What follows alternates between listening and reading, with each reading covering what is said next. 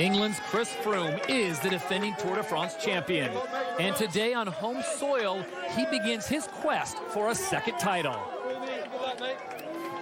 But today is all about the sprinters. And England's Mark Cavendish looks to set the record straight as he brings stage one home to Harrogate.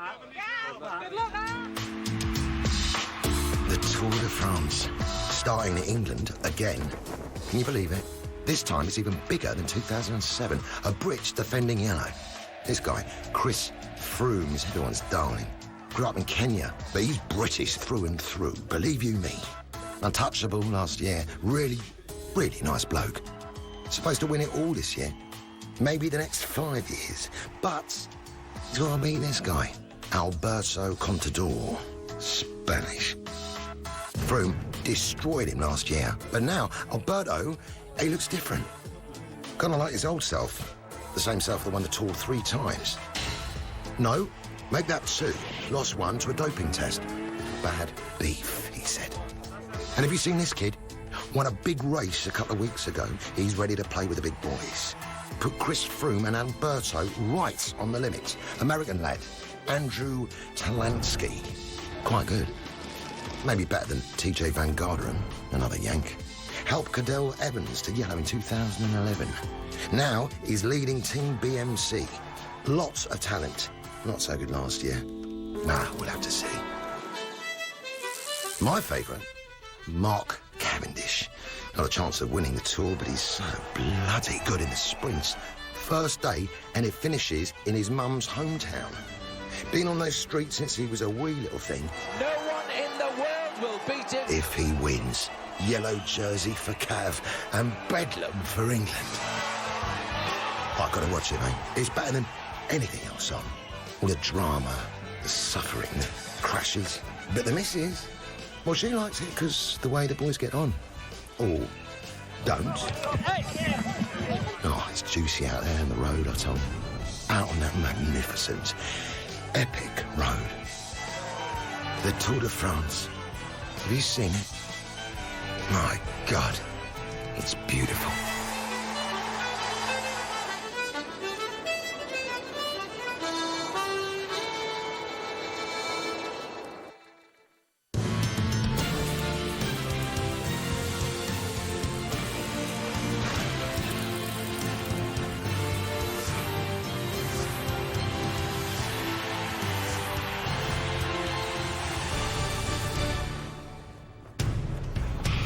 Today, from the county of Yorkshire in the English countryside, cycling's most legendary race will begin.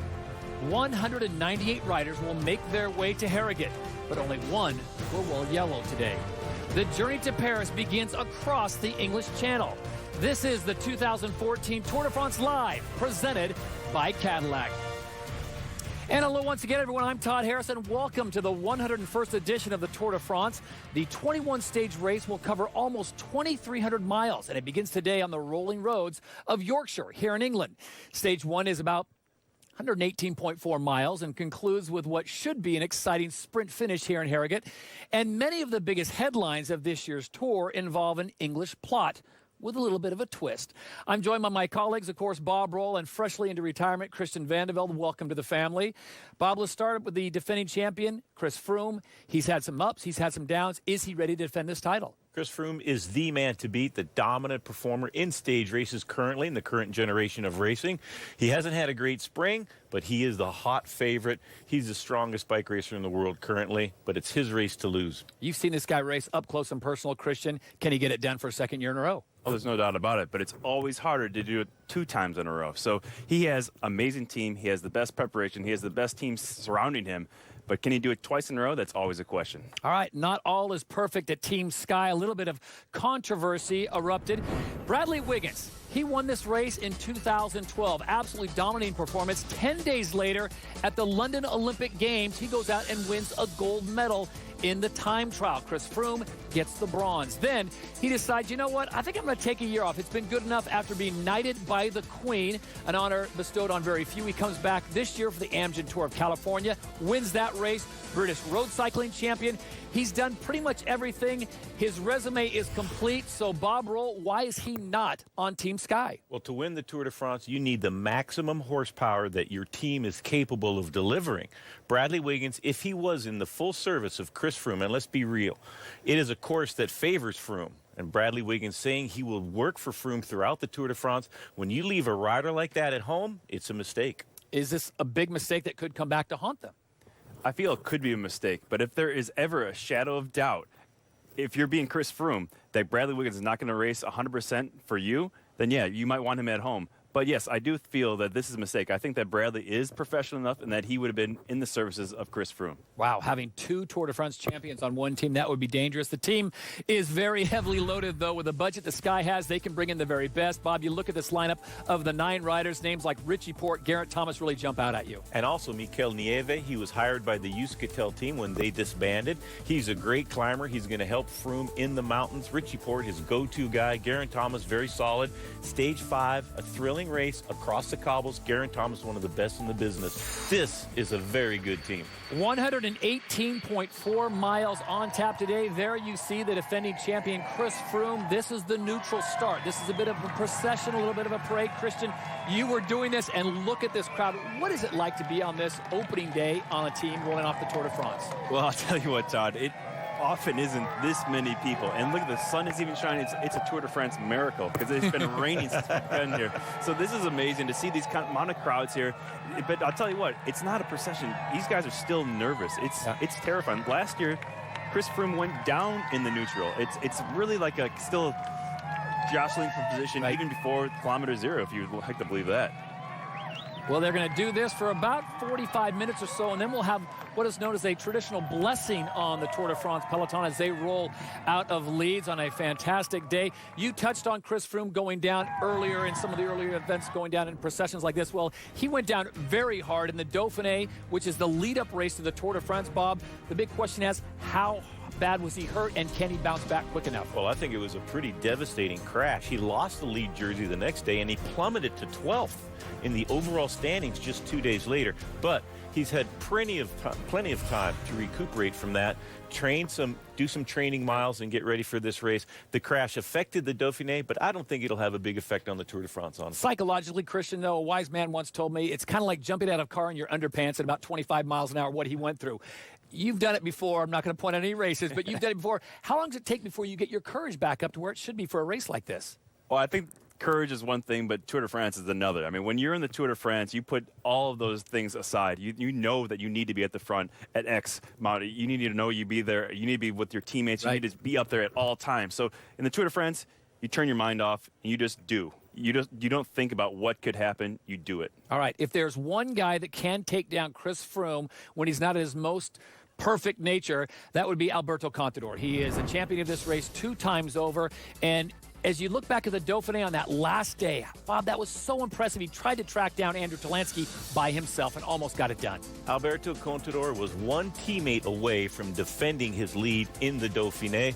That did not happen, but he did put in a sterling effort. He's also on great form this year. Alberto Contador's back at his best, and he's going to give Froome everything he can, and Froome is going to have his hands full with a rejuvenated Alberto Contador. Well, you're seeing live pictures on the early stages of Stage 1 as they depart from Leeds in the neutral start. And Alberto Contador out in front. Christian, is that possibly a sign of things to come, despite the fact that his teammate Roman Kreuziger will not be with him? I think that he will definitely be up there. I mean, Kreuziger is not going to be this year. That is definitely a big blow to them. Kreuziger was 5th place last year, but the doping violations from 2011 and 2012 from way back when are keeping him from the race now in 2014.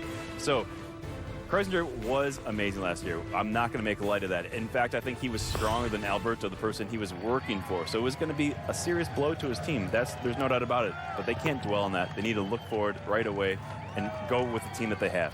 Bob, this is basically equivalent to Chris Froome losing Richie Porte just a few weeks before the Tour de France. How does this affect Contador? Well, Kreuziger was the man that saved Contador's tour in last year's edition of the race. He was there every moment that Contador needed. Contador would have lost a lot more time without Kreuziger. And when we get into the big mountains and he doesn't have Kreuziger there, we're going to see how that affects him, but it can't be good going into the race to lose the guy, your best teammate, just a few days before the start of the tour. Get used to this shot. Chris Froome at the front of the pack. He is the defending champion. Mark Cavendish also getting a little sniff on what the front of the pack feels like. We will step aside. When we come back, we'll shift our attention to the Americans, two in particular. Will it be Talansky or Van Garderen? We're back after this.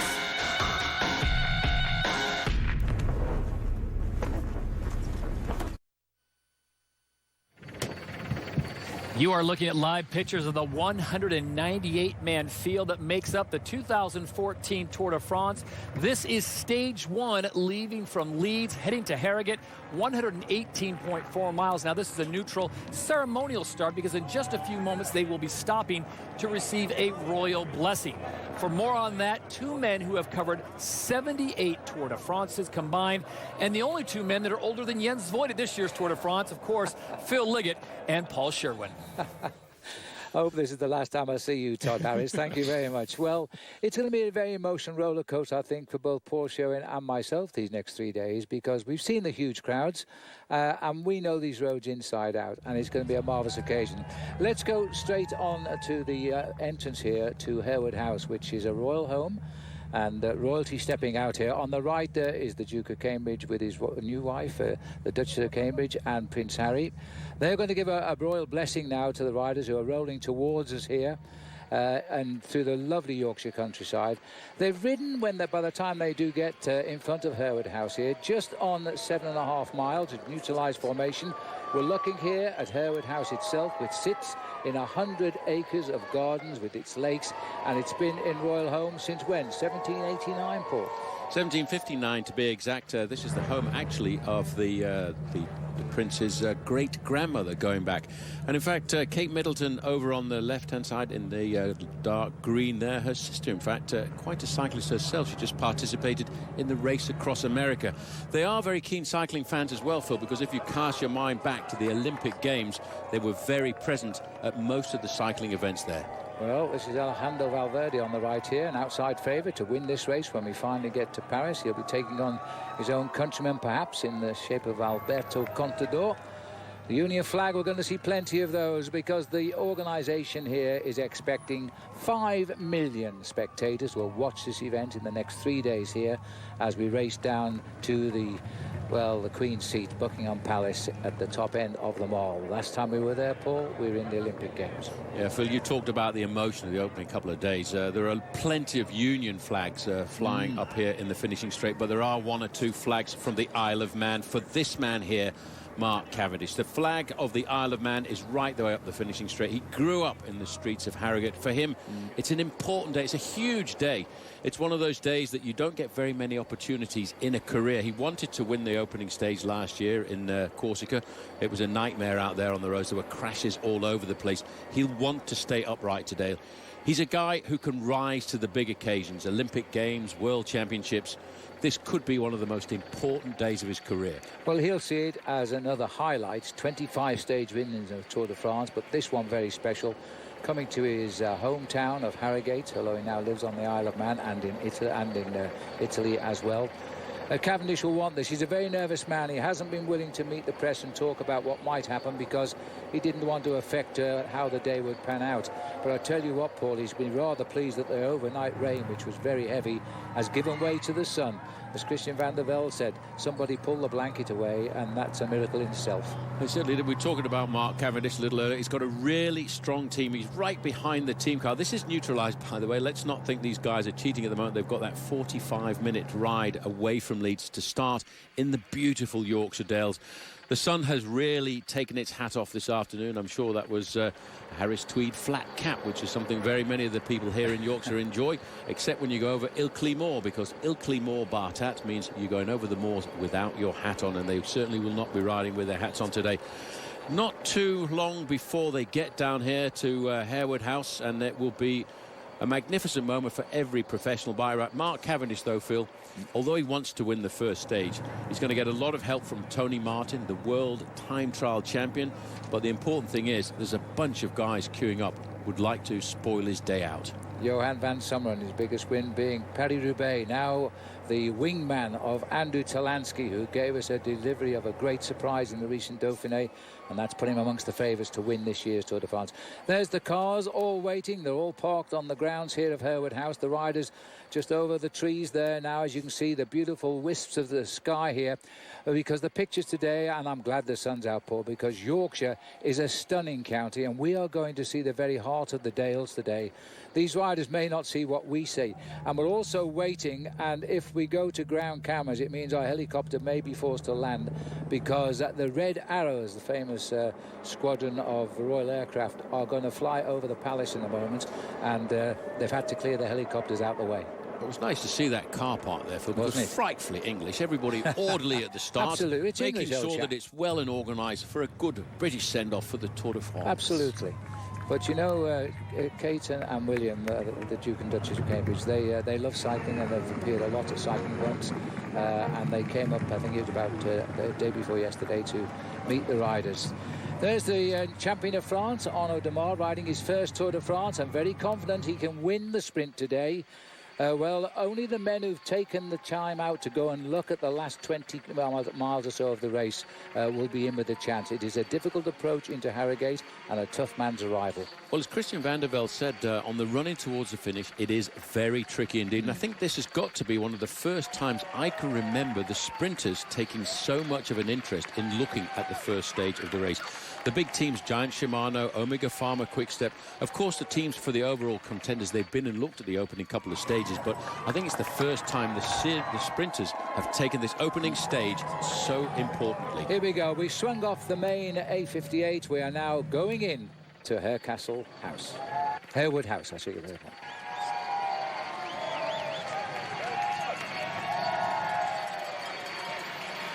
Tight fit, as they will find again in the city of York when we go to the start of stage 2, because York is a completely walled city.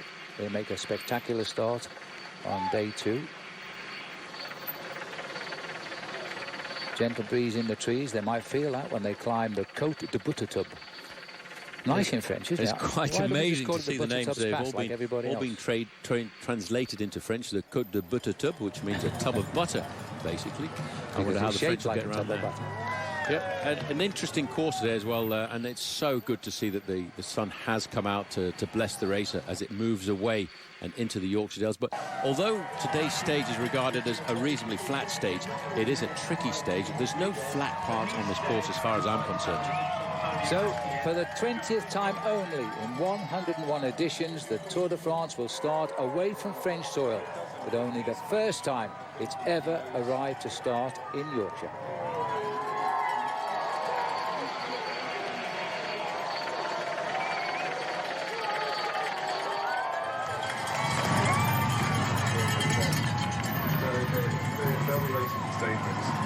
Well, I just know that the local organiser, Paul, Gary Verity, there's already talk of being knighted in the Queen's Honours List by the end of this year for the work he's done to bring the race here to Yorkshire. There he is, peeping out the car as well. He's had his hair dyed red, by the way, and alongside Christian Prudhomme. He's been smiling since the moment they rolled away from the centre of the city of Leeds. He's been smiling for a week, quite frankly, and he's done a great job. This is absolutely superb. Well, the last time the Tour de France came to the United Kingdom with a start in London, there were 3 million spectators in 2 days. We started off, both of us, by saying we would be upset if there weren't 4 million spectators in the 3 days. I think we got up that to 5 million now, because already, before the actual races started, I'm actually blown away by the crowds that have turned out. These people, some of them at the back, cannot see the race, Phil. They just want to be there.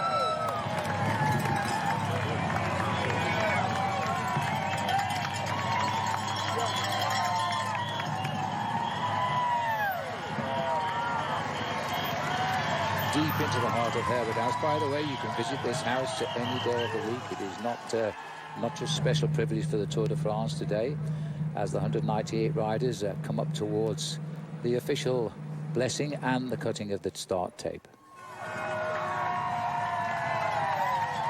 And if you're interested in garden design, one of the greatest landscape artists of Great Britain designed this, Lancelot Brown, back in the late 1700s.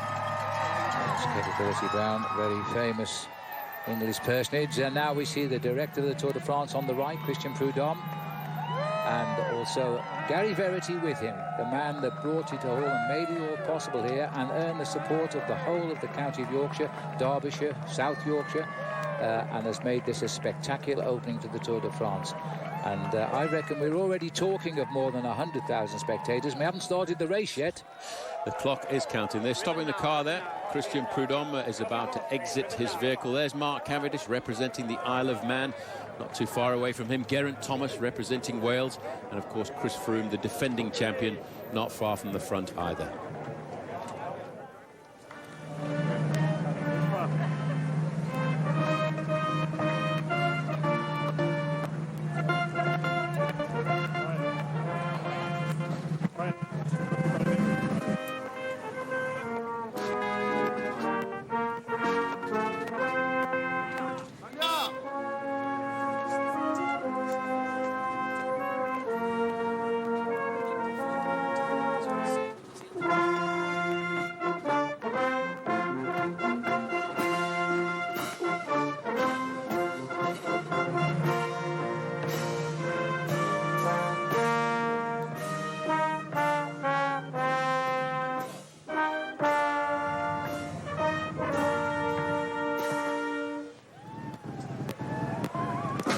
Well, that was the French national anthem. Now the next will be the British national anthem, God Save the Queen.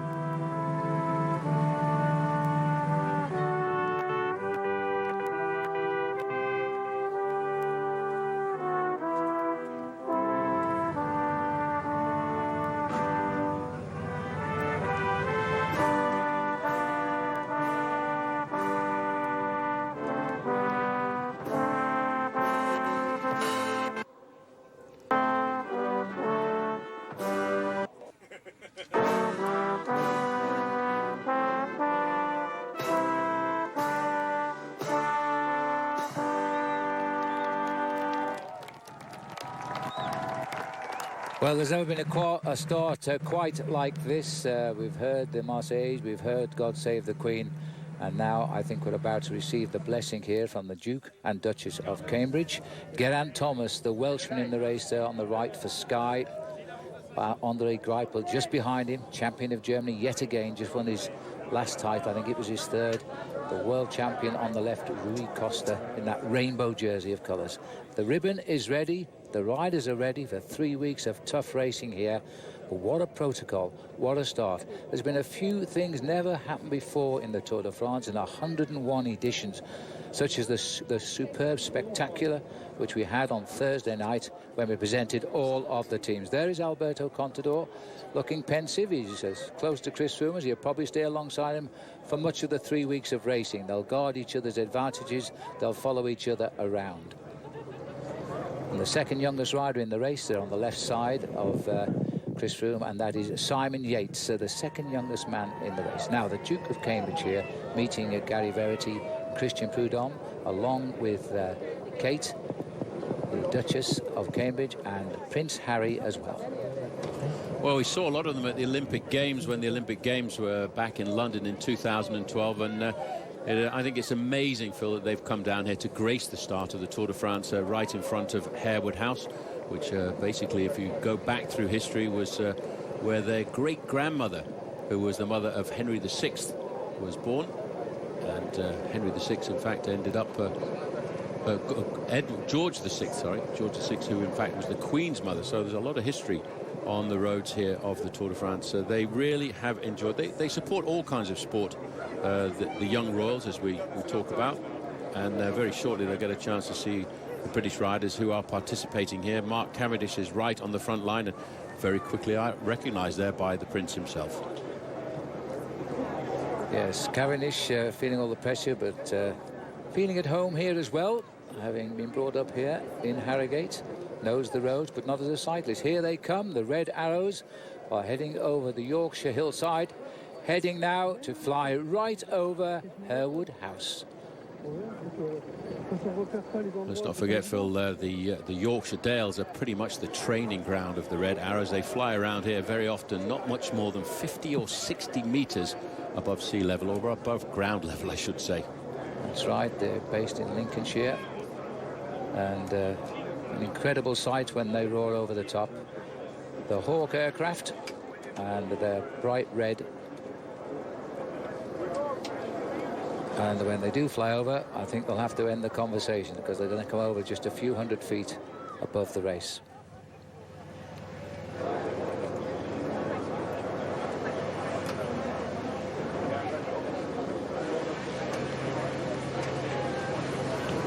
Andy Schleck standing up there in the black jersey alongside Alberto Contador.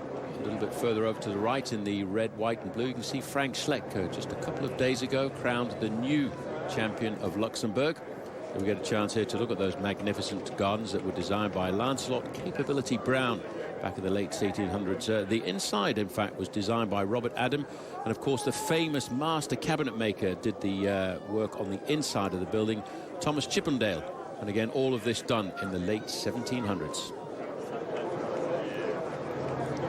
I would like to know what Chris Froome is telling Kate here, I must say. Well, Giving away the secrets, you think? Well, bear in mind that she was engaged in Kenya, and he was born in Nairobi.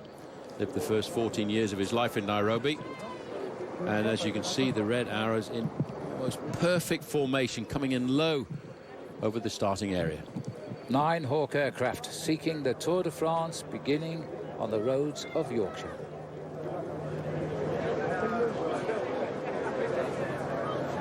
I think we've obviously got a long distance lens on for the red arrows coming in there, giving the Royals a little bit of time to have a quick chat at the start. Sven Tufte just in there as well, the champion of Canada, right in the middle. There we go. Red, white and blue flares. It could be France, or it could be the colours for Britain as well.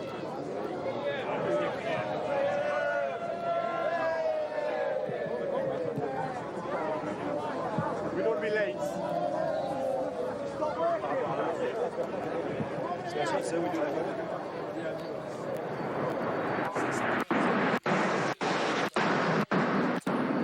Just a little bit of red. They run out of powder. Hang on, it'll come. There we are. That's better.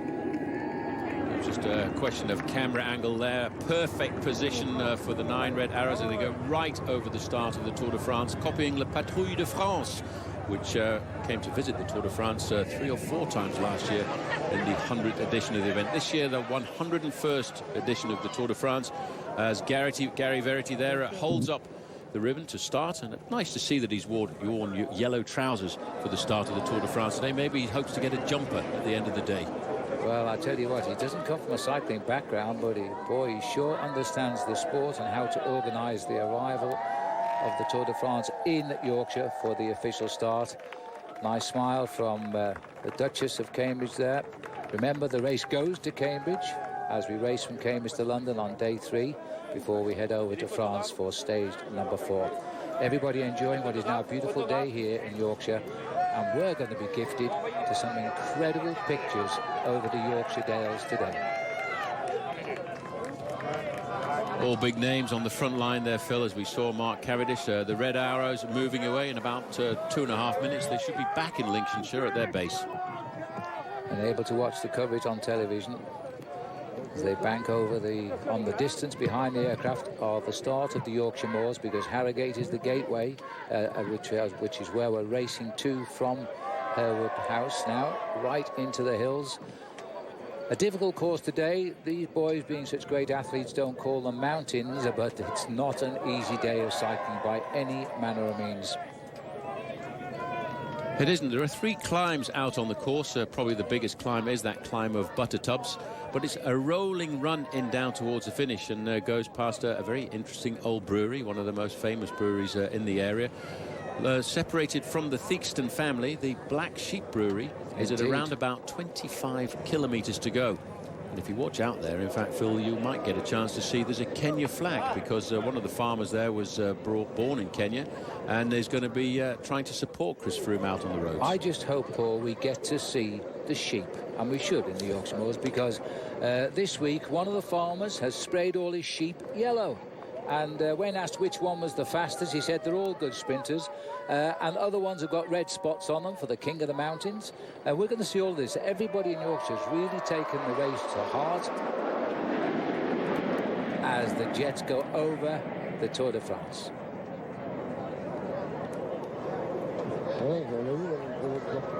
They also did this, by the way, down the home straight in Portsmouth when the Tour de France was there a few years ago.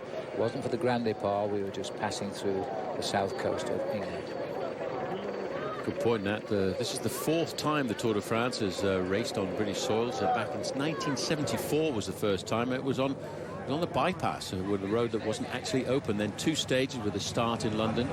And now this is the 4th stage. 3 stages, 3 opening days in England, with a little bit of something for everybody. Today, theoretically, and it is really theoretically, it should be a day for the sprinters. Tomorrow, as everybody said a little earlier on, if it does rain, tomorrow could be absolute chaos. And this man came over to the roads of Yorkshire earlier on in the year, Chris Froome, and there we are.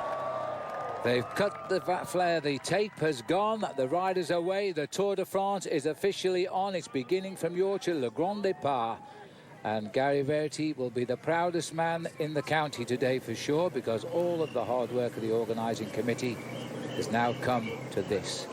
Well, as they move away from Harewood House, they'll do a few 100 metres neutralised till they get outside of the estate. And once they get outside of the estate, they'll get in behind the red car. The white flag will come out. We'll get to kilometre 0 and face up to 190 kilometres, about 120 miles of racing, just inside 118 to be exact.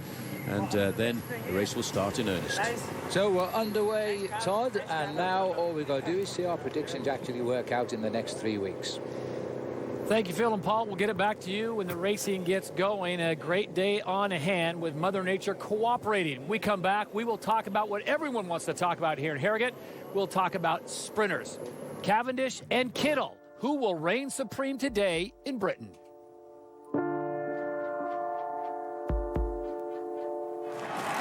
As Cavendish comes away now, he's chased by Marcel Kittel.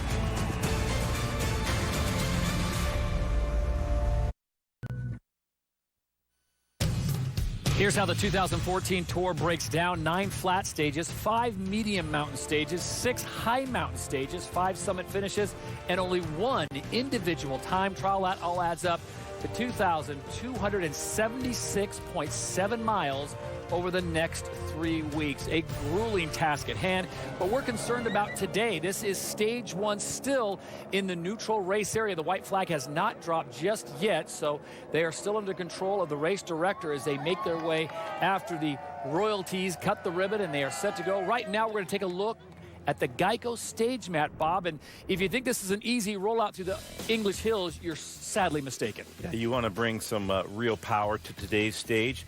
Start town Leeds, and then they head due west through Otley, and these are very testing roads. Lots of ups and downs. There's 3 categorized climbs, but there's hardly 1 mile of flat roads. They'll come swinging back into Harrogate for the finish, but not until after they've climbed a number of very, very tough climbs. The last 50 miles or so, however, flattens out and gives us an indication that it will be a sprint stage. 118 miles, Christian, as we take a look at the profile, as Bob talked about, really not very flat at all. Not very flat at all. When I think of England, I think flat. And if you thought that before you came here, you'd be sadly mistaken here. This is a hard stage, not to be taken lightly at all. There's not one section where it's not up and down. The Grand Départ is underway. The white flag is waved, and the 2014 Tour de France is off. And action right at the front right away. I mean, these guys are wasting no time, Bob. I don't think that Christian Prudhomme had even gotten a chance to drop the flag and get in the car. They're already off and attacking. Looks like the Britannia Seke team, a new team in the Tour de France this year. Cofidis, a couple of French riders here going off the front, and joined immediately by one of the Trek riders. That looks like Big Jens Voigt already on the attack, the oldest man in the race. You know, but so many times it's like this, isn't it? It's like the first stage, first kilometer, boom, gone, and then everyone's just like, that's it, and they just roll in, and then they make sure that stage doesn't go any more than 4 or 5 minutes. Nice and easy all day long. We apologize for the technical difficulties there. Just a little bit of a break up there with our French host as they try to dial the cameras into the trees and the rolling hills. And you guys said it just perfectly. The flag wasn't even back inside the car, and you have a 3-man breakaway. This is stage 1, as we pointed out, more than 2,276 miles to go. And the oldest man in the whole group decides to feel a little bit froggy. He's going to go on. Well, this might stick. These 3 guys are gone. No chasers so far. We'll see if some other riders try to come across from the peloton. but they are straight off the front, these three men, and Jens Voigt amongst them. A little bit of pain on Jens's face, but he wakes up looking like that. All right, this could get in the way of our big sprint finish that we think is going to happen. A lot of miles still to travel, and these guys are certainly going to reel this in and try to set up the sprint finish for Mark Cavendish. But the big question is Cavendish back on form, or is it Marcel Kittel? Is he the new sheriff in town? Of course, Cavendish on his Omega squad, but I think last year, guys, as you look at the way the Tour went down, with Kittel winning the first stage and the last stage, Christian, that really got under Mark Cavendish's skin. Oh, he's not used to that, is he? I mean, No. Mark's owned this Tour de France for a long time now, and then Marcel Kittel, someone who really thought that he was over and above, and he came out there and just destroyed him in the first stage, and then, of course, he always owned that last stage, being the Champs-Élysées. Some nice additions for Cavendish this year. Of course, you have guys like Mark Renshaw, who led Cavendish for so many years. He's now under the Omega squad. Number 77, they're from Australia. Mark Cavendish's main man for the leadouts. Renshaw back in the squad.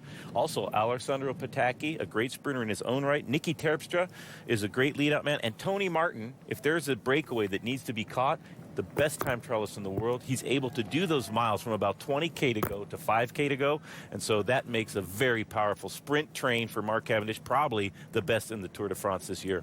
Jan Bekelant's also making the move over to the Omega squad, so they are loaded not just about Mark Cavendish this year, but that is certainly their focus. Earlier today, before the race got underway, our Carolyn Mano caught up with Mark Cavendish. You know, the Tour de France is 21 days long, so yeah, we've got a strong team in the Mega Pharma Quickstep for the 21 days. It's beautiful, the Tour de France is starting here in Yorkshire. We like to be successful throughout the tour, and we'll try today to see what happens. Which of your family members are here today? My mum, my wife, my kids, my brother, my uncle. I think that's it, really. I've not really got a big family, to be fair.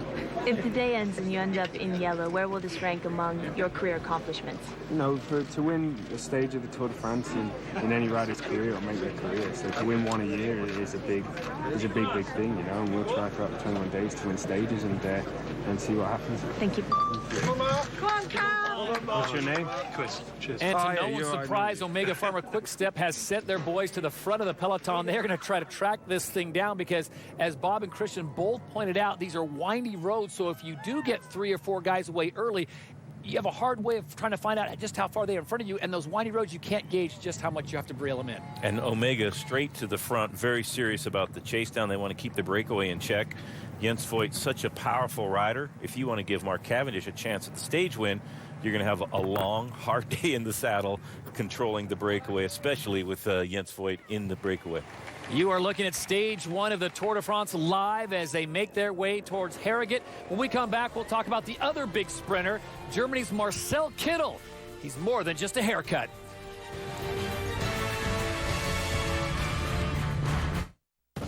The right. Tour de France live, presented by Cadillac. Stage 1 of the 2014 Tour de France, and we already have a 3-man breakaway with 114 miles to go before they get to Harrogate in the finish line.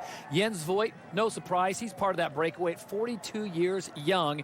Jensie wasting no time to get out in front and get some camera time. It'll be interesting to see if, and I say big if, that breakaway, Bob, can stay away. Jens Voigt just selected this week for the Trek squad in the Tour de France, and he wasted absolutely no time in justifying his selection. It was questionable whether or not he'd be included in the roster.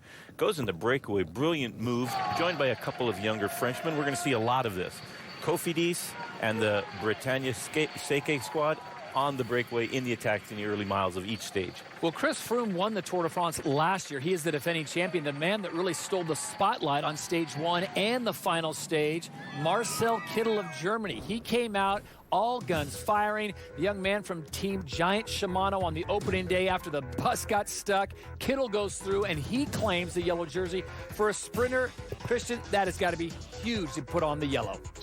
Huge, and it's obviously something that Mark Cavendish has never done. No matter how much stages he's won, he's never had that yellow jersey. And then winning, put the cherry on top on the Champs-Élysées in Paris.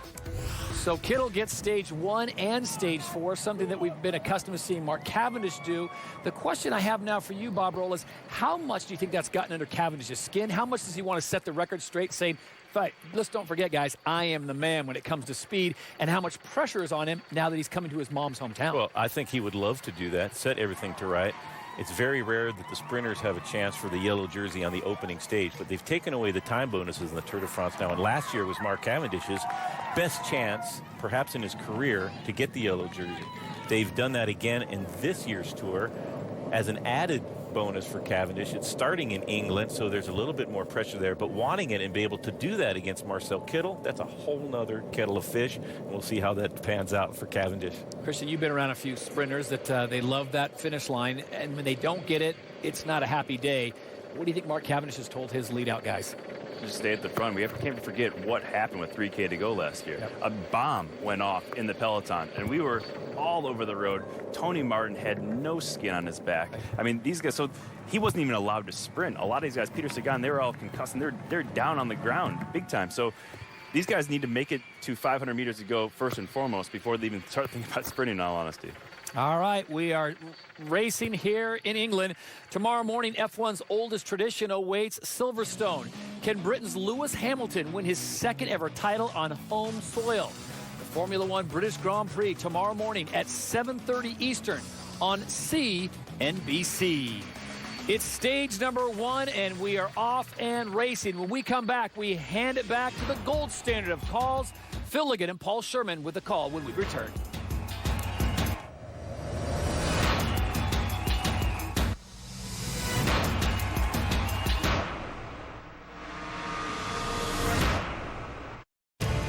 Tour de France on British roads opens with stage 1 in Yorkshire. Stage presented by Louis Garneau. It's 118.4 miles.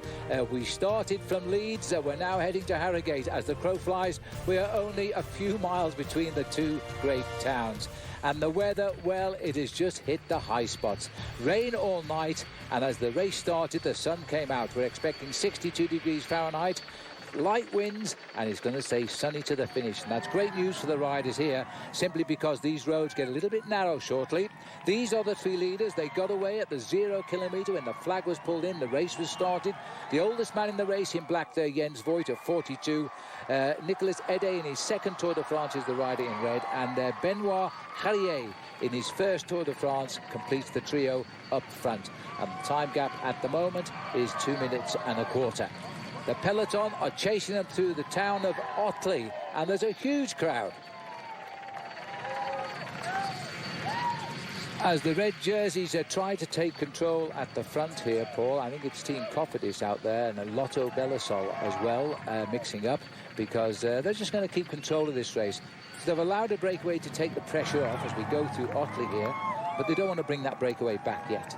No, strangely enough, by having a breakaway off the front, it actually calms down the main field. They realise that if they were to attack now, they get caught in no man's land, so they're going to leave that responsibility of the chase up to the sprinters.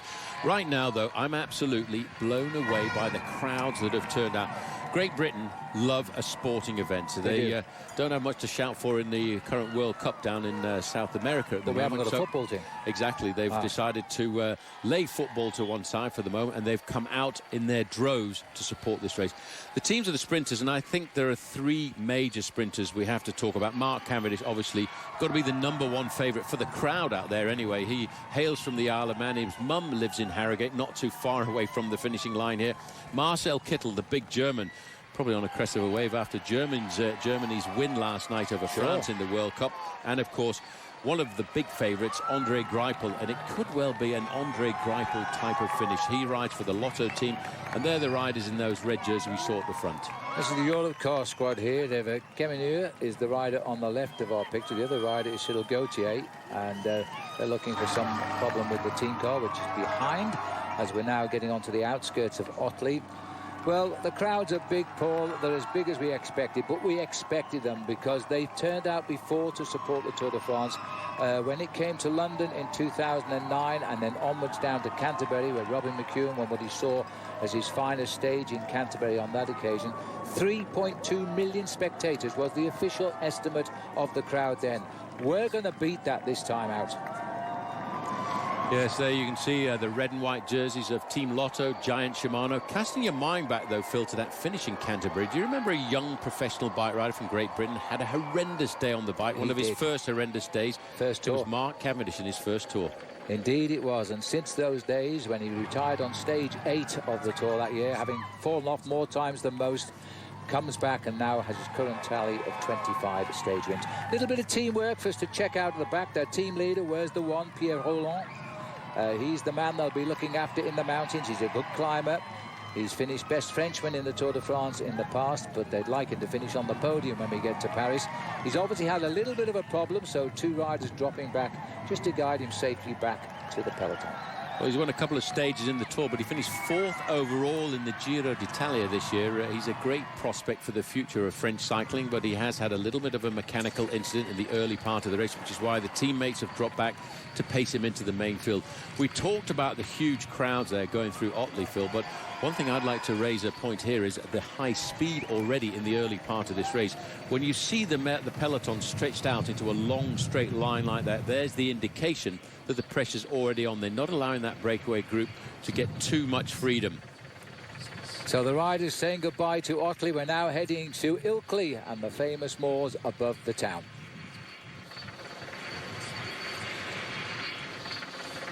So the riders just continuing there, not too concerned at the moment. These are the young teammates of Marcel Kittel. They'll keep the riders in touch with that breakaway. That'll be the intention. 2 minutes 26 seconds. 3 riders flying the flag as they try to establish a reasonable lead. We're saying goodbye to Poole and hello to Ilkley as the riders continue their tour of Yorkshire.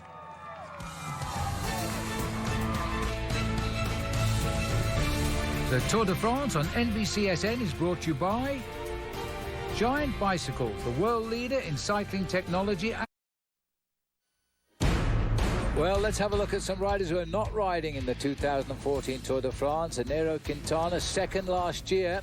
You'd expect him to come back and try and win, but he won in great style the Tour of Italy. He's now aiming at the Tour of Spain at the end of the year, running too close the Tour of Spain, Tour of France to the Tour of Italy, so he decided to opt out this time around. He's only a young boy. Tommy Danielson out of form and his place not in this one with Garmin Sharp. And David Miller very annoyed at not being selected by Garmin Sharp, and he's actually sitting not very far away from where I am right now, and he's very upset he wasn't put into the American team. So we're looking at the 3 leaders. The latest gap they're being shown on the board there, 2 minutes and 20 seconds. Looking at 3 leaders, Paul, and it reminds me of one rider who isn't far away from us at the moment, David Miller. Very, very bitter about not being named in the Garmin Sharp team for what would have been his last Tour de France, and right here in England. Well, you know, it's always difficult when you're a team manager, and I've been on both sides of the barrier, been a team manager and a professional bike rider. The team manager has to pick the best team for the job. I have to say that David Miller, although he's been a phenomenal performer for Great Britain over the years, I think Garmin Sharp, Phil, they've changed their attitude. They've got a young kid on the team this year, Andrew Talansky, who they really believe has got a crack at a top 5 finish in the Tour de France, maybe even a podium finish in the Tour de France after winning the Criterium de Dauphiné. So the whole of the team has been built around Andrew Talansky. It's a new team, it's a young team, it's a team for the future. And yes, it's very sad for David Miller not to be able to participate as a British rider, start on British soil, but he's not the only British rider not riding this. There's a question about his selection. Of course, Sir Bradley Wiggins also would like to have ridden this Tour de France starting in the United Kingdom, and he too hasn't been picked for Team Sky. No, different reasons there, though. A bit of a personality clash between Wiggins and Froome, and they didn't want to have an infight. But with Miller, it would have been his 13th tour, and he's a pillar of experience, if nothing else. Wouldn't he have been invaluable to somebody like Talansky? Well, he could have been, but, you know, I don't think anybody gets a guaranteed selection to the Tour de France, so you've got to prove yourself during the course of the year, and David Miller doesn't have any performances to feed on. He says that he was riding for the team throughout the whole of his preparation up to the selection process of the Tour de France this year, but the team management, maybe they saw something different and felt that they decided to leave him out. Andre Greipel is the rider there in the white jersey with the German flag around the middle. 2nd year in succession, he's the German national champion.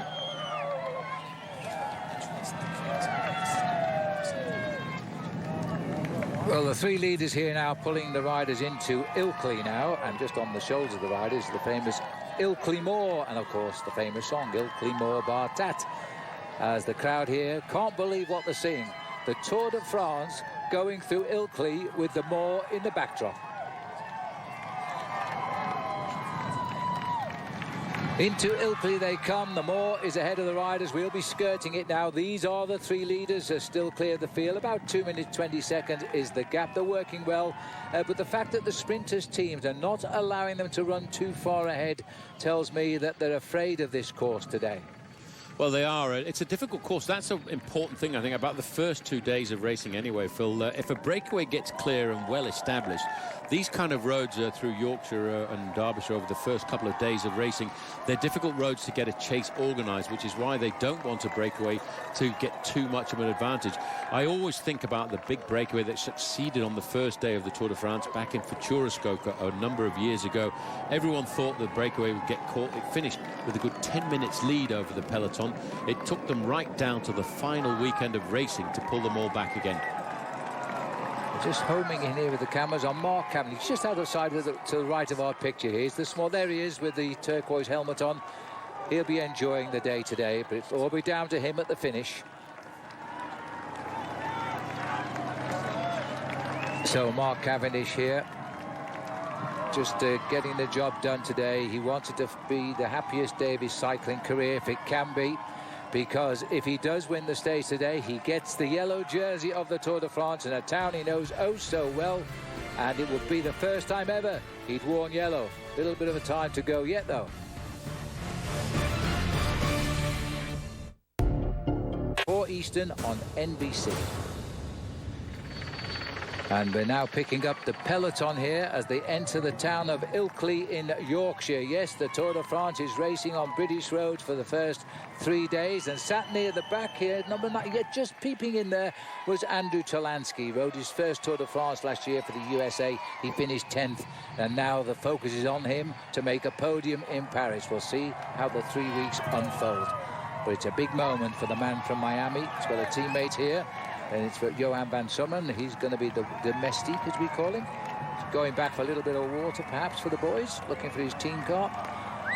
The crowds are the talking point in these early moments of this year's Tour de France, though. There's no doubt about that. I think there's nobody left indoors in these towns around Yorkshire. It's been well publicised. They've faced up to closed roads for up to 4 hours a day now.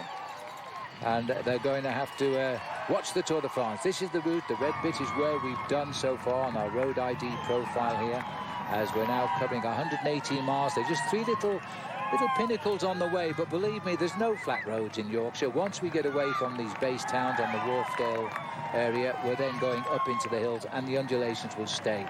You could have had 10 third category climbs, but you've got to draw a line somewhere, I guess.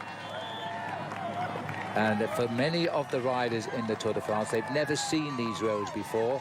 Some will have represented their country in the Olympic Games in London in 2012, but that's still a long way from where we are right now. And there's no major international race normally up here. So as we continue to watch here, steady pacemaking by the sprinters teams of Giant and indeed by Lotto Belisol. Our Steve Perino is out and about on the course. So let's see if we can check in with Steve Perino. Well, thanks, Phil. I got to tell you that this morning we were told that the British were coming, and come they did en masse in the town of Leeds. There were absolutely throngs of folks. And Phil, I have to tell you, this is the most well-mannered crowd I have ever come across, and it has been lined throughout the road since we have started. And in talking with all the directors, you could feel that electricity in the start. Everyone has that requisite pre-race nerves, but then suddenly everything kind of settled down. And before we really started the race in earnest, everything calmed down to the point where we couldn't actually get into the race because the policemen were giving high fives to the fans. We went to see the royal family. The Secret Service were taking photos. Almost like everything went from incredibly electric to incredibly calm and celebratory. But I suppose that time will pass and it will become tense once again. Thanks very much, Steve. Well, we are British and we're a very orderly nation, as you well know. And if a barrier's there, we normally stand behind it. But you're right, and the riders can expect cheers all of the way on the road. Sorry for that little bit of a picture break. It did give us a chance to show you quite a little bit of insight to the finishing line there in Harrogate, still being prepared. 2 minutes 47 is the latest gap. 166k, well, that is virtually 100 miles to race to the finish today. So we'll take a break and we'll be back shortly.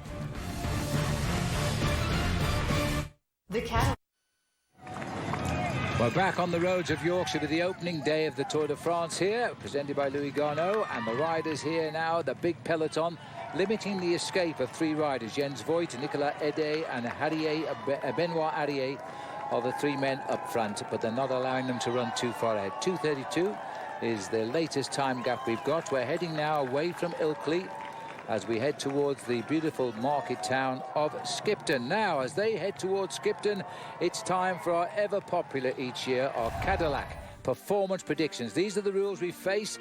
1 pick per player each day. No 2 picks can be the same, and that's a shame for me. Order of picks alternate, and the points break down. If we pick the winner, we get 4 points down, 3, 2 and 1. And a yellow jersey is awarded every day. That's how it's gone today. Because Paul Sherwin won the event last year, he gets to pick first, and of course he's gone for Mark Cavendish. Bob finished second, so he gets Marcel Kittel. He's chosen it, good choice. I got 3rd pick, so I've gone for Andre Greipel, and our new man on the block, Christian van der Veld's getting the hang of it now. He's picked 4th on this occasion, and he's chosen a good one, because a lot of people are saying Peter Sagan will win today. So let's go back out to the race now. We're looking at Nicolas Ede there in the red Cofidis colours. Jens Voigt, this man that could have raced another year. He's disappointing us by retiring this year. Jens Voigt is 42 years, 291 days old. So tomorrow he'll be even older. And this is the sort of man he has been. He's had 2 days in yellow at the Tour de France in 2 separate occasions. He's had the King of the Mountains jersey as well. Stage 4 win of the USA Pro Cycling Challenge. He won Stage 5 of the Amgen Tour of California last year. And he really is a man for the moment. He loves the English-speaking people, and he performs at his best in front of them. And I think he's showing us that today.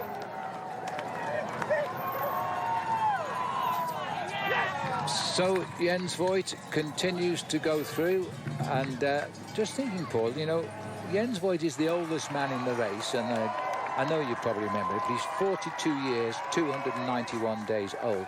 But they've also got the youngest man on the same team, Danny Van Poppel, who's 20 years of age. Danny Van Poppel comes from a great cycling family, because his dad, John Paul Van Poppel, was a great sprinter during the 1980s for the great PDM squad. And Danny Van Poppel himself is a very good sprinter, and he'll be hoping that it all comes back together down towards the end, and he's got a chance of raising the flag for Holland, who are playing fairly well, let's not forget, in the World Cup. As Jens Voigt, what a way for him to go away from the sport. This man has been so popular throughout the English-speaking world because he's a great attacker, he's a great professional bike rider, and I'm, for one, not surprised at all to see him in the first breakaway of his final Tour de France. He's on his world tour goodbye. That's what he's doing. He's gone out front. He probably does it in every race he rides this year, because he knows his season's come to an end this year. Just scored number 1 there. There he is, Chris Froome, and as always, not far away from him, Bernard Eisel, who is a Swiss rider, whereas number 2 is a great man to look after Chris at these early stages. The thing with the leaders, Paul, and the favourites we talk about, they're not looking to win the Tour de France over the next 3 days, but these courses are very difficult in the terrain. They're looking not to lose the Tour de France. Well, you can lose the Tour de France on the opening day because of the nervousness of the peloton. Riders will take crazy risks on the first day. The risks, I think, will be accentuated today because the first rider to cross the finishing line will be the first leader. There are no time bonuses. There's been no prologue time trial here, so it will be a mad dash for the line. We saw what happened last year in Corsica. There were riders all over the place crashing as we came into the finishing town on the opening stage of the Tour last year. It's a bit of a risk to ride down towards the back, but that's why we've got team helpers all around them. But coming back to the irony of Jens Voigt, his last Tour de France starting in an English-speaking country, but his first Tour de France was also in an English-speaking country as well, because his first tour was 1998, and that, of course, was when the Tour de France started in Dublin. Indeed it was, the start of a long career for Jens Voigt. So the peloton dance their way through the Yorkshire Dales here at the moment. We're heading to Skipton now, and just holding that breakaway, just nudging 3 minutes at the moment. Voigt in charge.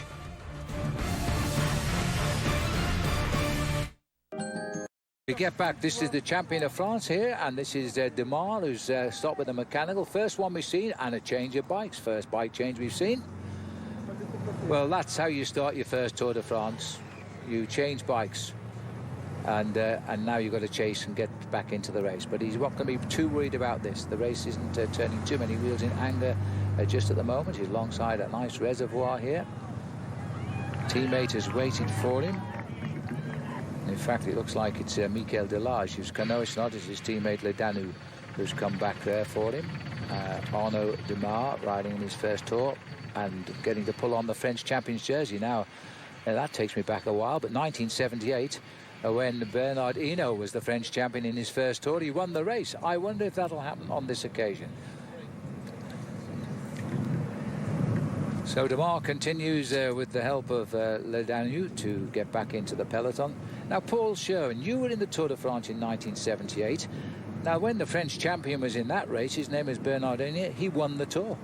He did win the Tour. It was his first participation. In fact, Bernard Hinault, known as the Badger because he was such a tenacious character, was kept out of the Tour de France for a number of years because they didn't want him to ride the Tour de France too early in his career until he had a chance of winning, following on after riders like the great Jacques Anquetil, and that was the first Tour de France of Bernard Hinault, and he was a tough character, and he came in with a great domination, and not only of the race in the racing, but also there was a problem. He was a leader, wasn't he? He was a leader of men. He was the patron, they used to call him, and in fact he led a strike in that first Tour de France that I participated in, because on one day they had 3 stages in one of the events. It was madness, and the reason they were having many multiple stages was because they didn't have the big multinational sponsors that the Tour de France has now. They had to raise their money from the towns. So what they would do was to try and finish in as many towns as possible. If that meant 3 stage finishes in a day, well, that was why they did it. Absolutely, but they don't do it now, thank heavens. So, as we look at the race now, let me remind you there are 47 riders in the Tour de France for the first time.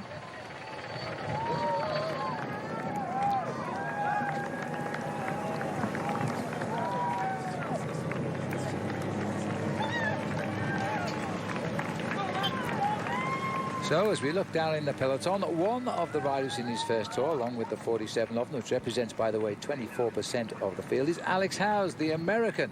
And we're going to check in on it on a daily basis. Comes from Golden, Colorado, but he lives in Spain. Let's check in with him right now. Hear what he's got to say.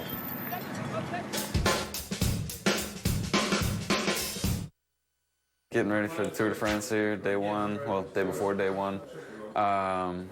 Doing the glamorous task of cleaning my room. I've been here for 3 days and it's detonated already. You open the suitcase and everything just goes. So, putting the pieces back together before the big show, and pretty excited about all that.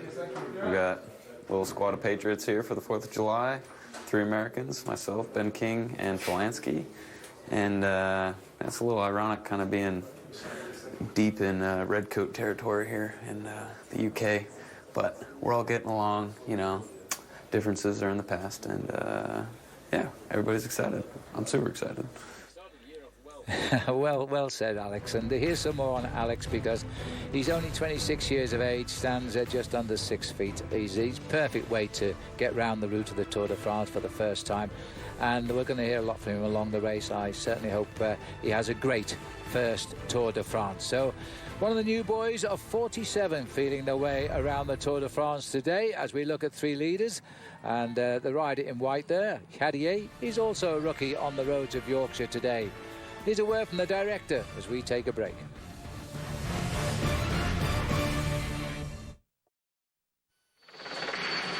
Tomorrow on NBCSN is the Pocono IndyCar 500 as Indy's best drivers tackle the tricky triangle. The Pocono IndyCar 500 tomorrow at 12 Eastern on NBCSN. We're looking at the River Wharf here. We'll see a little bit of that as the rides continue now to head into the market town of Skipton. Still 3 riders up front. Just look at the crowds here. We are deep in the heart of Skipton.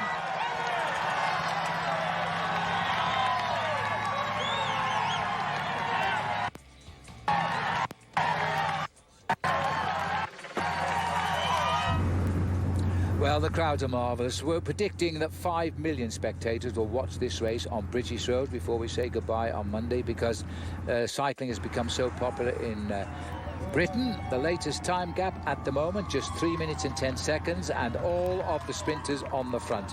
Good chance for us to check in once more inside the race with Steve Perino.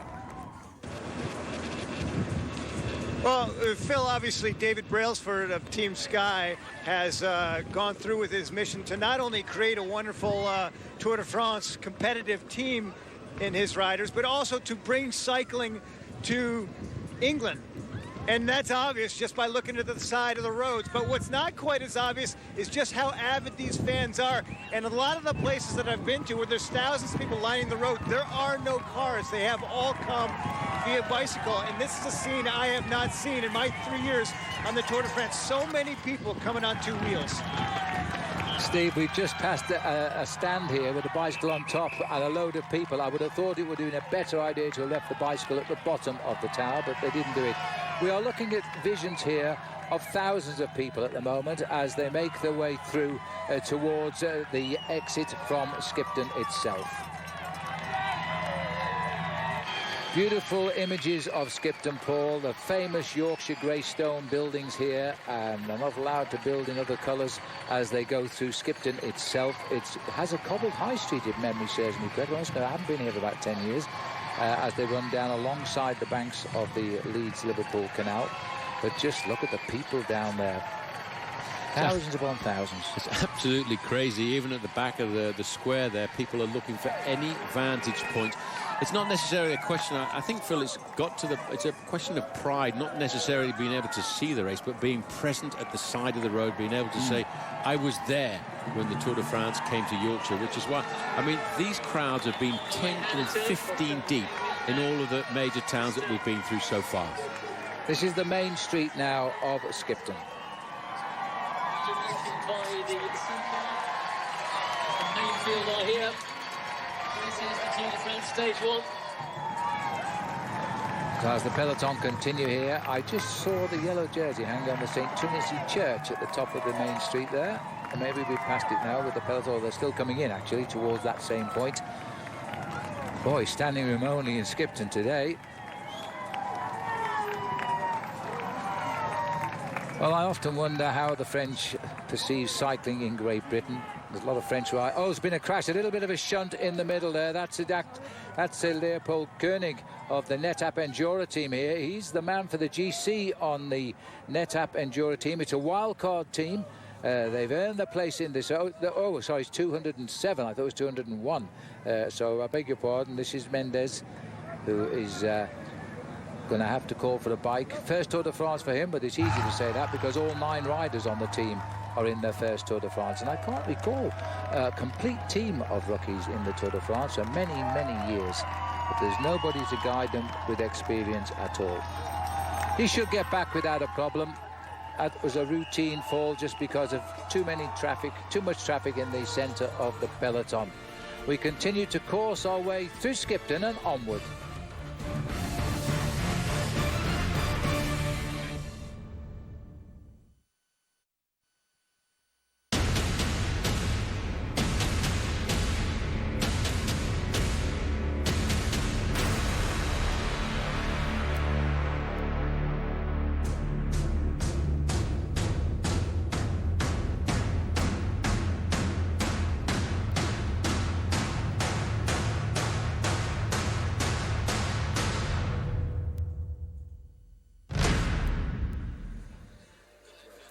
The people and places have made iconic sights and sounds there. The Tour de France for 3 days, starting on English roads, and at the moment we are in Yorkshire.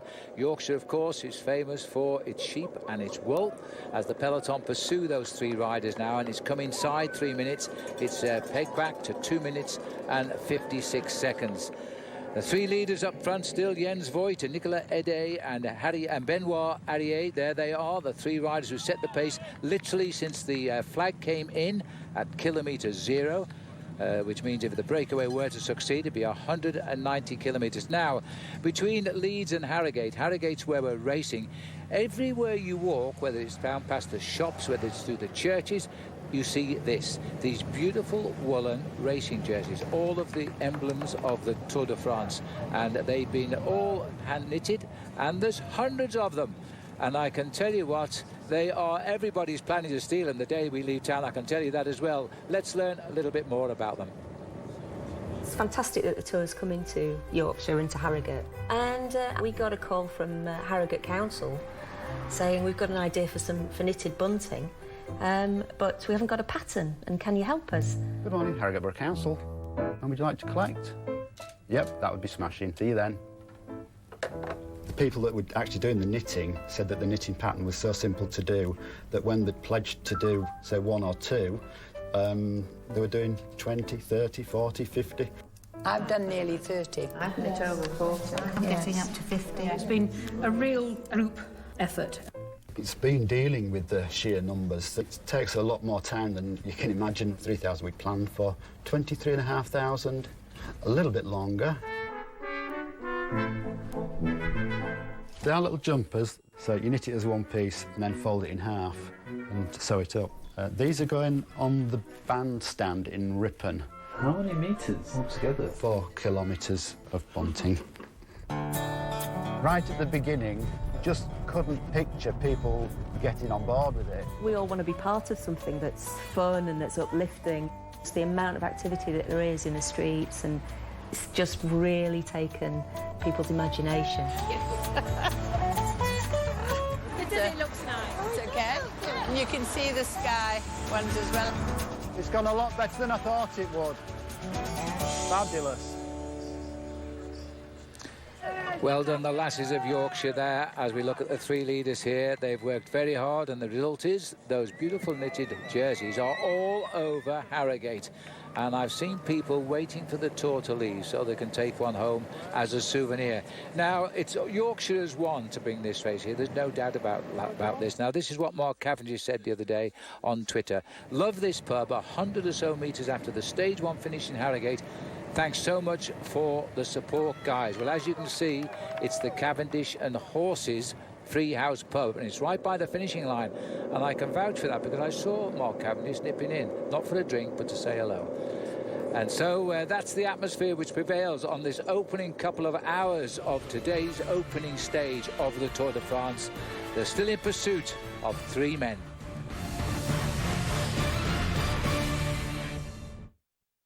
The sport of cycling, especially here at the Tour de France, is obsessed with technology. The bikes are becoming lighter, the skin suits are getting faster, the wheels are getting more aerodynamic, the helmets are even changing. But the most important component to speed is the human body, the engine on that bicycle.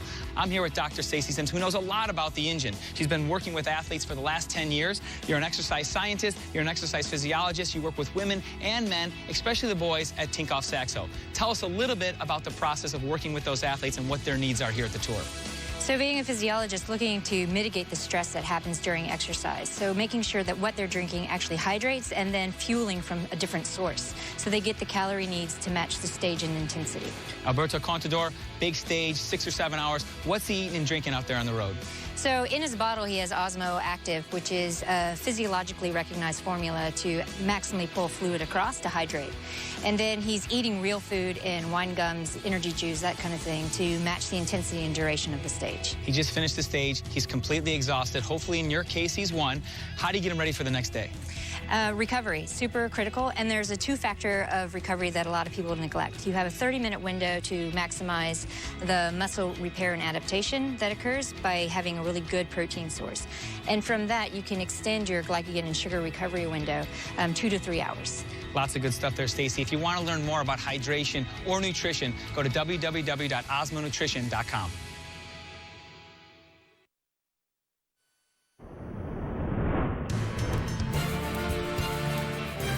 NBC Sports coverage of Stage 1 is presented by Louis Garneau, the official helmet and clothing sponsor of Team Europcar. Visit them online at www.louisgarneau.com. This is the opening day of racing on the Tour de France, a total distance of 118.4 miles between Leeds and Harrogate, which in reality is only about 14 miles apart. But we're now heading deep into the Yorkshire moors with the 3 leaders, Voigt, Ede and Jarier. and the gap is at 3 minutes and 9 seconds. And Benoit Yarrier is riding the tour, is the rider in the white, his first Tour de France today, and he's in the breakaway. It's also the team's first tour as well. Britannia, a wild card selection, as they started the breakaway right from kilometre 0. A beautiful rollout. They left from the city of Leeds. They rode the best part of 8 miles from the city of Leeds in front of an enormous crowd. The 198 cyclists beginning their first day of 21 racing days to Paris.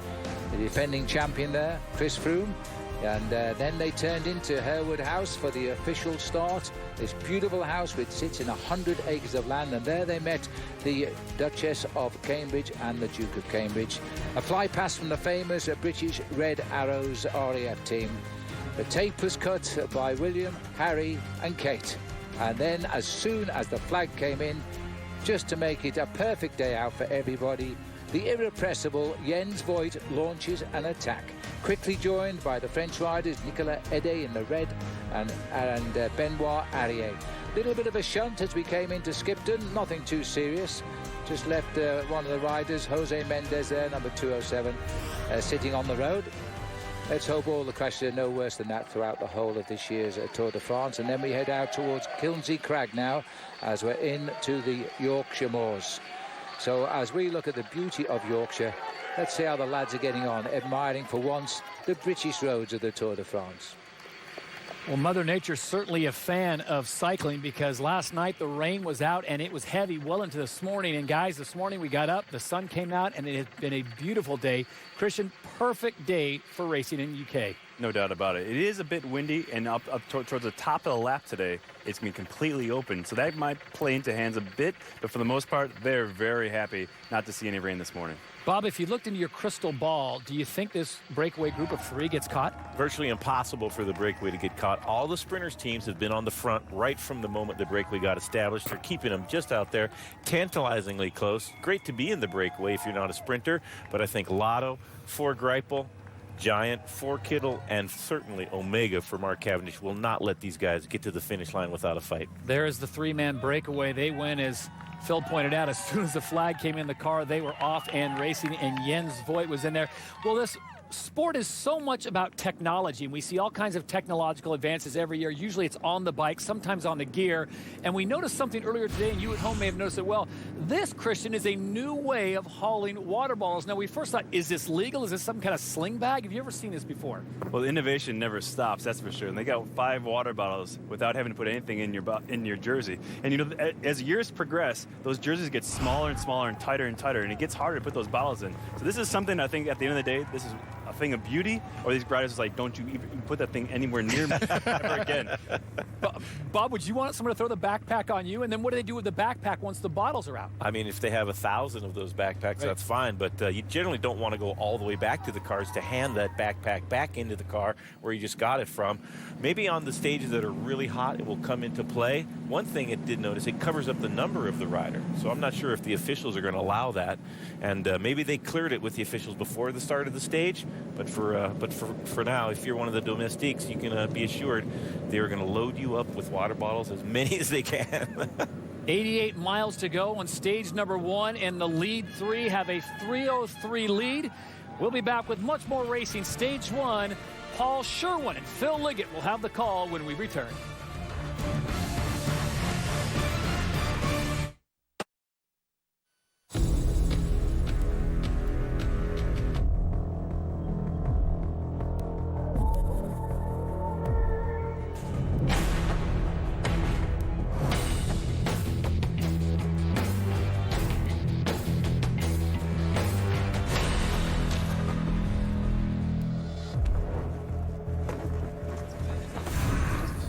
Well, welcome back. There are 9 Americans riding in the Tour de France this year. That's a great number, led by Danny Page, his hometown, Colorado Springs. Ted King is in the team for Andrew Talanci is the team leader on Garmin Sharp. We've heard from Alex Howes. Ben King is here as well.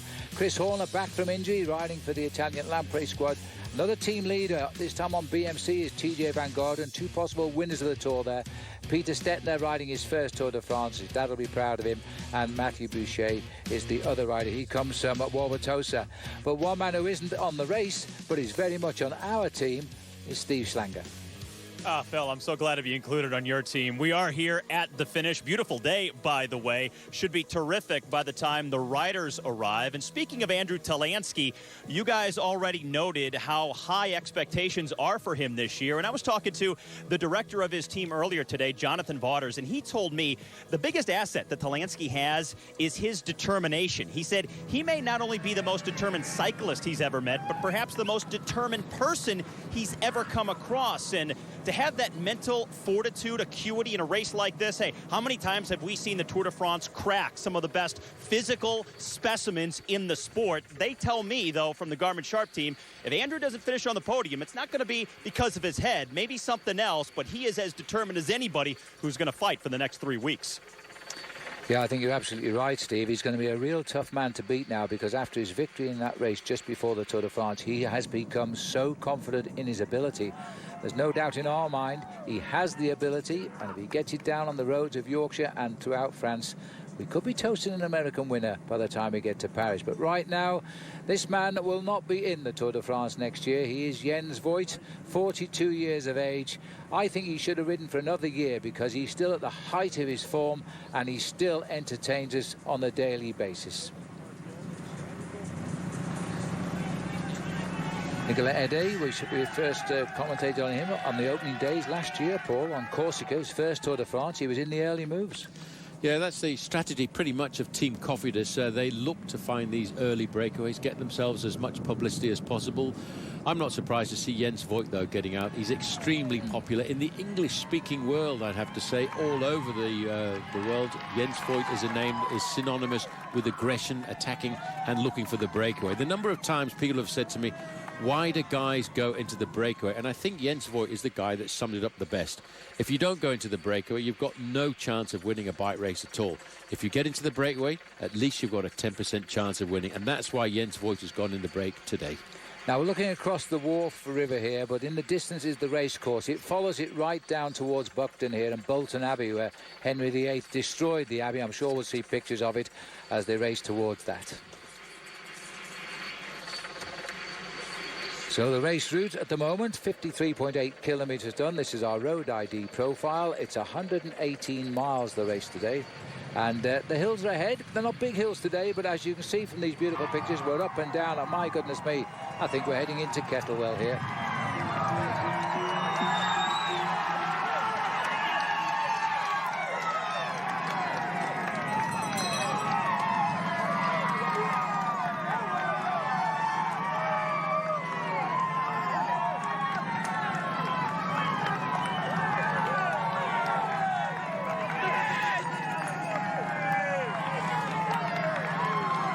Well, that's Kilnsey Crag on the left there, so we're going through the town of Kilnsey here. Now, normally, that's got a couple of buildings and we're out.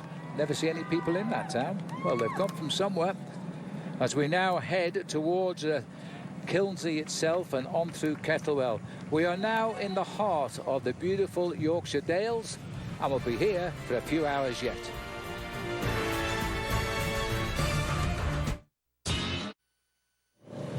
Looking down at the Tour de France here as we look across Kilnsey Crag. Now, for the rock climbers of you, this is the rock they climb all of the time. It's allowed, of course, and this happened moments ago. Michael Cherel from the French AG2R squad has just taken a little bit of a tumble.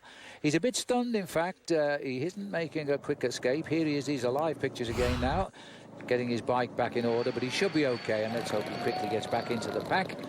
As the pack itself continue to just hold a good tempo here, riding at just over 3 minutes, 3¼ minutes behind. So I told you all about the famous scenery here. Now let's have a look at this then. The dry stone walls are a prominent feature of the Yorkshire landscape, and they contain no mortar or any bonding material.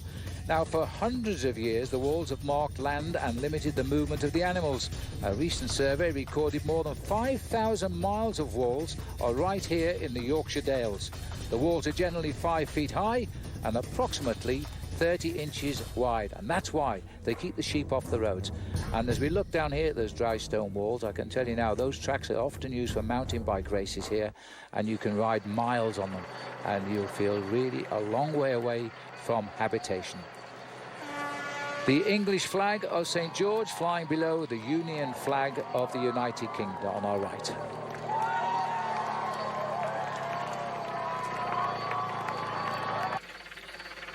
All the heads of the Tour de France quite literally going underneath the dry stone walls here. They won't fall down even if you sit on them. They're very skillfully built, and well, Yorkshire really is showing itself off with its fine face today to a marvellous crowd.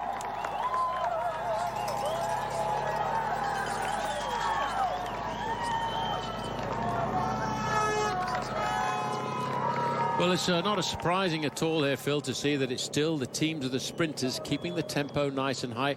Not a full-on chase at the moment. It's just a question of status quo, making sure that that three-man breakaway doesn't get too far up off the front of the main field. But we will see a rip-roaring last 2 hours of racing. It's so important to try and win this opening stage, because for somebody it means the first yellow jersey. All the sheep you were talking about. I saw the sheep being sprayed the other day. I didn't believe it was going to happen. The peloton of yellow sheep. They look quite fed up. They're all sitting down. Yeah, well, that's a bad sign here in Yorkshire, because if the sheep and the cows are sitting down, that means it's going to rain. Maybe it's tomorrow. Well, it's only when the cows sit down. We'll give the sheep the benefit of the doubt. But that's just the attitude of everybody here, from the farmers to the townsfolk.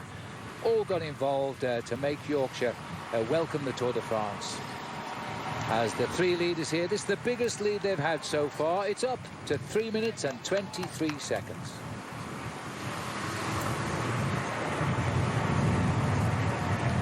So these are the three leaders being led by Jens Voigt. This is Nicolas Ede, and the other rider is Benoit Harrogate.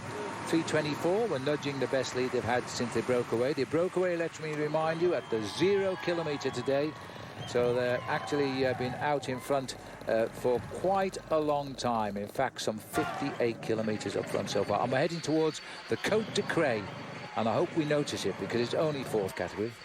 Yes, there's only a single point for the first rider to go over the top of that climb, but it could be an extremely important point over the first week of racing, because to wear the King of the Mountains jersey for the most consistent rider over the top of the designated climbs is an important thing over the first week of a race for a team, especially some of the teams who may not be vying for overall honours.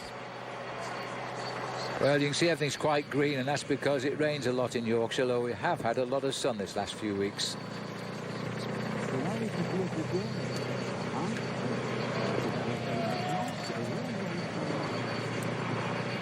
So as they course between the dry stone walls here, Yorkshire's green, and the peloton really aren't allowing this breakaway to go. They've been away now for just on 37 miles. That's what we've covered, more or less. We'll just have a look at our road ID profile again and show you what I mean. All the red is gone now. We're heading towards the number 4 there. That's the 4th category. It's called the Côte de Cray, which means Cray Hill in English. And but all our instructions are in French, and it sounds much nicer to call it the Côte de Cray. As the Jens takes a drink there, they'll put away maybe 5-6 litres of fluid today. It's not that hot, but it's still using a lot of energy up. And remember, when we get to the top of the Côte de Cray, only one rider will get a single point, but that single point will give us our first leader in the King of the Mountains.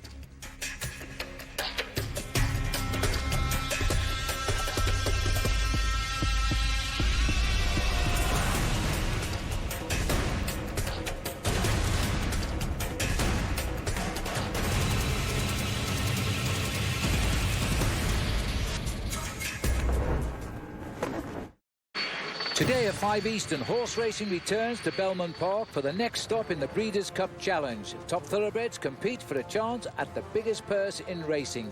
Belmont Oaks, part of the Breeders' Challenge, today at 5 Eastern on NBCSN. This is the beauty of the Yorkshire Dales here. The Tour de France is underway. We've been going just about 2 hours now since we left the city of Leeds. 3 riders have dictated the pace, and those 3 riders are still holding on to a lead that hovers around about 3¼ minutes. They broke away as soon as the flag was pulled in at 0 kilometres. And it's Jens Voigt, Nicolas Ede and Benoit Harrogate, 2 Frenchmen and a German dictating the pace. The peloton having to struggle a little bit now with the narrow roads of the Yorkshire Dales, the dry stone walls left and right, and that was a little bit of a shunt probably, but nobody's fallen off. We're all happy. So they're finding these narrow roads full a little bit of a problem right now.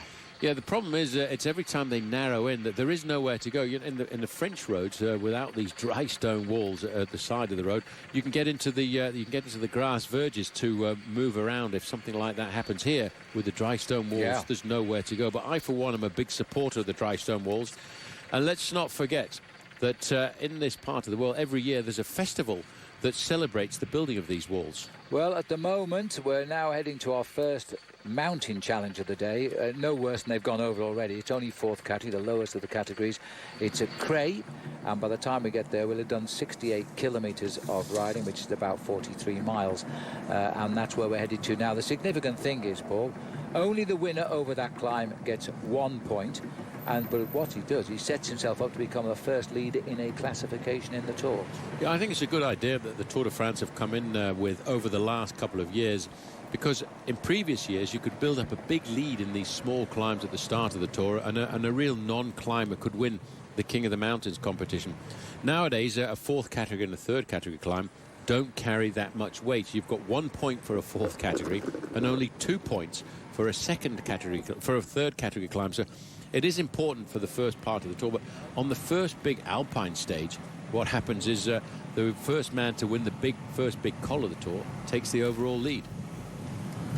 Looking at the leaders now, we've just gone forward to Benoit Harrier, but remember, the oldest man in the race is Jens Voigt. He's tucked into this breakaway in his career. He's won 83 bike races, his career beginning back in 1997 as we head up towards that first climb of the day.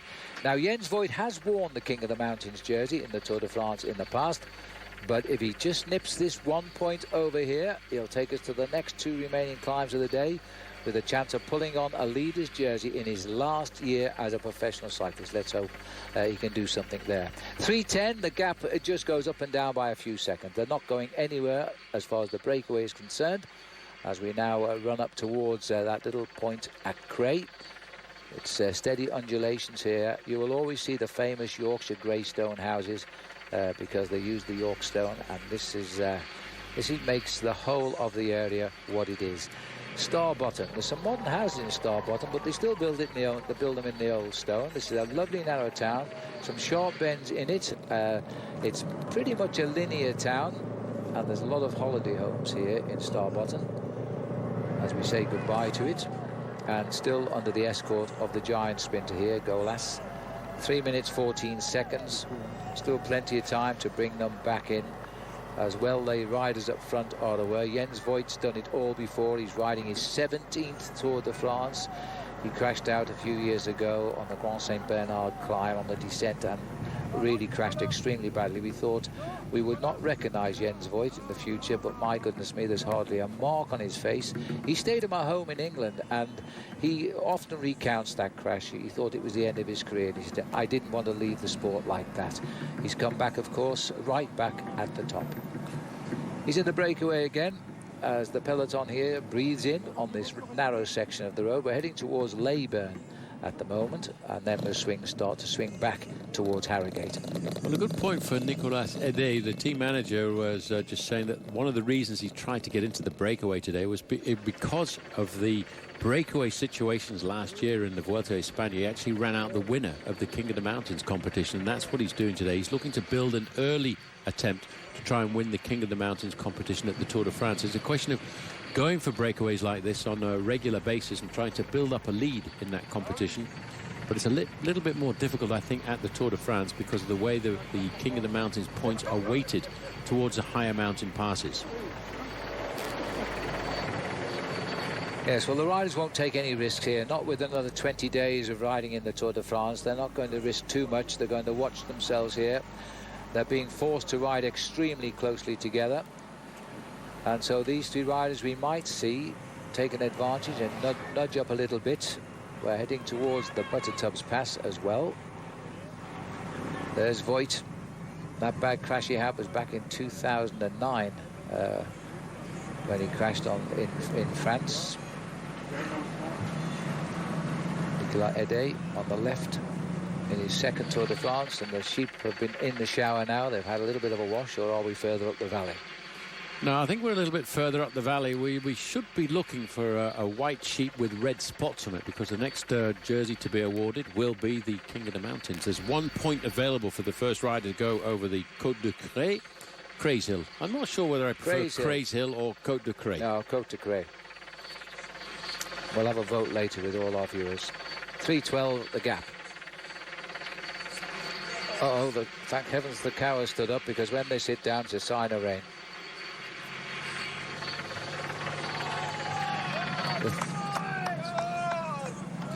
The three leaders in the Tour de France. There's only been three leaders since we started today, and the holding is the word. They're not going anywhere. 3 minutes 12 seconds for these three riders: Jens Voigt of Germany, and Nicolas Ede and Benoit Harrier of France. The crowd's enormous, even on this very narrow section of the road here now, because we're heading up through Starbottom. They've just come through Buckton now and on to Cray. We are looking at the cars parked out on course now, some 70 kilometres into the race today. Having left Leeds this morning in front of an enormous crowd, the Tour de France, the Grand Départ from Yorkshire on this opening stage. Three riders have dictated affairs all day since the flag was pulled in, and they still haven't got further than just over 3 minutes ahead. Yeah, if you just look there at the organisation, the farmers, Phil, have turned their fields over to the Tour de France here. We've seen them spraying their sheep yellow, but they've also put in great organisation. So the number of spectators have got plenty of room to park their cars and to put their tents in as well for camping. The three leaders in the Tour de France, and that is the way it has been since they started the stage today, this opening stage between Leeds and Harrogate, having left Harrogate in front of an enormous crowd of people. And then they went to Harewood House, where royalty itself, the Duke and Duchess of Cambridge and Prince Harry, cut the ribbon. They sent the riders on the way on this first ever Grand Départ on the roads of Yorkshire. Overall today they're racing 118 miles, and the gap currently 3 minutes and 4 seconds.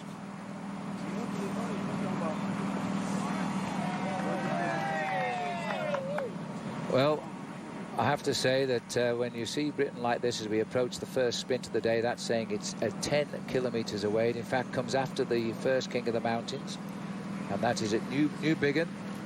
And as we look here at the three leaders, I'm going to talk to our friends upstairs now. So Todd, Bob and Christian, what do you think of our country on a sunny day, lads? It is a thing of beauty, no question about it. As we look at the three men in the breakaway, they still have that lead. And guys, as we get ready for a big climb here, what do you anticipate? Christian, I'll start with you. The three-man group, do they try to put more time into the peloton, or does the peloton now say it's time to shut it down? Actually, as the sprinters teams, they're going to try to go up this climb as easy as possible. So you might even see that the breakaway take a little bit of time out of the peloton. But then what you're really worried about while you're in the peloton is the sprinters team absolutely ripping it on the descent. And these small roads, if you're caught at the back, you're doing a lot of chasing down there, and you're just expending a lot of energy that you don't want to be doing. And Bob, 1 point up for grabs in the polka dot jersey competition. Do you see these guys sprint it out in 42 Yenzi, show the young pups how it's done? I think they'll just roll through, and if the one rider that asked, not permission per se, tomorrow is the day for King of the Mountain points. There's 9 categorized climbs on tomorrow, just 3 on today's stage, but there is 1 point up for grabs. There's 2 more category 3s. Might be a little bit tactical, but whoever wants the polka dots will be going for the sprint in just 1 kilometer up the road. And Phil, speaking of the polka dot, have we seen or will we be seeing that polka dot sheep anytime soon? I've got my eyes peeled. I'm also reliably informed, Todd, that somebody has sprayed the house the colours of the polka dot jersey. So it's a white house with red spots. Now, believe me, Yorkshire's taken this race to heart. Now, you can see the slopes of the Côte de Cray as we head up towards the summit now. It's just half a mile. It's not a steep climb, of course, but it's a high spot so far of the race. And winner over the top gets the first 1 point in the competition. Well, and just as we see them on the little zigzags up towards the top of the Côte de Cray, we've gone back down the lower slopes, if that's the right term, and seeing the peloton who are now inside at 3 minutes. And Lotto have done all work. They've often used this tactic, haven't they, Paul, Lotto Belisol, to take control of the peloton for Andre? Well, Andre Greipel, just the other day, Phil, won himself the National Championships of Germany for the second time in succession. He's got fantastic form, which he showed over the last month. We're back with the three leaders. It's going to be a big battle for a single point over the top of this climb. Watch out for the man in the red and white jersey, though, Nicolas Ede. He won the King of the Mountains classification, the Vuelta a España last year, from breakaway situations like this. So maybe looking for an early point. Yeah, that's a very good point, that, Paul. And now let's see. Ede is the rider sitting at the back here in the red. Jens has been put in the hot seat. And I think Benoit Harrier is just confused because he's riding his first Tour de France here. And he can't believe the crowds that watch this race when it's not even on French soil. And so we're now heading up to what? Look at these people here. You think it was the finish of the race. There are so many people have turned out here. On the right-hand side there, you've got the white rose of Yorkshire, the legs of man, and the Union flag flying high. Wind coming from the right, so it advances the man on the left-hand side of the picture. I don't think Ede is going to get through the crowd to sprint.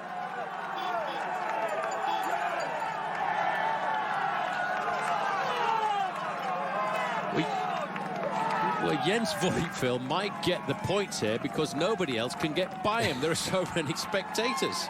Well, Ede's trying to get through, and he's going to squeeze through now. He's got through on the inside, so it's a good start in the pursuit of the King of the Mountains. Nobody's won it since Richard Virenque. Oh, watch out for the little challenge. Challenged.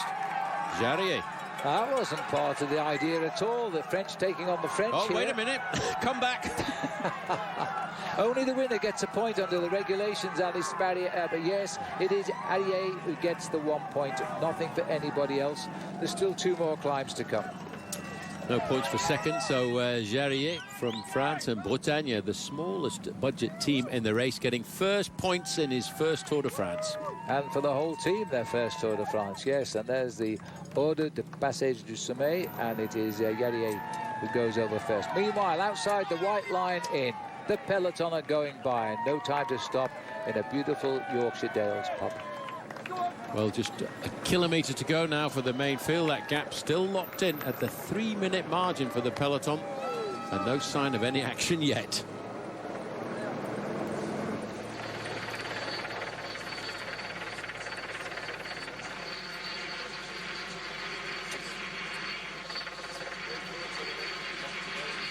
So just looking here from the helicopter, what a scene that is, right in the heart of the Yorkshire Dales. Crowds lining this first 4th category climb, the smallest sort of climb you can get in the Tour de France. And look at the people on it.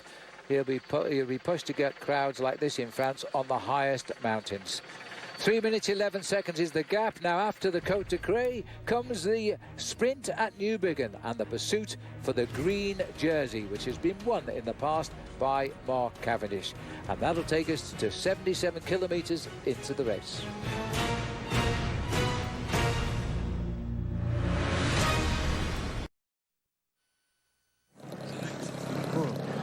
Welcome back. It's the opening stage of the Tour de France today, presented by Louis Garneau, as we race now 118 miles between Leeds and Harrogate. As the crow flies, you can do it in about 30 minutes in a car. It's only 15 miles or so. But the way the riders are going, it's a beautiful day out in the Yorkshire countryside here. And it is turning out to be one packed with people. Although we're not seeing them right now in our shot. We've just come over the climb of Cray, and we're heading to Newbiggin for the first sprint. And as you can see from our road ID profile here, we are heading now to the Green S. There's only one sprint on the course today. The organisers have chosen New Biggin, and the only other sprint, of course, is the points gained for the finish. So there'll be 4 points, four riders getting points there, top 4 riders across the line.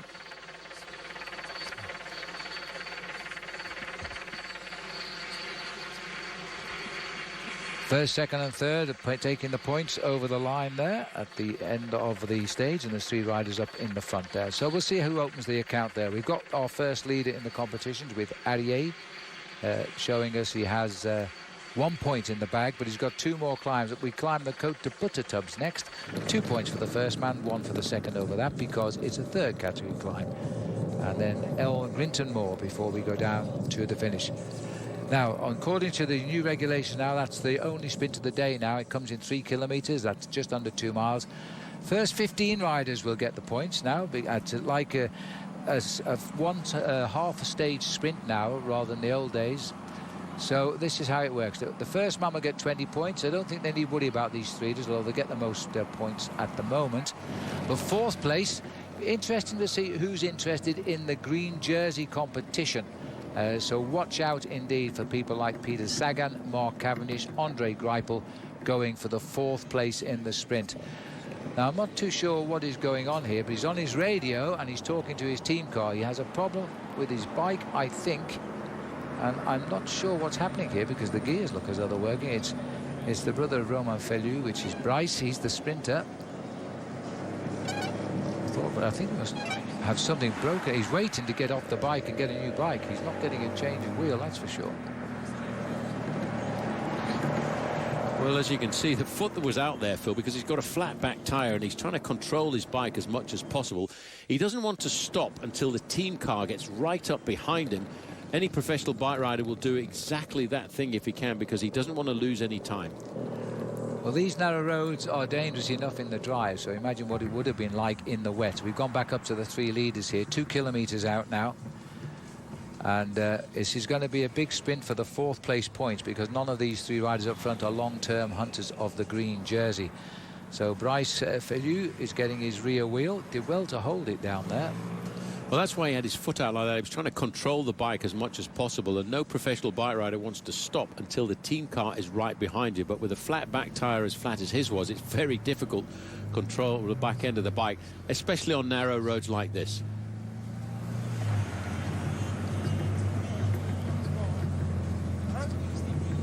So as we watch a man in his 2nd year with the team at Bretagne, let's go back inside the race and find out what Steve Perino's up to. Steve. Well, Phil, I'm enjoying these narrow roads that you keep talking about, and I'll take you back about 10 minutes. I was having a conversation with David Brailsford, and he was soaking in the environment, which, of course, he certainly had a hand in developing all of this crowd that is following the racers. But moments after he was enjoying it, and also telling me that the real danger of this road won't come until things start to accelerate and narrow down the road, is right when the AG2R rider went down. Now that spoke directly to a conversation I was having this morning with Garmin Sharp's Jonathan Vaughters. Now, he was listening to a journalist set up today's scenario where he said it can't be much more dangerous than this, right? You got 4 sprint teams. You've got all these guys in GC clogging up these tiny roads. It's a Molotov cocktail. And Jonathan Vaughters said, not so fast. Right now, keep in mind that Vaughters is getting his degree in business and is taking an analytics class. Statistically, he says, we cannot actually say that narrow roads are more dangerous. He took us back 2 years to the Tour de France in Metz when there was absolute chaos and the roads were 3 lanes wide. There could have been more room. He said sometimes when we know or we think there's danger, we remain a little bit more vigilant. But then when it opens up, we let down. Perhaps that's what happened to the AG2R rider. Yes, good theorising there, Steve. As we always say, the riders make the race, not the organisers who plot the course. We're heading to New Biggin now. Now, let's just see, 300 metres to go. None of these 3 riders long-term candidates for the green jersey, but nonetheless, there's small prizes as well. And Jens Voigt is going to get the first and most points of the day until the finishing line now. So Jens Voigt, we wouldn't keep him out of it for long, would we? Well, it's a question of pride for the big man Jens Voigt there as he goes away from this group of 2 riders he's left behind. He's going to get himself maximum points. 20 points for him, 17 for second, 15 for third. But more importantly, Phil, in the main field, the Peter Sagans of this world, the Mark Cavendishes, Andre Greipels, they'll be looking for a few points too. And Jens has not waited for them. He's kept going.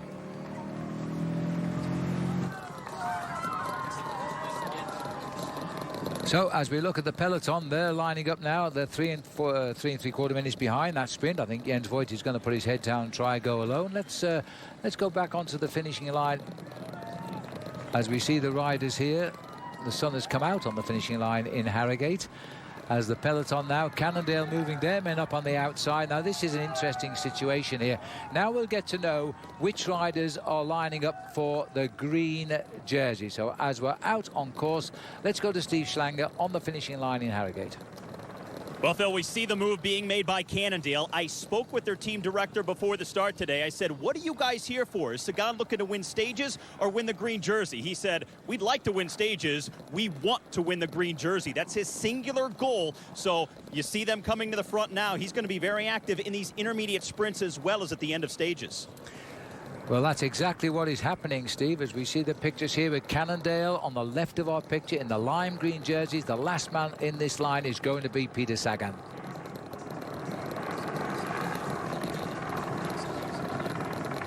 So as they start to continue on the way here now, we are seeing a situation where Jens Voigt has not waited for the other two. He's making them catch him, which indicates he wants a long, lonely day in the saddle and hopes that the peloton ignores him. Big, strong boy.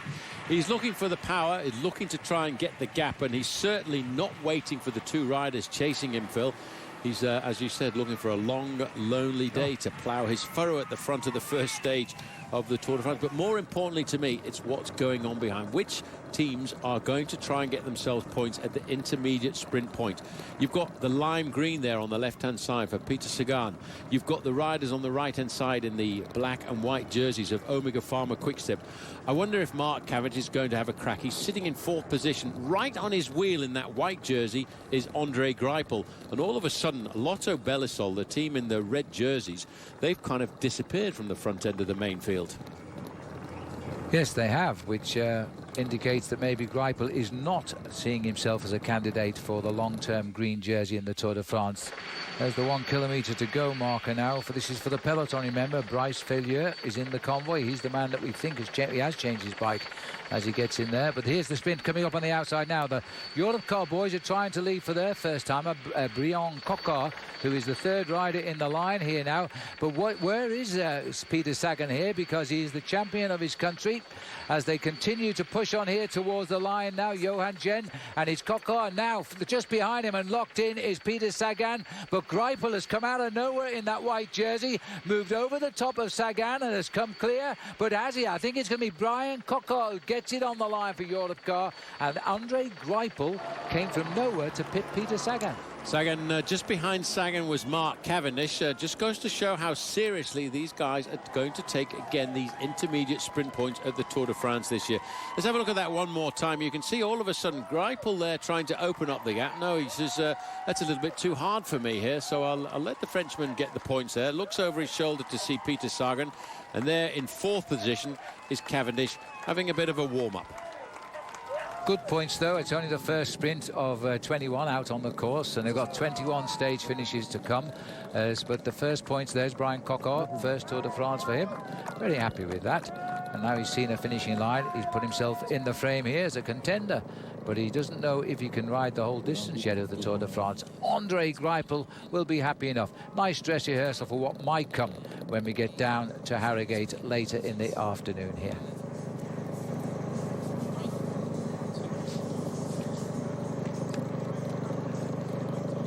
Greipel just checking out the peloton. Meanwhile, at the back here, it looks as though Felieux is still in the convoy of cars. Meanwhile, at the front, these two are still chasing Jens Voigt. So we've seen our first sprint. As I said earlier, the first 3 riders really aren't long-term hunters of the green jersey, but this man might be. The Europe car rider Cockart, and certainly Greipel and Sagan and Cavendish most certainly are.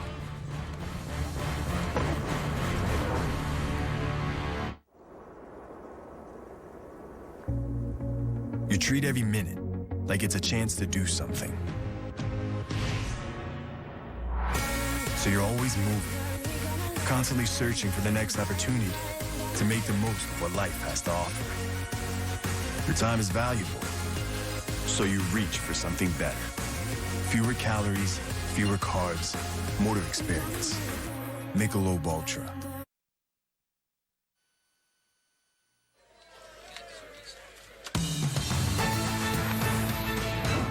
Louis Garneau is the official helmet and apparel sponsor of Team Europcar, including renowned climber Pierre Roland. Roland chooses the Garneau X-Lite, which weighs only 195 grams and provides extreme ventilation ideal for climbing conditions. Visit www.louisgarneau.com.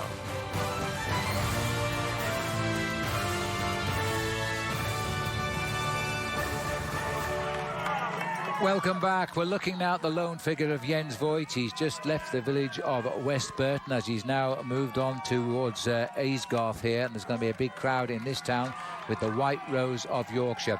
Now he's on his own as he came over the top of that little climb of Cray. Decided, as he's been given a lead by the other two, he's going to go for it. He's never happier than when he is alone in the break, and for Jens Voigt in his 17th Tour de France, he's in probably the happiest position. Just listen to this.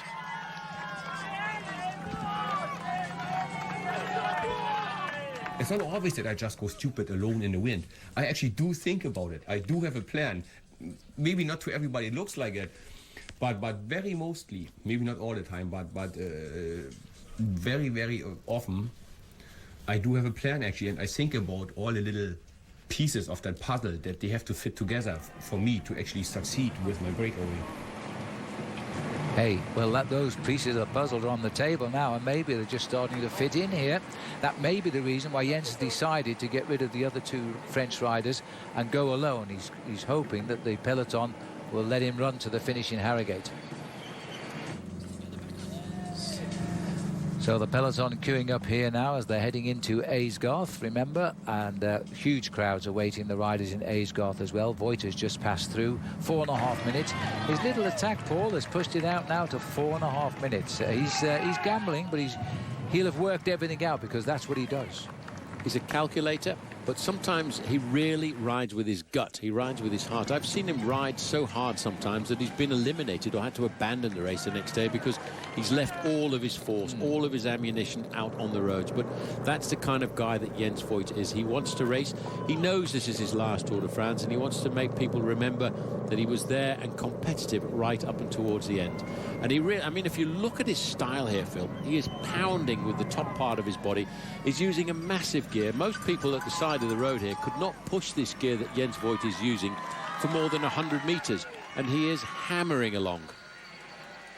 Well, as we course up the River Wharf here, and the famous Aysgarth Falls, which are here in the valley, let me remind you that Jens Voigt only not finished 2 of his 16 completed Tours de France. So that's a tremendous record, and he'll want to see Paris on this, which is, there's the Aysgarth Falls, on which is his last Tour de France. So let's hope he does. Les Chutes d'Aysgarth. Now then, I prefer Aysgarth Falls. I prefer Aysgarth Falls on this. However, if you are a moviegoer and you like to go to the cinema, this is the area where they filmed Robin Hood, just by the way. Well, he'd never get lost in that forest. It's too small. Well, it is too small, but it was a nice place to shoot. What was on the Sherwood Forest? It's only down the road. It's much bigger. They were asking too much money for Sherwood Forest, and they got this one with discount. Quick look there. There's the church of St. Andre. It goes back, and it's very close to the falls there, and it was built in 1536. St. Andrew, sorry. Okay. I forgot. It's very difficult. You're getting confused where we are now, aren't you? Absolutely. Yeah. Mais oui. Built in 1536, restored in 1866. Grade 2 classified church in the United Kingdom.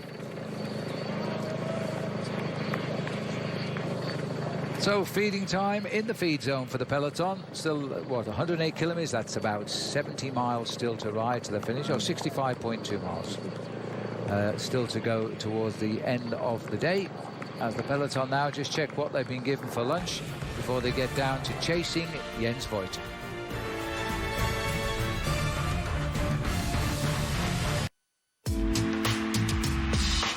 The Tour de France, starting in England again. Can you believe it? This time it's even bigger than 2007. A Brit defending yellow.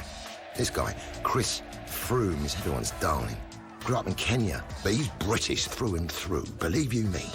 Untouchable last year. Really, really nice bloke. Supposed to win it all this year. Maybe the next 5 years. But he's got to beat this guy, Alberto Contador. Spanish. Froome destroyed him last year, but now Alberto, he looks different. Kind of like his old self. The same self that won the Tour 3 times. No, make that 2. Lost 1 to a doping test. Bad beef, he said. And have you seen this kid? Won a big race a couple of weeks ago. He's ready to play with the big boys. Put Chris Froome and Alberto right on the limit. American lad, Andrew Talansky. Quite good. Maybe better than TJ Van Garderen, another Yank. Helped Cadell Evans to yellow in 2011. Now he's leading Team BMC. Lots of talent. Not so good last year. Nah, we'll have to see. My favourite, Mark Cavendish. Not a chance of winning the Tour, but he's so bloody good in the sprints. First day, and it finishes in his mum's hometown. Been on those streets since he was a wee little thing. No one in the world will beat him. If he wins, yellow jersey for Cav and bedlam for England. I've got to watch it, mate. It's better than anything else on. All the drama, the suffering, the crashes. But the missus, well, she likes it because the way the boys get on. Or don't. Oh, it's juicy out there on the road, I told you. Out on that magnificent, epic road. The Tour de France. Have you seen it? My God, it's beautiful.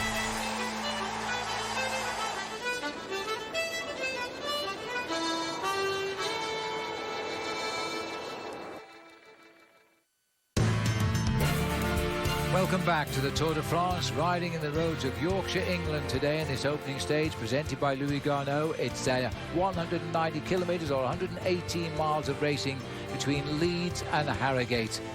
We've seen a lot of the Yorkshire Dales already. There's still plenty more to come now as one rider tries to be first back to Harrogate. Jens Voigt, the irrepressible German rider on the Trek team, is out in front by himself. His 17th Tour de France for this man. And he's the oldest rider in the race. He's just a few days older than the American Chris Horn. He's 42. So Voigt setting the pace. The crowd are shouting him by name. He's probably the most famous cyclist in the world who's never won the Tour de France because they all know Jens Voigt. So while Jens does his job on the road here, heading towards the finish in Harrogate, we'll check in with the boys who are doing their job, and they'll be doing a lot more because tonight, boys, what's on the primetime show? Well, we've got a stacked show for you, Phil, coming up tonight on NBCSN, 8 p.m. Eastern time. We will break down stage 1. We'll look to stage 2. Also, Ask Bob Key comes back. But, guys, I want to go back and talk about Jens Voigt for just a second. What precipitated the idea of him thinking, I'm 42, why not drop these two guys and I'm going to make them run for it myself? Still 100 kilometers to go. Known Jens for a long time. I think he gets bored sitting in the peloton. He wants to test himself, seems to gain fitness the further he goes in the breakaways. He's as enthusiastic for the Tour de France as when he started 17 tours ago. He makes me feel lazy. He does, honestly. Jensi, yeah, I completely concur. Jensi is just, he's very astute, though, obviously, too, because he knew exactly that the first stage is the easiest day to get in the breakaway. If there's only 2 or 3 guys, they're happy to let him go. And so he's like, I'm going to be in that breakaway. And there he was. And then he had some baggage with these 2 French guys. He's like, I want these guys out of here. Bing. So he just keeps it going and going, and now he's making a great show for us. All right, also on the road, the battle for the green jersey as we take a look at the final results for that first sprint stage. Jens Voigt, of course, getting the guys in the breakaway day in Yarier, and then Cocard of Europcar grabs 4th, but the big battle really was Greipel, Sagan, and Cavendish, and we saw Cav take a look at it. Greipel also thought about maybe going for it, and where is Marcel Kittel? Is that something that we should read into, Bob, or not so much? It's early on. Here we have a look at it one more time, and there's Cocard on the right. Two teammates leading him out. Kevin Reza doing the work there just a couple of 100 meters before this sprint. Cocard, very fast sprinter, has got some impressive wins so far this season. Sagan sees the wheel. Greipel gets on the wheel, tries to come around, but Brian Cocard taking it more seriously perhaps than the other sprinters. Kittel, like you said, not involved, perhaps saving himself for everything for the stage win. And that might be an indication he's not interested in the green jersey in this year's Tour de France. Cannondale out on the front right now is working at live pictures. So, Christian, what do we read into that first sprint? Is that a sign of things to come? Or, you know, maybe Cav didn't have his legs warmed up. Maybe Kittel just didn't want to mess with it. You know, it looked to me that was a little bit of an uphill sprint also. So that was hard. So these guys are maxed out at the end. You start thinking in the back of your mind, I still got to do this again at the finish line. And I want to make sure that I win. And that holds a lot more than the halfway sprint. Let's be honest.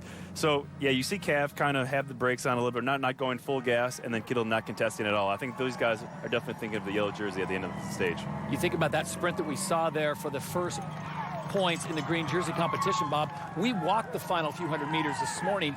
It's similar to that. It starts to go downhill, then it ramps up a little bit, and then it flattens out. So, that being said, is Kittel just not feeling it today? Well, no, I would have to say that he's definitely going to go for the finish. He got the yellow jersey. It was so massive for that team, Giant Shimano, in last year's Tour, and for Marcel Kittel's career. There's no way he's not going for the finish line today. More shots of Jens Voigt. Christian, are sprinters born or are they made? I think they're born. You have to have a special mentality to be a sprinter. You have to be ready to risk a lot of skin to be a sprinter. You have to be ready to put your wheel in places that it does not belong and go faster than anybody. And, you know, coming over this climb, there's a small climb with 1K to go. You have to be ready at your maximum to push it to 120% on your maximum and be going 45, 50 miles an hour, squeezing your way through the small roads of Harrogate to the finish line. That'll be interesting to see what happens. Whatever happens, we'll have it all for you tonight. NBCSN, 8 p.m. Eastern. You've got Tour Prime Time. We'll recap what happened in Stage 1. We'll look to Stage 2. And, of course, we will also ask Bob Key, and we'll visit with the irrepressible Jens Voigt to see why and what he was thinking out on the road to Harrogate today in stage number 1. Right now, we want to ask a question of Phil and Paul. Now, moments ago, Paul was talking about this area of the country being used for Robin Hood, the movie, and we're wondering, is that Robin Hood with Kevin Costner, Robin Hood with Russell Crowe, or Robin Hood Men in Tights? Men in Tights, right? Well, I'll ask Paul because I've no idea, but I've just found out while you were talking why Jens Voigt is attacked on his own. He felt at the first climb there, the other two were too quick for him, so he got rid of them because he wants the lead in the King of the Mountains by the end of the day, and there are 2 climbs just in front of him. He wants his jersey.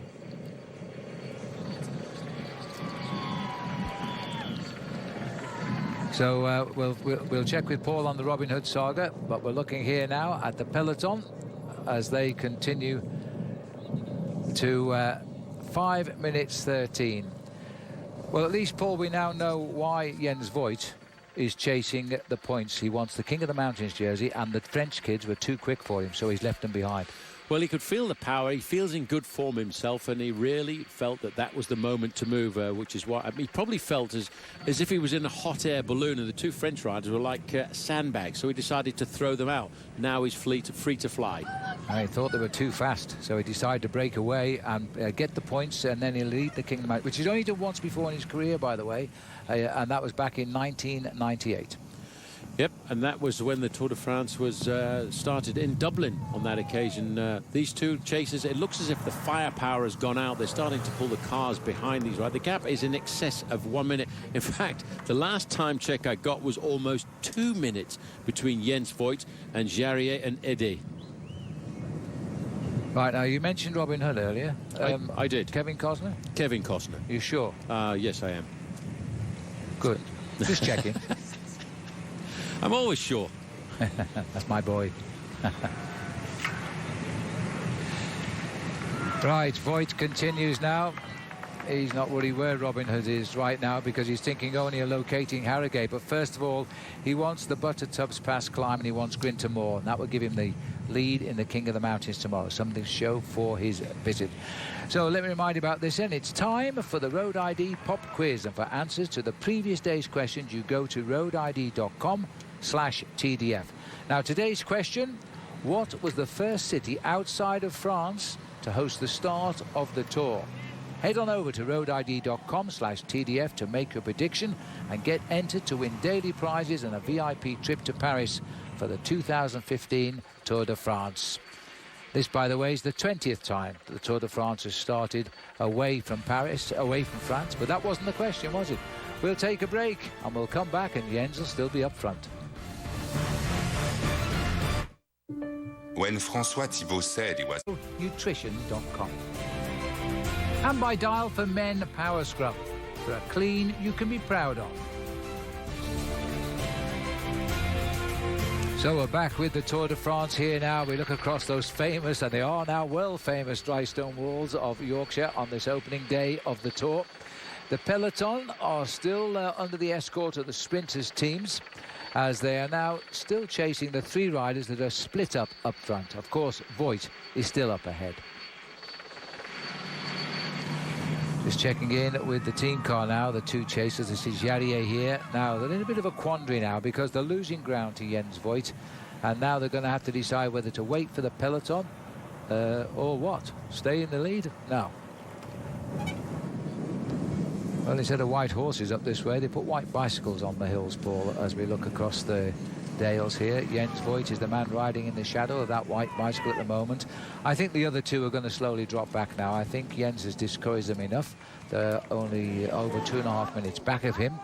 So it's up to him now. Has he got the legs and the strength to stay clear for just 2 more climbs and steal the King of the Mountains points and get himself a polka dot jersey on what is quite a hilly stage tomorrow going to Sheffield?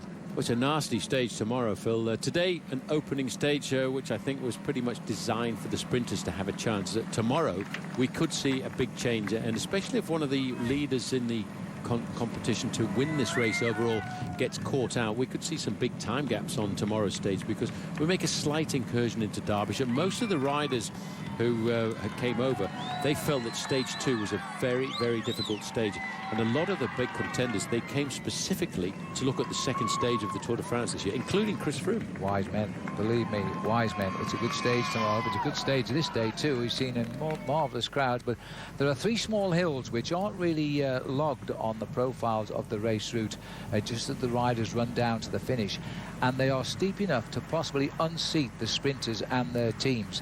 So it could be a most interesting final few kilometres into the finish.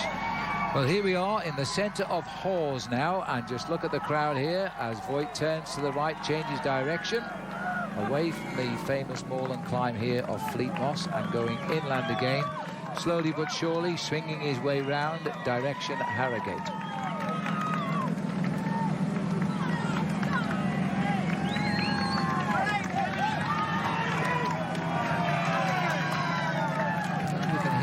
But they're actually shouting him by his Christian name. They know this man very well indeed. And I wonder if Jens Voigt knows that the name Hawes actually comes from the Old English, which means the passage between 2 mountains. Well, the mountain on the horizon for Jens Voigt is, as they say in French, the Côte de Buttertub.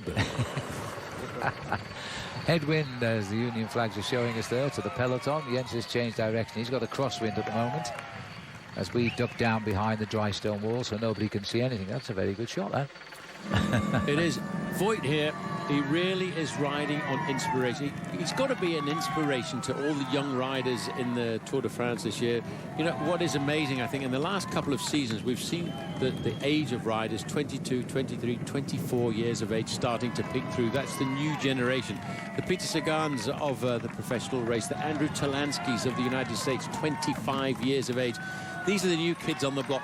The little spotted sign you can see at the side of the road there, I was going to say might have been a sweet sign for Jens Voigt, but 4.5 kilometres to go to the summit for 2 measly points in the King of the Mountains competition. I don't think he cares, though. No, he's going to get them, that's for sure. He goes on to the slopes of the Buttertubs with a lead of just on 5 minutes over the whole field, and a big crowd all the way to the top here. So I must say the crowd is enormous here. This is a narrow, I believe this is a very, very busy road when it's not closed for the Tour de France, but very narrow. And the organisers were concerned about how narrow it was. And Jens Voigt, he doesn't care.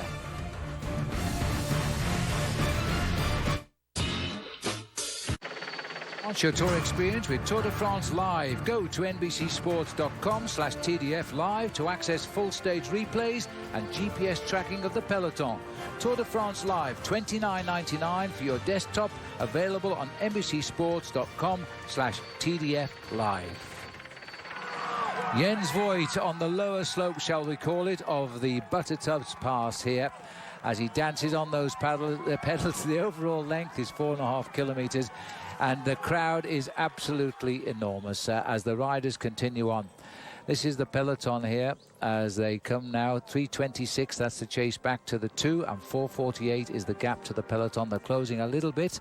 Voigt wants to stay out there long enough to become the first leader in the King of the Mountains competition. The beauty of the area around Yorkshire. These are the points available. The first place, which should be Jens, gets the 2. Second place, 1. And if Ede gets that second 1-pointer, then they're going to be 2 riders on 2 points. There is Ede, and there is the chase with Yadier. And we can go to the finish line on Harrogate for a quick one with Steve Schlanger. Steve. Well, Phil, I remember having a pretty lengthy conversation with Jens Voigt back at the Amgen Tour of California this year. And I said, Jens, what are you doing? You've got a bunch of kids. Don't you just want to put your feet up at this point in your career? He said 2 things are keeping him around. Number 1, he realizes when it's done in this sport. And number 2, he said he wasn't really ready to call himself a former Tour de France rider. That's a guy who's pretty philosophical and pretty reflective at this point in his career, don't you think? I do indeed, Steve. He has an answer for everything. The pictures we can see now as he penetrates the crowd here, absolute corridor of noise from a partisan British crowd cheering on a German on the slopes of the Buttertubs. Well, the pictures down there, Paul, of a massive, massive crowd. I mean, they've talked of this climb around Yorkshire and indeed around the whole of England for a long time since the tour route was announced. They were worried about the narrow road and whether they could cope with the people. Well, they're not doing too bad.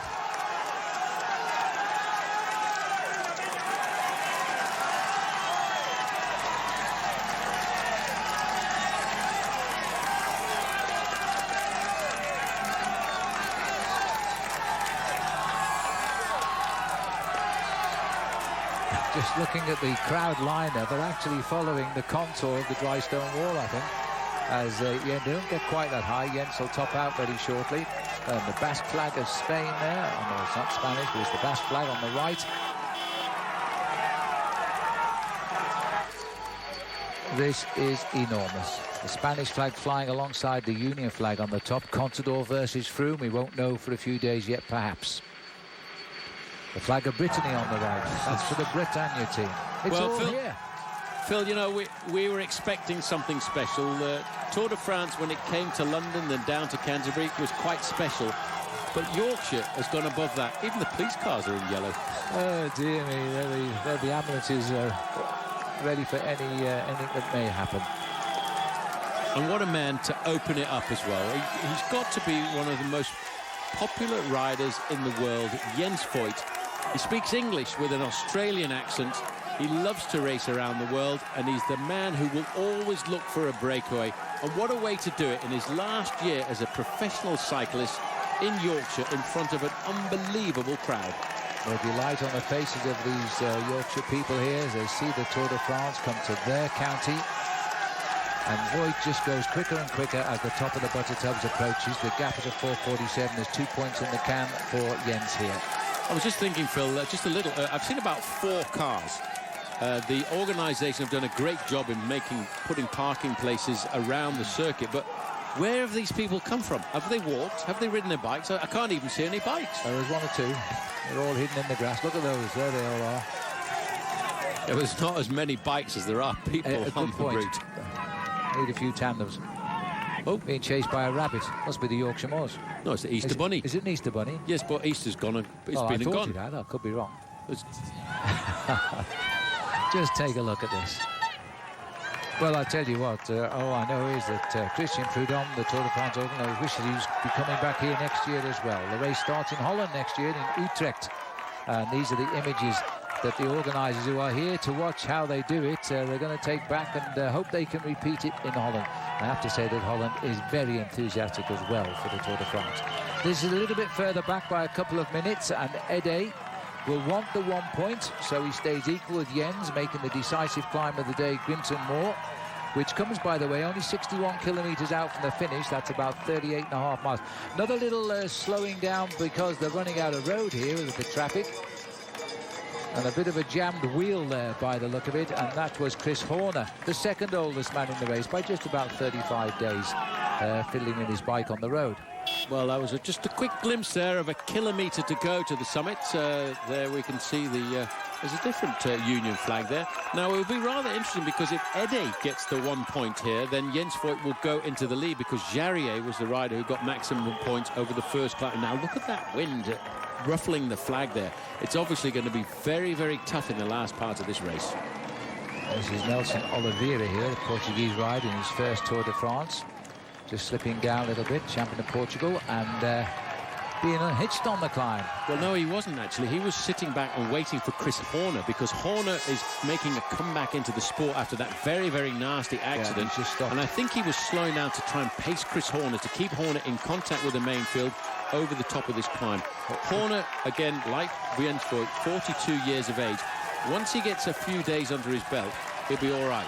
Chris Horner was off his bike fiddling with his gears, so maybe you're right, he is waiting for him to come and return up to him and give him a lift back up to the summit. But the crowds like this, they can't do a lot of racing when you're going to people on a road which is now down to about, well, what, 5 feet as we watch the riders climbing through. It is incredible scenes, and although we have had the Tour of France in Britain on 3 previous occasions, I don't recall crowds like this. I'm just looking for that guy in the red and white jersey, the Cofidis rider, Ede. I can't see him. Is he gone? Well, he slipped away. He was ahead of him. He was moving clear, and I suspect that, yes, he has gone.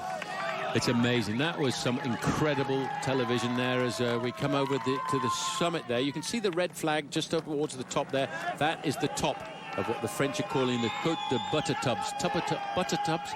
And Jens Voigt is going to get him the maximum 2 points. It's not very many points for a 4.5 kilometre climb, but I think he'll take that. Well, it puts him equal with Ede, presuming Ede, who's riding in second place, will get it. And so that would be okay. Oh, no, it was Harrier got the points for the first one, quite right. So he's got to, so it's working out nicely for him. Voigt is going to be the leader.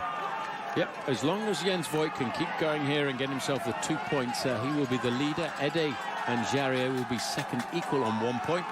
No contest at all here. As you can see, the wind is starting to ruffle. Shortly, Jens Voigt will start to wing around to the right. He's got himself a maximum points there too.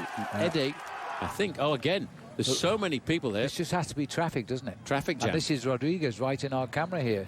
Just checking out his back tyre, doesn't seem too concerned. In fact, he looks like he's letting a little bit of pressure out of his tyres there. Well, these are rough roads here, Phil. The surface is not a smooth surface. It's a surface very similar to the kind of surface in the southern part of France, in the Pyrenees. It's a rough surface, so maybe he's having a bit of a hard ride. Bearing in mind he's a guy coming back from injury. He fractured a couple of ribs when he was racing in the Giro d'Italia, and it could be hurting him a bit on these rough roads. Well, he's content to let the riders get on with it and view the Tour de France from the ticket collector's seat by the look of it, and keep out of trouble on this climb, because the descent is a little bit rapid on this, coming off the Buttertubs as well, as we race down towards the top end of the course today. Well, not a surprise to see Lotto very, very keen. I think they are really motivated by the form that Andre Greipel seems to be nursing. It's 3.5 minutes back to Ede. Jarier is in third place on the road. 4.5 minutes back to the main field. But Andre Greipel, I think, over the last month has had a fantastic season. He won 2 stages in the Tour of Luxembourg. He won the national championships again.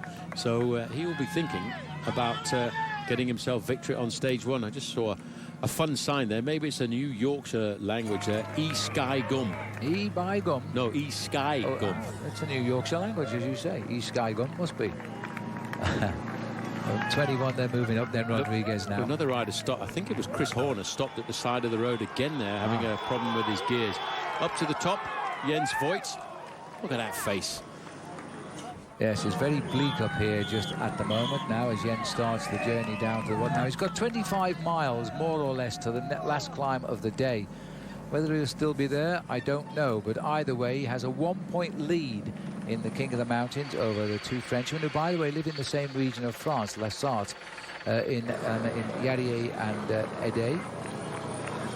So we'll see.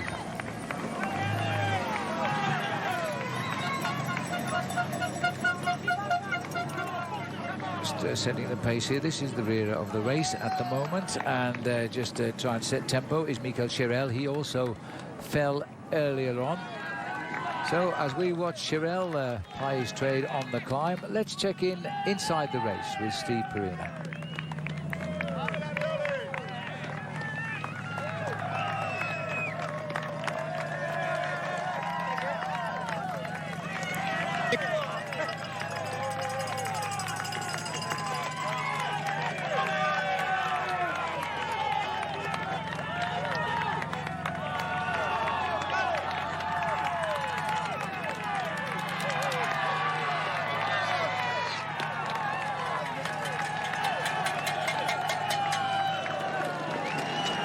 Well, we couldn't hear Steve because of the crowd, but we'll try again here as Ede goes over the top of the climb in second place. Steve, are you there? Yeah, it's probably a good thing, because right when you came to me, the road choked down and we went from a car width to a little bit less than that. But that's exactly what was happening on the climb, is that the fans, incredibly respectful though they are, had encroached down to about a lane. But I'll tell you what, what's different about these crowds and what I've experienced before is that they don't tend to come back in, almost like some crowds, it's like a snake eating a rat, right? It starts to close in behind the rat. Well, in this case, they stay out wide. So once the group does go through, there seems to be plenty of room thereafter. But getting through that climb, that was tight quarters. Well, Steve, I can tell you that the climb of the Buttertubs has had its effect. The wind is blowing across the riders from their left-hand side. We look at Chris Horner here, who is still in difficulty. He stopped on the climb with a gear problem, and he's still behind.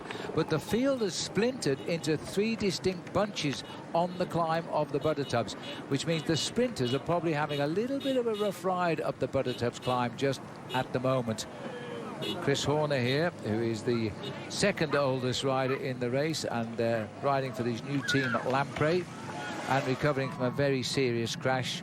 He hopes he gets fit as the tour gets longer. He's a very, very good stage race rider, evidenced by last year's great victory in the Tour of Spain. This is Nicolas Ede, who is currently riding the roads in second place. It looks as though now Benoit Yarrier is about to surrender to the advanced peloton. So there's only 2 guys up front now. The Côte de Buttertubs proving a hill too far for Yarrier. Hi, Joe, there's a brave man. It's very chilly out there. As we're looking at Yarrier here being picked up. No rush to pick him up. He's still tempo riding by the strong riders in the peloton. But if our helicopter can show us, I think we will see a group of riders quite a lot behind. So we've caught Yarrier. We're still about 100 kilometers into the race now as the riders continue. Look at those crowds. Jens Voigt is leading us towards Harrogate.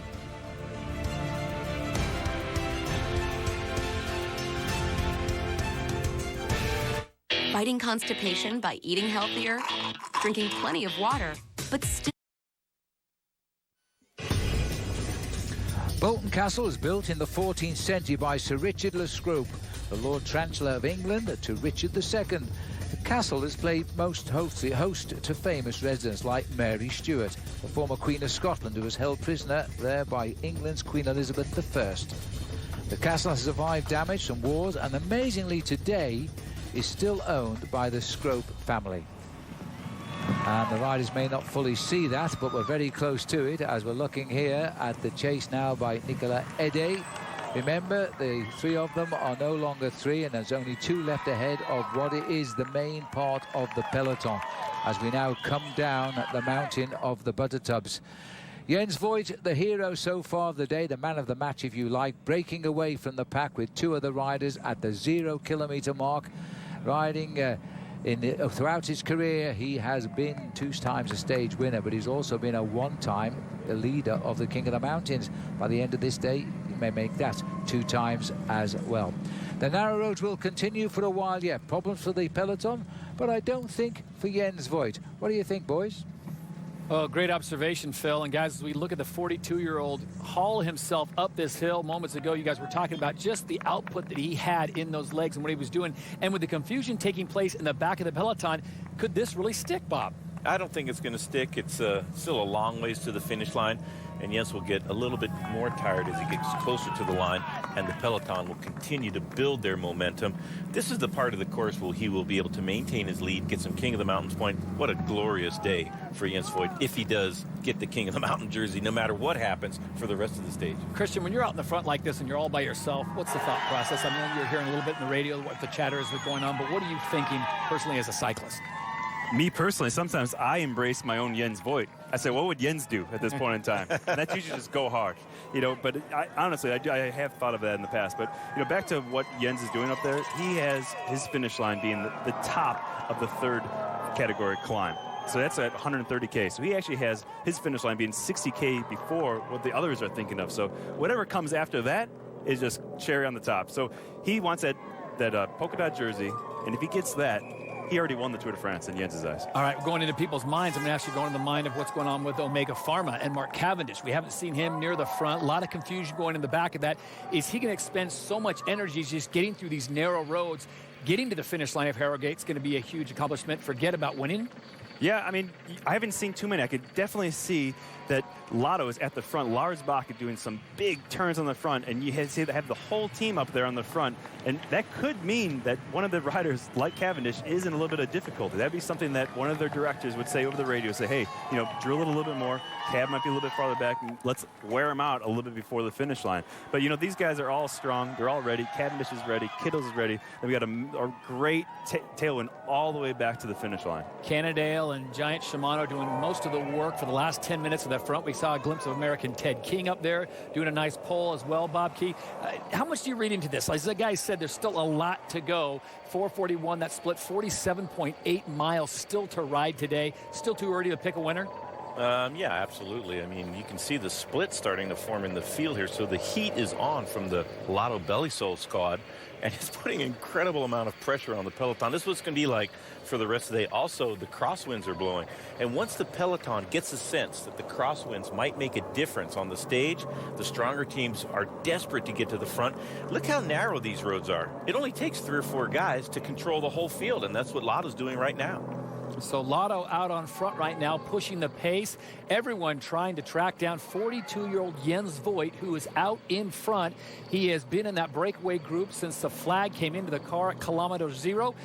And, the only picture that's better than NBCSN in high definition is Steve Perino, who is actually inside the race. And we set it down on the road. And Steve.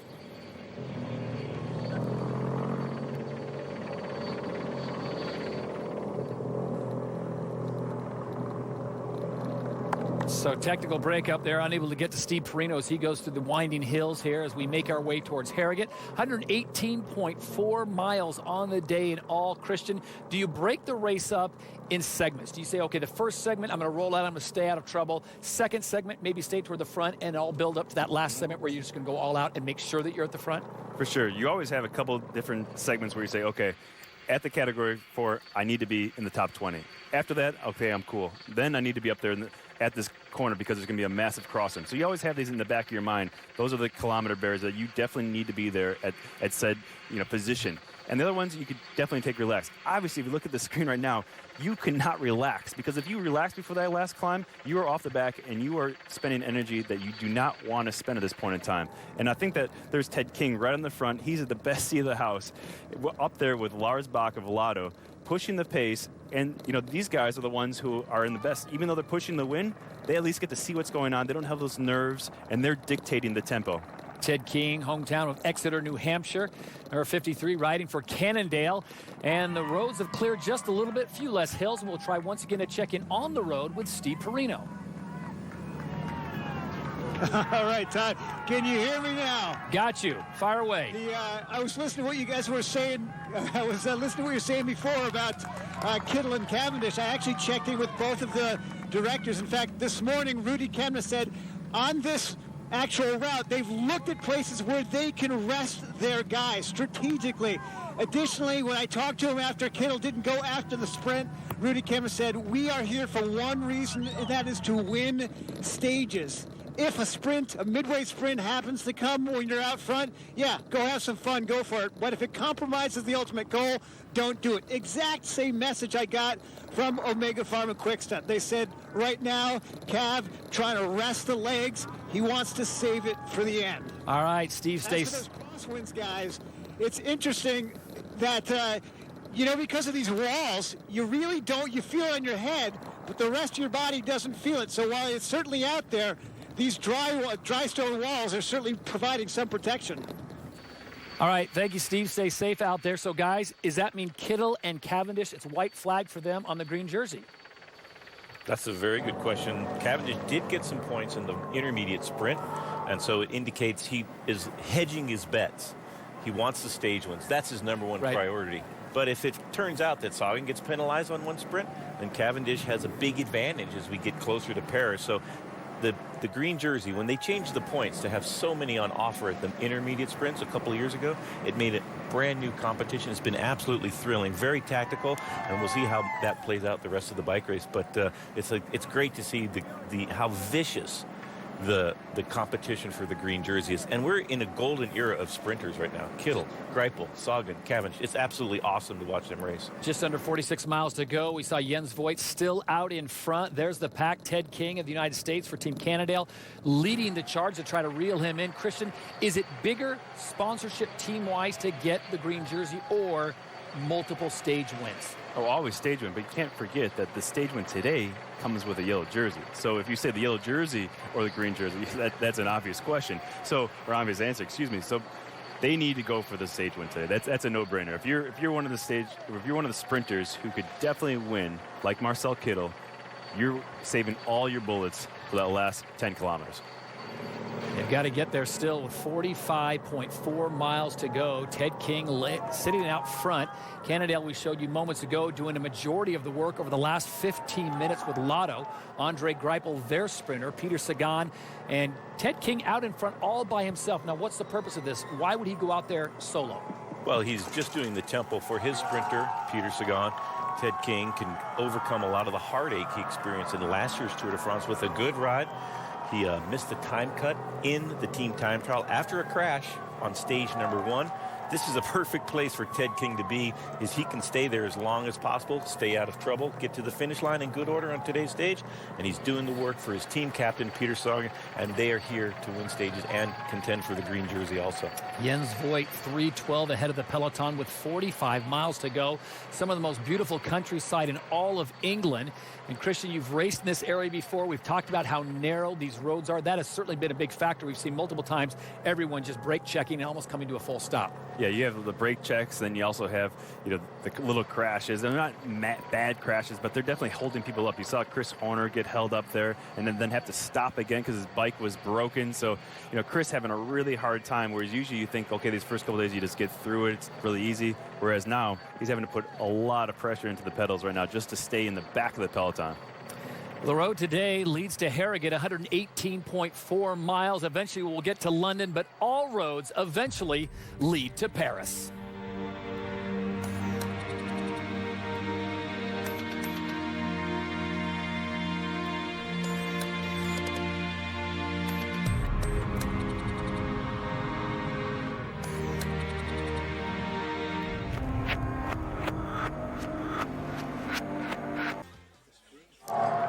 As we look here at the Tour de France on this opening day of Yorkshire racing between Leeds and Harrogate, it is all about Jens Voigt at the moment. He's got rid of his two French breakaway companions. They're back in the pack down there. As we look here at the road ID profile, the red is getting a lot bigger than the blue now as we make steady progress towards the last climb of the day, officially that is, which is the climb of Grinton Moor. And if Jens Voigt can hang on till that, he's going to have a clear lead until tomorrow in the King of the Mountains. Here he is now. Sun is out today. The forecasters were right. Rain in the morning, clearing to clear blue skies. It's exactly what has happened on this opening day of the Tour de France. The crowd has been simply unbelievable. It must have gone further than even the best of the organisers could have prophesied. Now there's a change of pacemaking at the front as well, because now we've picked up with Hallier of Britannia. Britannia's now started to work as well at the front. So the tempo visibly now is working away here. As we look here, this is a chase group trying to get back on terms, Paul, and they were split up in the crosswind on that climb. Yeah, well, that's the group that contains this man, number 21, Joaquim Rodriguez. He's coming back from injury. Another rider in this group with him is Chris Horner. Two riders both coming back from injury. One rider crashing out of the Giro d'Italia, that's Rodriguez, and Chris Horner not making it because he was taken out with a very nasty accident, leaving him with a punctured lung after he was hit by a car going through a tunnel while riding around Lake Como. Well, this can happen at any moment on these narrow roads, and the peloton split into 4 packs as they came up the climb of the Buttertubs. It's also a pretty steep climb. I was a little bit surprised they only gave it a 3rd category. I thought it was worthy at least of a 2nd category ranking. As the peloton now 70 kilometres out from the finishing line. And the peloton just catching a glimpse in the length of it there. There's quite a few riders have rejoined on this downhill section through Gunnerside, Strands and into Low Row, which is where we are at the moment. Heading towards Reeth very shortly, which is the most northerly point of the Tour.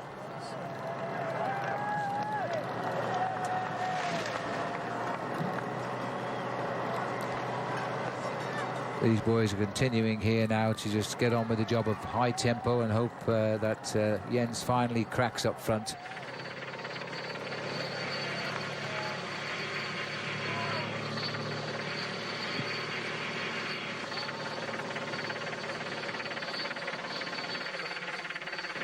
So just watching down here, the peloton slowly regroup with riders behind. Let's have a quick glimpse in at the finishing line, and there is the Duke of Cambridge, which is Prince William, enjoying the moment. He's a great cycling supporter, actually. He often came to the velodrome with his wife at the Olympic Games in London in 2012. Made the journey up here. I think he turned up yesterday. He went to the banquet last night and started the race today.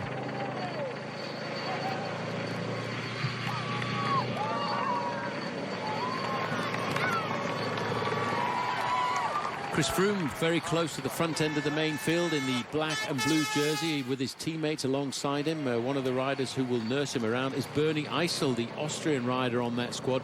They're keeping close to the front, but also that fluorescent yellow jersey riders there. Those are the riders from Tinkoff, Saxo.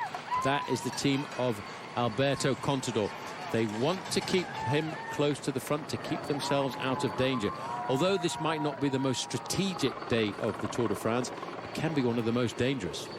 Well, we're already seeing the difficulties for Joaquim Rodriguez here. He's now officially 3 minutes 50 behind Jens Voigt.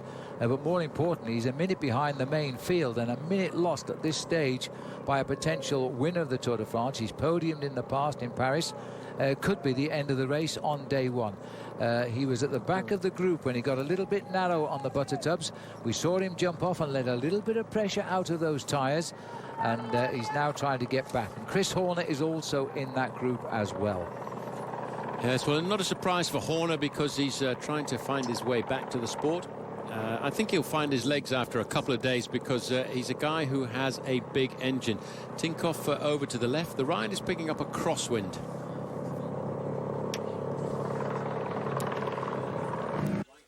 Well, we're now looking here at Jens Voigt, the oldest man in the race, as he now gets down to business here.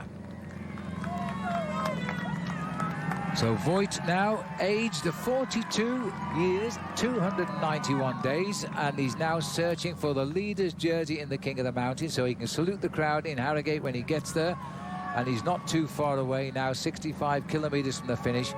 But he broke away at the opening of the race today with 2 French riders who have both been swept up. But he's determined now to show us his colours for the last time in a Tour de France, and it's his 17th time in this French race.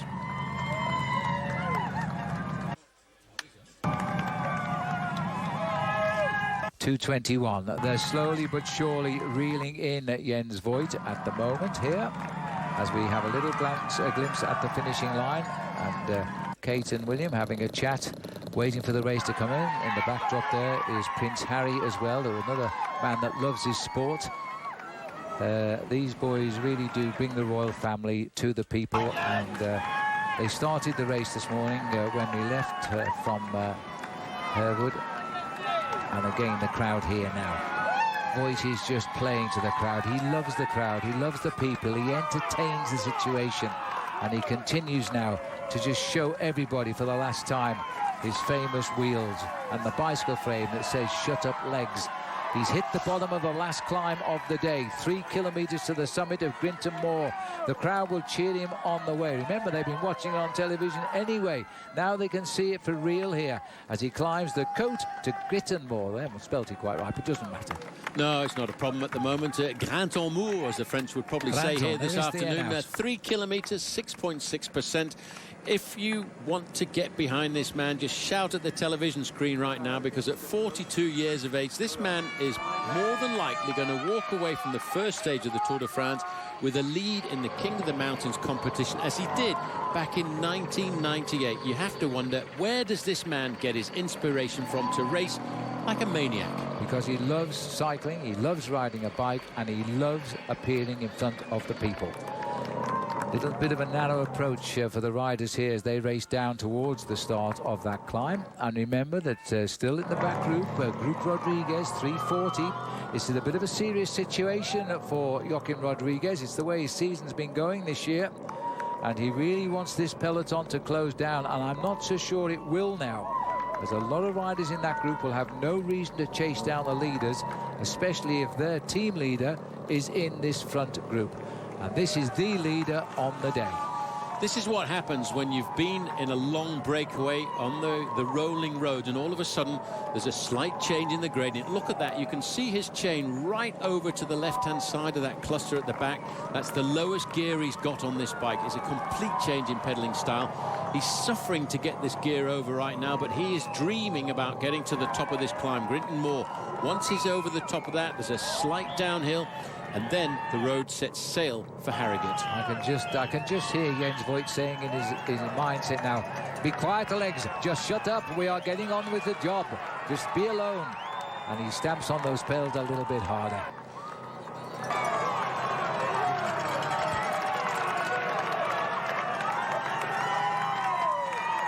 The crowd's going to get in there. He's an extremely popular professional bike rider.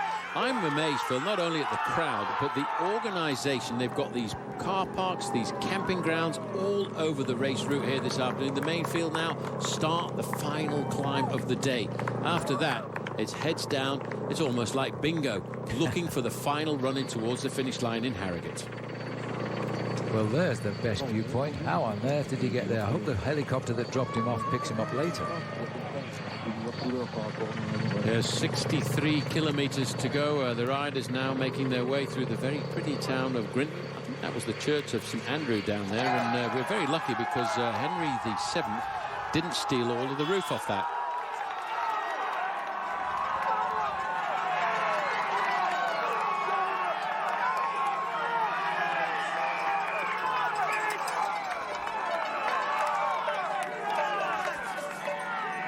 Every time he senses he slows down, he gets out the saddle, he kicks again. He knows there's a polka dot jersey at the top of this climb for him to wear tomorrow. The last one of his career, perhaps, but what a way to start your Tour de France.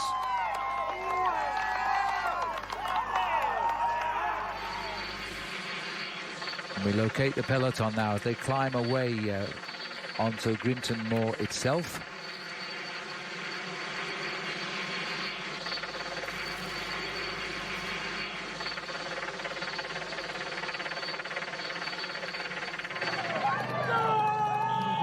Help coming up now with Team BMC. That's the team of TJ Van Garderen, the American leader of that squad. He's still in this group. I think we slipped a bit further back down. We're with the Rodriguez group here, and this is they are still trying to work this off And there's been another squash in, and the traffic has caused riders to stop again here. Well, this is the narrow part on the next climb of Grinton Moor. You can see this is the road. They had to actually narrow the road a fraction down to bring the riders around the cattle grid. Yep. Normally the road is a little bit wider than that. They actually extended the road around there for the Tour de France to come through. Lots of fluorescent yellow jerseys in the front. That is Saxo Tinkoff, the team of Alberto Contador, keeping himself at the front of the race, out of danger. He doesn't want to get involved in those. A little bit of traffic jams at the back end of the main field. The police, Phil, are actually reporting that at the start in Leeds this morning, there were 230,000 people. And that's only the start. That's only the start. So we're going to head up to well over 800,000 by the end of this day. And have you noticed when you look down there, Paul, how many police you got doing crowd control?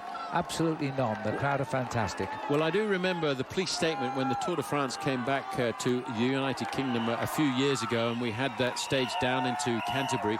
They said that there were 3 million people, and there was an awful lot of people out on the road, and there was no problem at all. I wonder what these guys are thinking of the flat Yorkshire roads now in England, Paul, because they are suffering here. This group is really under pressure all of the time now. They'll be glad when the climb of Grinton Moor, I think, is behind them and they start to go down to the finish, because these roads are really hurting the peloton. And it's a harder dose tomorrow, believe me, when we go over Home Moss and cross from Yorkshire into Derbyshire and then back into Yorkshire. It's a tough day tomorrow. I think there'll be a few words going through the main field in French there, Phil. C'est pas facile, le Yorkshire. That's translated me. It's not easy here in Yorkshire, is it? Well, it certainly isn't. There's 1 kilometre to go to the top of the climb for Jens Voigt. Once over the top, he'll feel quite comfortable. 2 points are waiting for him. That'll give him a total of 4 points on the day in the King of the Mountains competition. He doesn't care about that. It will give him the lead in the King of the Mountains competition. And I don't think at the start of today's stage you thought he would do exactly what he did back in 1998, did you? Come on, tell me the truth. Of course I did. 1998, leader in the King of the Mountains. 2014, leader in the King of the Mountains.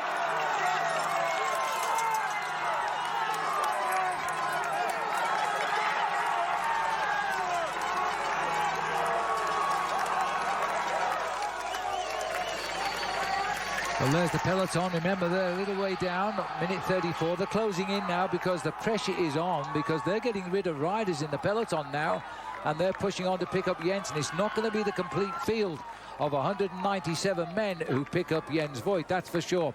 They're also climbing quickly. Take a look at those flags, and the tailwind on the climb actually is very hard. Well, fortunately for some of the sprinters, Phil, at least there's 60 kilometres to go. 40 miles of racing from the top of the climb. That'll give him a chance to recover.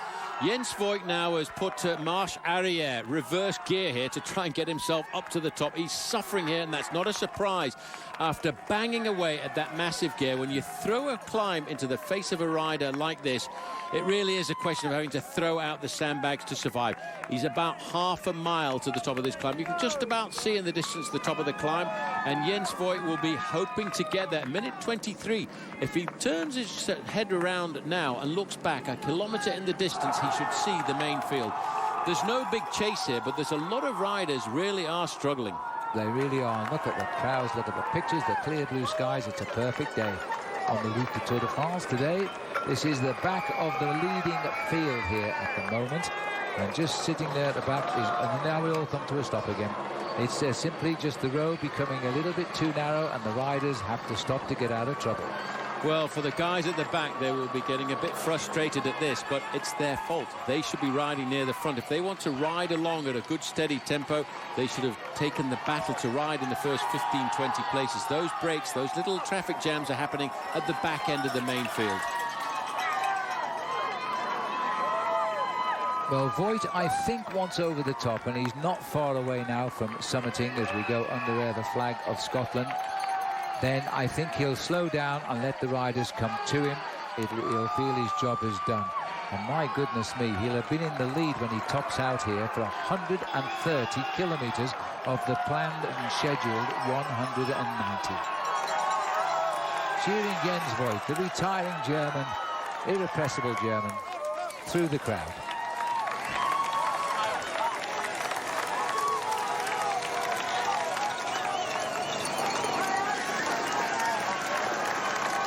This is the rear group here, and Horner is there. Just passing through camera.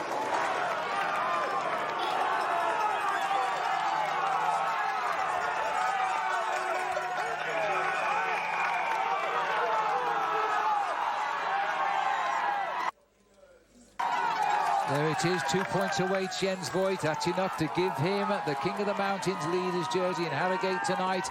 And like the good pro he is, he just makes sure nobody's creeping up. But they're not, Jens. They're still just 49 seconds behind you.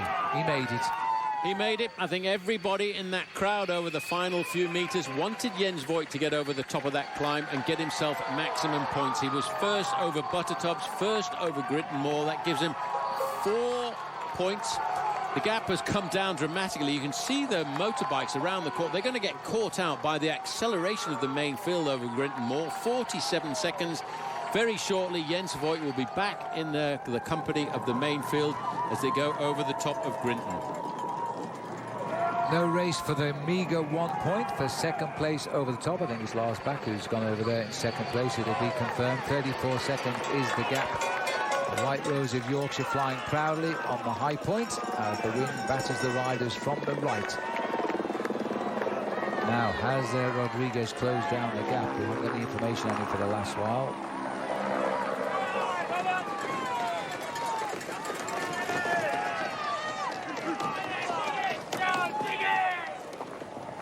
Well, the crowd has been treated to a great spectacle here as the Tour de France has crossed the last climb of this day. More climbs tomorrow. The 3 legs of the Isle of Man flag there. They'll be hoping that'll be flying proudly by the finish. When we come to Harrogate, they now race across the top of the moors. The wind will be problematical here. Well, you can see how difficult it has been over the top of that climb. It looks easy sitting in the main field, but I tell you what, it's seeing 1 or 2 riders slipping off the back. So Lars Bak was confirmed as second over, but he wasn't racing for anything. He just happened to be on the front, where he's been for quite a while now for his team, setting the pace to try and keep them in touch, and the job done now because it's going to be all over very shortly. There is Jens Voigt, and look over the back of Jens. You'll see the peloton is coming. He's done his job well today, Jens. Always takes what he can from any race he rides in. Let's go inside the race with Steve Perino. Phil just cresting the hill right now, and boy, the throngs of crowds, it's incredible. But one of the guys that you mentioned dropping off the back, 76, that was Alessandro Patacchi. So maybe a little trouble for Cavendish as he gets up to that final sprint, a man he could certainly use. Absolutely right, Steve. I'm not sure he'll get back either, because this wind is not friendly at all upon the top of Grinton Moor. Whipping across the field is probably the worst direction it could be. And there they are catching Jens Voigt, and they catch him at 60 kilometres left to ride, 38 miles to go to the finish. And even now he won't give up luck. He's making them come and grab hold of the back wheel. He's an incredible character. What a ride today. 130 kilometre breakaway for Jens Voigt today. Now they'll start to concentrate on the sprinters winning the stage. But you're absolutely right what you say, Steve.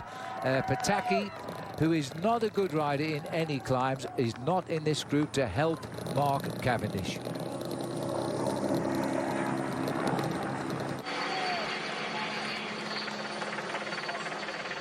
And so just seeing here, I caught a glimpse of the white jersey of Andre Greipel. Hats off to Andre Greipel. He's ridden near the front of the lead peloton all of the way. We've seen Jens Voigt swept up. There he is. And he's gone back into the pack. He'll try and hang on now. The road is undulating, but we drop off the high mountains, or the high moors, if you like, as we now race away from the top down to almost sea level before we go through Ripon. But from Ripon through to Harrogate, as any local person will tell you, is not an easy ride at all. It undulates all the way to the finish into the town of Harrogate. We even have an uphill finish to the finishing line itself, but the approach in the last kilometre will be 60 miles an hour before they get that uphill finish. So it's going to be a very exciting finish, this. Lotto Bellassol believe that man in white will deliver for them. He's certainly riding a very strong race today. He's never far away from the front himself, Andre Greipel. And because this pressure is not going on, there's the chase group, and I think that is the Rodriguez group and the Horner group trying now to get back into contact. as they continue now. They've got the field in the sights, but it looks close from the helicopter, doesn't it? That is a lot of chasing to cover that gap, especially with the wind coming from across the race, right to left.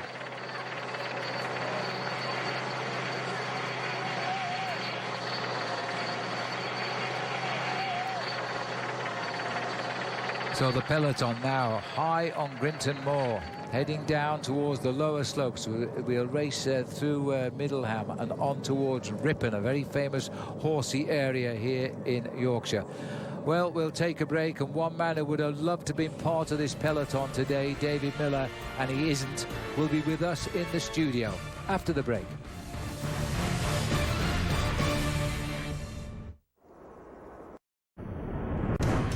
NBC Sports coverage of Stage 1 is presented by Louis Garneau, the official helmet and clothing sponsor of Team Europcar.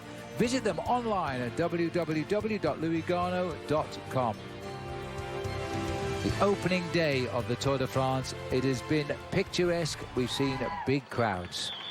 As the riders now, those at the front anyway, are all together now. They've picked up Jens Voigt. There is still a chase group containing a likely contender. In 42 seconds back is Joachim Rodriguez. He's going to have to chase. He is closing the gap at the moment. This is that group. Now, as we look at the chase group here, some 42 seconds back, as we went to our commercial break, I did mention David Miller. David Miller would and should have been riding his last Tour de France because he's announced his retirement this year. He should have been on the Garmin Sharp team, but he wasn't selected by the American squad. And so instead he's now here in the studio with us, and I shouldn't imagine a very happy man because he's seen the crowds here on British roads today, and I would know that David Miller would have delighted in being part of the peloton. Let's have a chat with him. Let's join the boys. Well, before we do that, let me just remind you of David Miller. He's won 4 stages of the Tour de France over the years. He started back in 2000 in Futuroscope. Let's have a look back at these. This is a stage, and I think he won this in Annonay. He always chose his days, and he was hoping to do the same this time around and choose a day when he could win a stage, but he got the victory there back in 2012. So David Miller winning 4 times. He began with a time trial victory in Futuroscope. Let's go up to Todd Harrison. There is David Miller. All right, thank you very much, Phil. Garmin Sharp's loss is our gain. David, thanks for dropping by. We're glad to have you here. I guess the question that everyone wants to ask is, why aren't you racing? I think there were concerns from Charlie and JV that my health wasn't going to be good enough to start the Tour de France, which was within their selection criteria, but I was just mildly confused the fact that I had to do the national championships to prove my health when I made it clear that I wasn't very healthy and I didn't know whether it was a good idea to start it. So it was a mixed message, and I had hoped that they'd place trust and faith in my track record and what I've given to the team, etc. And I'm incredibly disappointed. You're talking about Charlie and Jonathan Waters, team directors for the squad. Yeah. They knew that this was going to be your last tour. Is there a way that you could have gone to them and pleaded your case and said, guys, I'm a wild card, home soil, England, the whole thing, let's make this happen? I pleaded my case in the manner that I just said, I will be good. I will be, trust me. Yeah. And, I mean, they obviously have their reasons, but they decided not to trust me and not base their decision on my track record. And I think they thought they were making a very rational decision when maybe I was hoping they'd use a certain amount of emotion with the fact that my track record, I would be good here. I would be great here. I have no doubts about that. But you know what? Maybe I was wrong. Maybe they're right. But either way, it's very saddening for me. Very difficult for you, and especially to watch the race today, because obviously the veterans came out to play. Jens Voigt, at 42 years of age, goes off the front. He's going to be wearing the polka dot jersey. So being 42 certainly has not set him back at all. As you've seen what's taken place today in the roads that you've ridden so many times before, what are your emotions watching this happen here at Harrogate? I mean, that was my break with Jens. It's like that was we discussed this before, and I'd said, because I was working with ITV, the British TV, I said the first break will go today. The first break will go on the kilometre zero, and if it doesn't go, it'll take 45 minutes. But I'm pretty sure the first break's going to go, and Jens knew that, and I'd have known that, and it would have been a kind of senseless thing, if you like, regards the grand motivations of the team, but for me it would have been massive, and then I would have done my job with Andrew. And I'm so pleased Jens has done it, because you know what, that's how me and him race. we race with our hearts, and you know, it's just that's the way it is, man.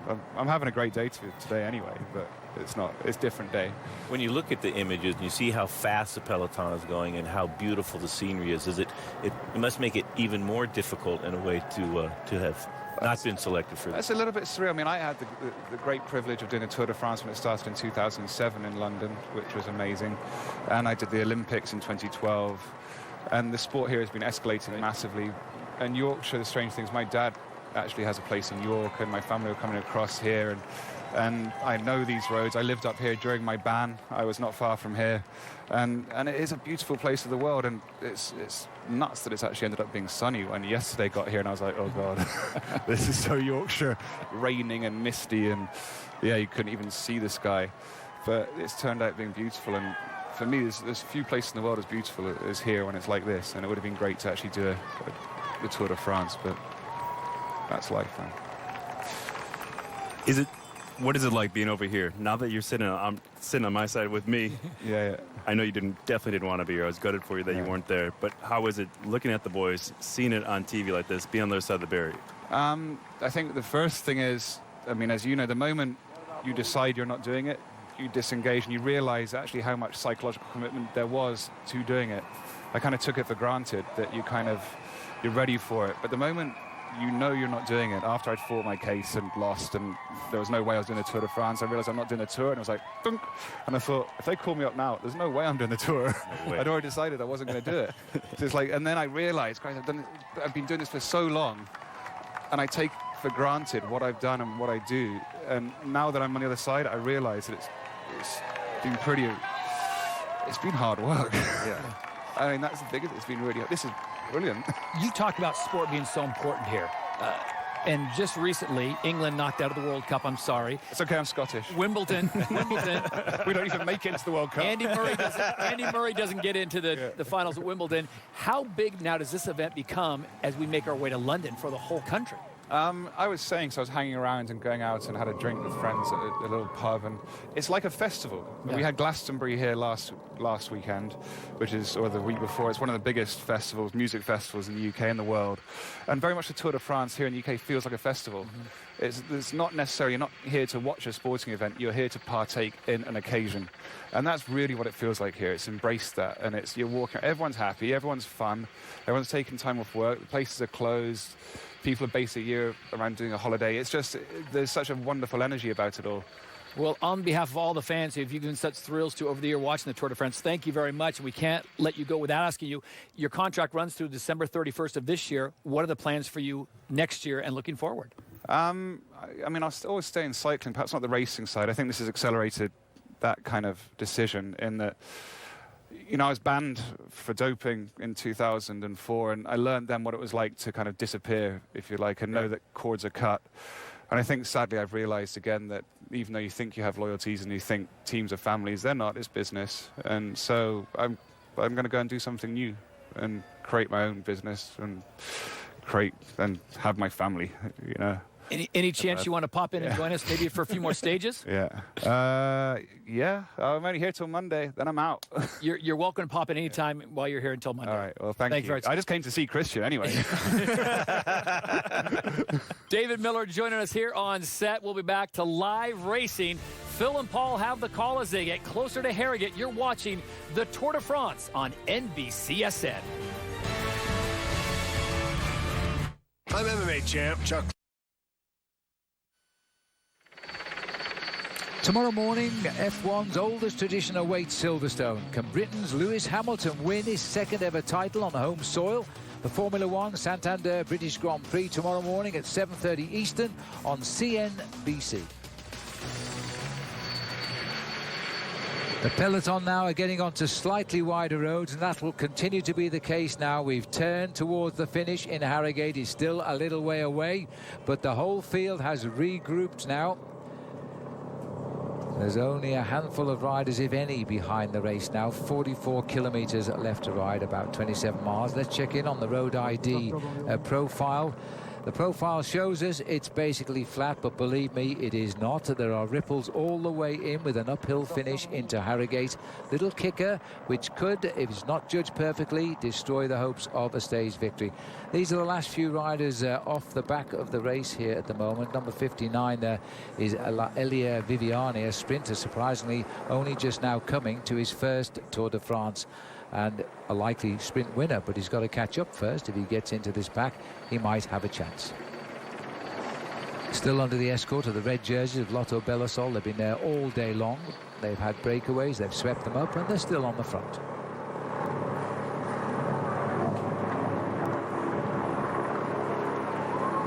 Well, now this race has come together, and Mark Cavendish and his Omega Pharma Quick-Step team are here. Remember, Mark Cavendish spent his early life in Harrogate, where Mum came from. He is a rider now who will want to deliver and give his mum a first yellow jersey. Here's a little bit more on Mark. Once he gets to the front, no one in the world will beat him.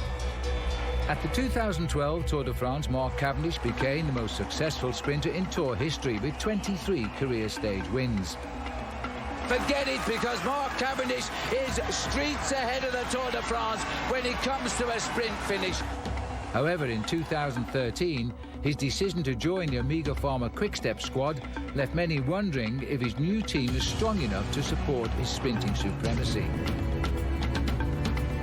This year, Cavendish has been reunited with his former HTC lead-out man, Mark Renshaw, a partnership with an especially strong track record. Mark Renshaw, you know, he takes a lot of pressure away from me, he makes a lot of decisions for me, and I only have to follow the wheel, as it enables me to go a little bit faster at the end. Renshaw said, OK, it's down to you, Mark. Here comes Cavendish. The Manx missile is back. To think that Tour de France was starting for the second time in my career in the UK, I couldn't believe it. I thought when I started in London in 2007 that the only opportunity I'd get to race the Tour in my own country.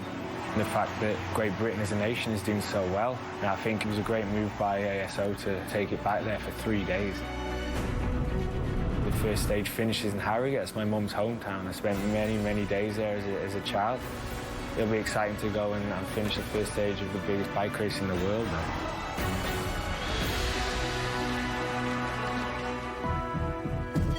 For him, this is the Olympics. If he could win that stage and be wearing the yellow jersey at the start of stage 2, he's got the added motivation of it, finishing in his mother's hometown there. He's going to be going all out to win that sprint. There's nobody can match the speed of this amazing kid. Yes, you don't need more incentive than to win today. These are the all-time stage wins. Eddie Merckx has won 34 in 7 tours. Bernard Hinault 28 from 8 tours. Mark Cavendish 25. He's third here. He's done it in 8 tours, so that puts him ahead of André Leduc, also the Frenchman who has 25 stage wins. The other big sprinter of the Tour de France, 22, he was surpassed a couple of years ago by Mark Cavendish, who now has 25. And today, if he gets his way, Mark Cavendish will have 26. And he's got the incentive, an Englishman on English roads, and Mum, who was brought up in Harrogate. So we'll see. There's a lot of guys here who have no sentiment for Mark Cavendish. They only have one answer, and that's to beat him. And they could do it. So let's see how it pans out. The peloton have been racing now for just under 3 hours and 50 minutes. There's different changes of faces at the front, but the boys in red are still keeping control of the peloton. Meanwhile, at the finish, royalty awaits to meet the winner of the stage today. Prince Harry on the left there, having a nice friendly chat with Bro, and that is William, and Kate there, she's engaging in private conversation to the right. Let's also go down to that finishing line now. We can talk to Steve Slanger. Yeah, Phil, a full complement of Royals, as you just pointed out, and they are just over my left shoulder in that tent, which is just about 25 yards away from me. It's only about 10 yards past the finish line itself. The plan for both the Duke and Duchess of Cambridge plus Prince Harry, they're going to watch the finish from right along the barricades, basically close enough to touch the riders as they come screaming across the line, and then they themselves will cross the street. They'll go back, congratulate the winners, and have a little ceremony. So I would think that's extra incentive to try and be in the yellow jersey at the end of the day. Yes, actually, we can see them just by our commentary box opposite us, actually, Steve, at the moment, and enjoying the atmosphere here in Harrogate, where everybody is basking in what is now warm sunshine. But there's a lot of riders in the mix now. No Jens Voigt, but there's plenty of others.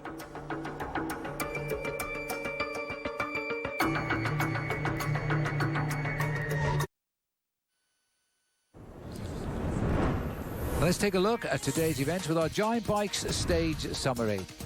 The Grand Depart given at Leeds here, royal send-off, cutting the ribbon by the Duke and Duchess of Cambridge here.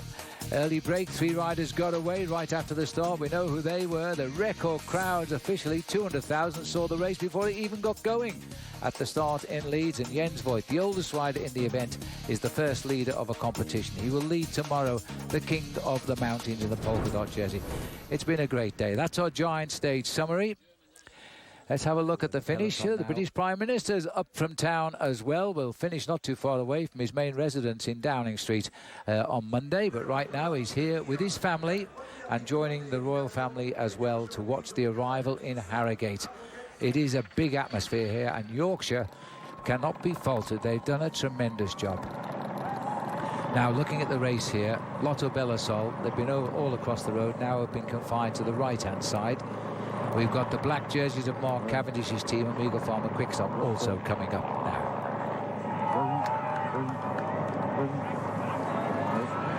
So pretty regular now, Paul, as the sprinters teams try to intrude onto the whole situation. But we'll see. Swain Tuft, the champion of Canada, also up here now, as he tries to get on terms as well. He's got a Canadian friend on the team now, because Christian Meyer sadly replacing the injured Michael Matthews at the 11th hour, also Canadian. Got the bronze medal when Swain Tuft won the gold last week. Yeah, well, Michael Matthews, I know he really wanted to ride the Tour de France, but that crash put 6 stitches into his hand. He was strapped up. He thought he might be able to get through. But maybe at 23 years of age for Michael Matthews, maybe it's a good idea that he's not riding the Tour de France. It's been postponed by an accident. But I think this year, after a great Giro d'Italia, Michael Matthews has taken another step in his career. And I think when he comes back to the Tour de France, hopefully next year, he'll be a man ready to dominate the early week of racing. I think you're right, because the team are very cognizant of the fact that stage 5 over in France and over the cobblestones of the area we know as the Hell of the North from that great French classic Paris-Roubaix. There's some 13 miles of cobblestones on stage 5, and I think if you've got stitches in the palm of your hand, you're going to be in some pain and could do some serious damage. And also could get involved in an even worse accident because you're not able to control the machine properly, especially on these first opening stages of the Tour de France, which are very tricky, require an awful lot of bike handling and being at the right place at the right time. Absolutely.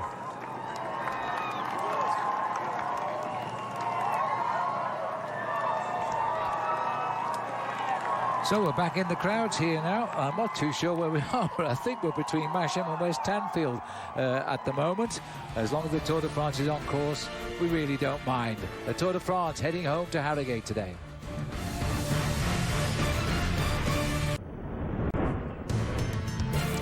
NBC Sports coverage of Stage 1 is presented by Louis Garneau, the official helmet and clothing sponsor of Team Europcar. Visit them online at www.louisgarneau.com. The peloton now have eased back quite a lot now as they go into the last 20 miles of this day of racing. The sun still shines right through to the finishing line in Harrogate. The sprinters teams have bubbled to the front of the big peloton here. The narrow roads are now behind the riders, and all eyes are on whether Mark Cavendish can clean up and make a perfect finish for him and his mother and his family. And I'll tell you what, all of the important people are here to watch the finish. The Prime Minister, David Cameron, is here, and the royal family. So as we look down at the lovely scenery here, let's go and find out what Todd Harris is thinking of his first day in Yorkshire in the Tour de France. A smashing success, Phil and Paula. It has been fantastic. The weather could not be better. The fans, and we got to look at the roads, how it looked like Alpe d'Huez. We were commenting how crowded it was. Well, the boys are in store for something, because when they get to Harrogate tonight, it is even that much more crowded. The people have been packed here. We came in around 8 o'clock this morning, and people were lining up, getting their spots.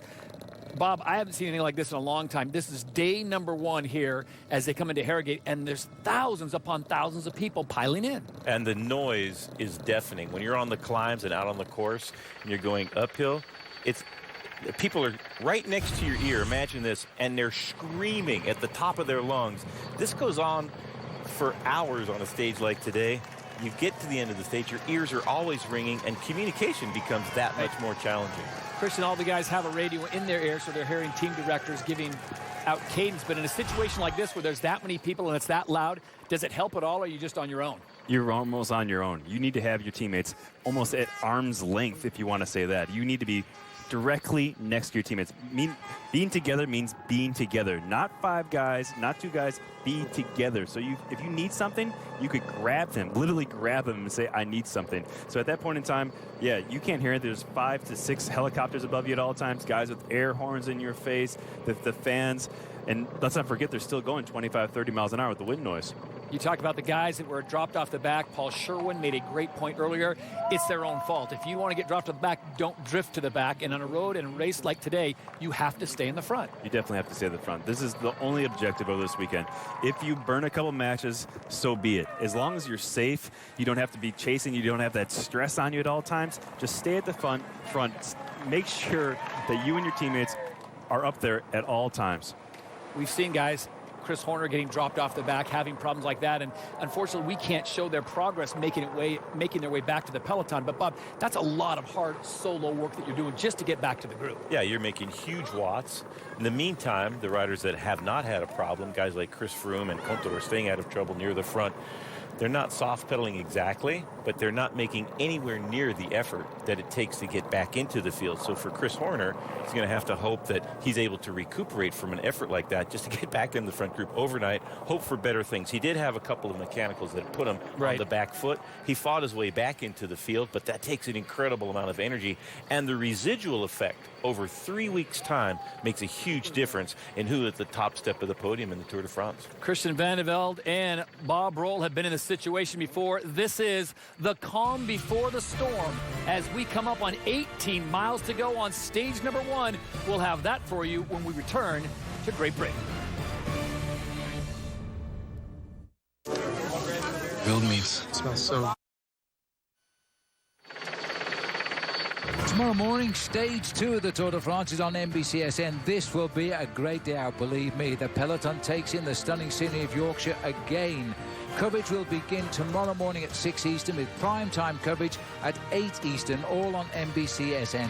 Tricky course tomorrow, and with dizzy heights of Home Moss to be included. Well, at the moment, we've got the Lotto Belisol, as always, on the front. I don't notice Steve Perino being on the front, but he is our man inside the race. So let's go to Steve Perino. Oh, Phil, here, the things have sped up, so we have shot off the back. But I can tell you that Lotto Belisol, according to what I have seen so far, the only team that is fully intact when we talk about this teams coming to the finish. Omega Pharma Quickstep, Pataki is not going to get back on. I just saw Renshaw drop back off. He's back on now again. So Omega Pharma Quickstep having trouble keeping the group together. Tom Vealers of Giant has also come off the back and had to fight back on along with Chen Ji. So the only team, the only sprint team right now that seems to be fresh and out of the wind for the most part is Lotto Belisol. It's interesting you're talking about the sprinters there, and these roads are not easy. They're too narrow for the sprint teams to get themselves quite organised. We haven't seen anything, for example, of Marcel Kittel. Now, it is all about how the team helps their leader and getting down to the line. I think we can learn a little bit more about that from the Giant Shimano team. My role as a positioner is to bring the sprint formation to the right time, on the right moment and the right spot that they can start the lead out.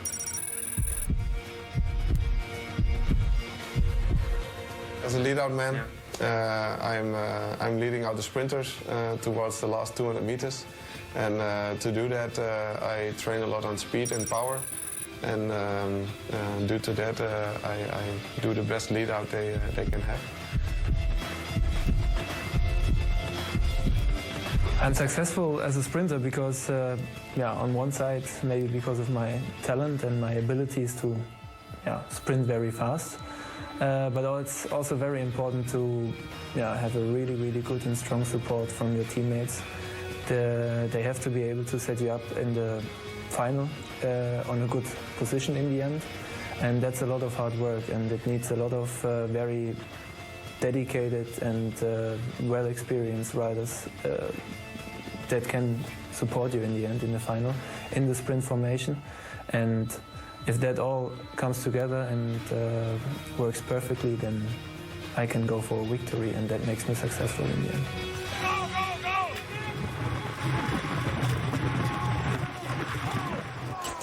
But on the far right of the picture, it is going to be on the line.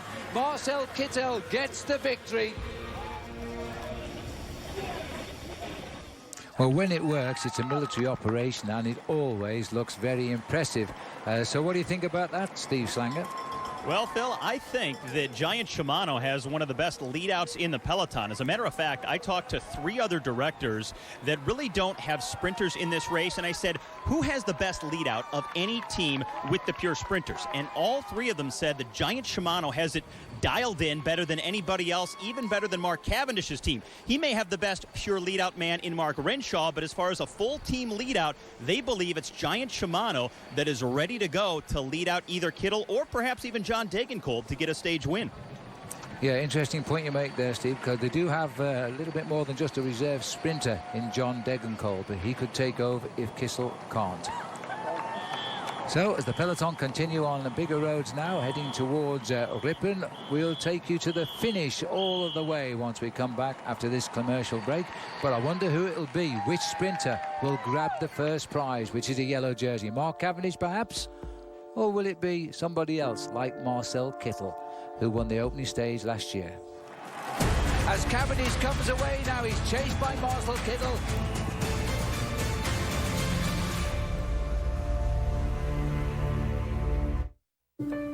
Driver.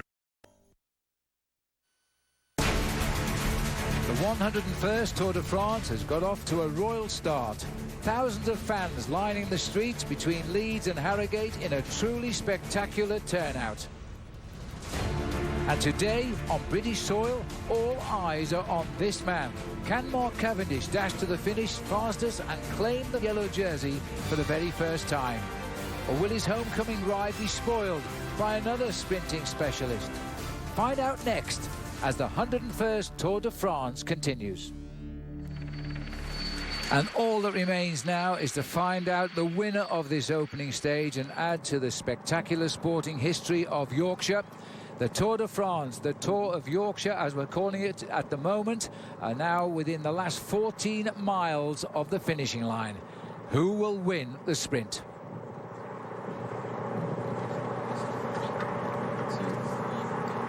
Just approaching 14 miles from the finish now, Paul, and the peloton is, as we say in French, groupé, they're all together. But we know there's only probably 4 or 5 riders in there who can win this stage. Well, that's the important thing to note, Phil. I think that the 3 big sprinters are Cavendish, Greipel and Kittel. But the dangerous thing is you've got a bunch of other guys just behind them who think they can rival these guys. Now, those guys don't have the same turn of speed down towards the end, but to rival the sprinters like the ones we've just mentioned, those other guys in the second row, they have to take risks, and they can make it very dangerous on the running towards the finish. And that's why you have to have sometimes a very powerful lead-out train to spread the main field out into a long line to try and keep it as safe as possible. Well, we're just coming into Ripon now as we start to line up for the finish, and as we make our way into Ripon, this is when the little undulation will start, and it looks as though we're looking here at the cathedral, and we are St. Peter. St. Peter and St. Wilfred, as they say in French, Saint-Pierre et Saint-Wilfred. Ripon was, this was founded originally going way back to the 7th century during the time of Wilfred, who was around between 634 and 709, who became the future Bishop of York. And that's when York's not too far away from here, and in fact a lot of these churches and abbeys were actually ruled by York. And York, I think, is about 20 miles from here if you walk along the riverbanks. Yes, it is, and we'll be seeing plenty of that when we roll away from that beautiful walled city tomorrow. York and Chester, two of the great British walled cities. We're looking here now, Johan van Summeren. Now there's a change of order at the front. The riders are seeking out, the sprinters are seeking out their men in the same colour jersey, the same team riders, and they're virtually riding in parallel here. Now, Paul, it's a team sport, and the sprinters know without their 8 teammates, they can't win this sprint today. Exactly, you need the lead out. I just noticed Nicholas Roach in the second row there in the yellow sunglasses and the Saxo Tinkoff. What makes it dangerous on the first days of racing as well is you've got the teams of the guys who want to win this race overall. Alberto Contador, Chris Froome, Vincenzo Nibali, they're trying to ride in the front. I can see as well the American rider Andrew Talansky, he's trying to stay close to the front of this race. So you get the overall contenders and the sprinters trying to occupy the front end of the race. Unfortunately, there's not enough room for everybody, and that makes it very dangerous as riders start to take risks to be in the first 15-20 places. Well, on the far left, you've got Garmin Sharp, the team of David Miller, and great sadness as he's not taking part with that team in what would have been his final Tour de France.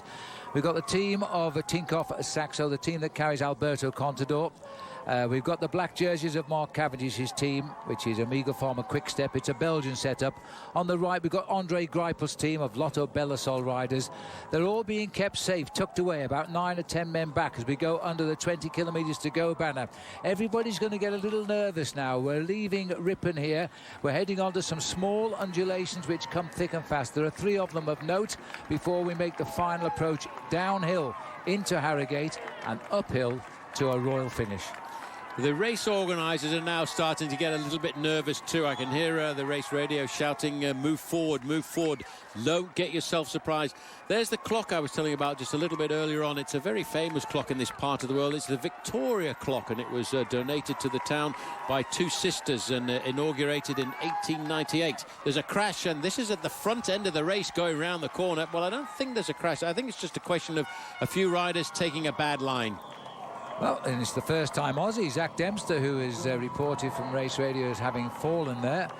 Zach's well known in Britain because he used to race on the Rafa Conda JLT team, which is a British pro setup, and knows all of these roads very much. In fact, he's won races in this area as well.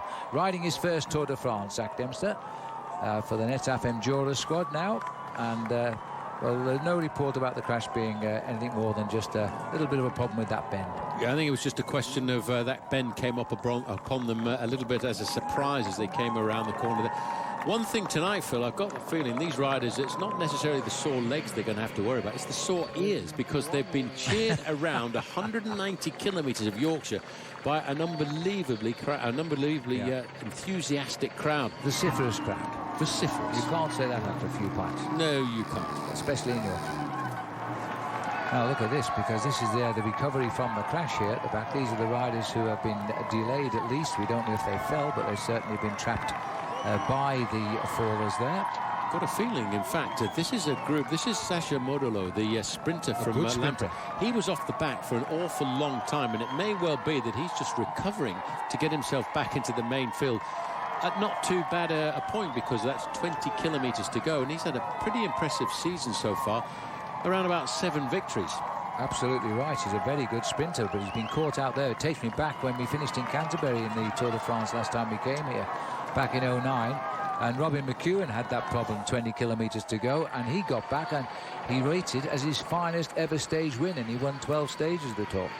Roy McEwen actually has got his name down for Marcel Kittel as the victor this afternoon, and Robbie McEwen is a great sprinter, was a great sprinter in his own right. Peter Sagan is the man that a lot of people will be thinking about today. His team will be around him. He's not a pure sprinter, if you like it, in the actual definition of the word, but he's a guy who's always there and thereabouts. Well, they must feel as though they're riding in a big park here at the moment. The roads have never been so wide since we left the start in the city of Leeds, which was neutralised up to the Harewood House.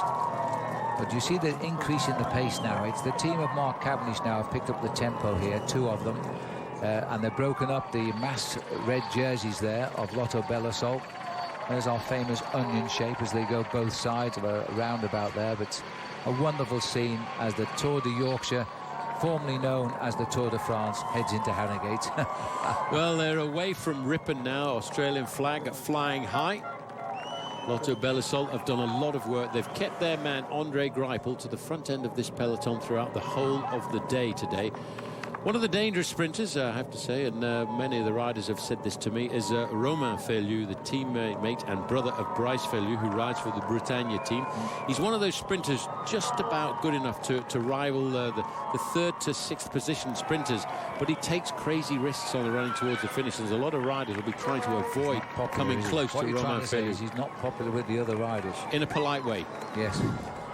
That's the feedback I've got. Yes, no, he's been accused of causing a few shunts in the sprint, so rightly or wrongly, I wouldn't know, but the riders certainly keep a close eye on him in the sprints. We'll see. And still, everybody's waiting for the time to come to the front and start to organise the lead-out over this first part of the race.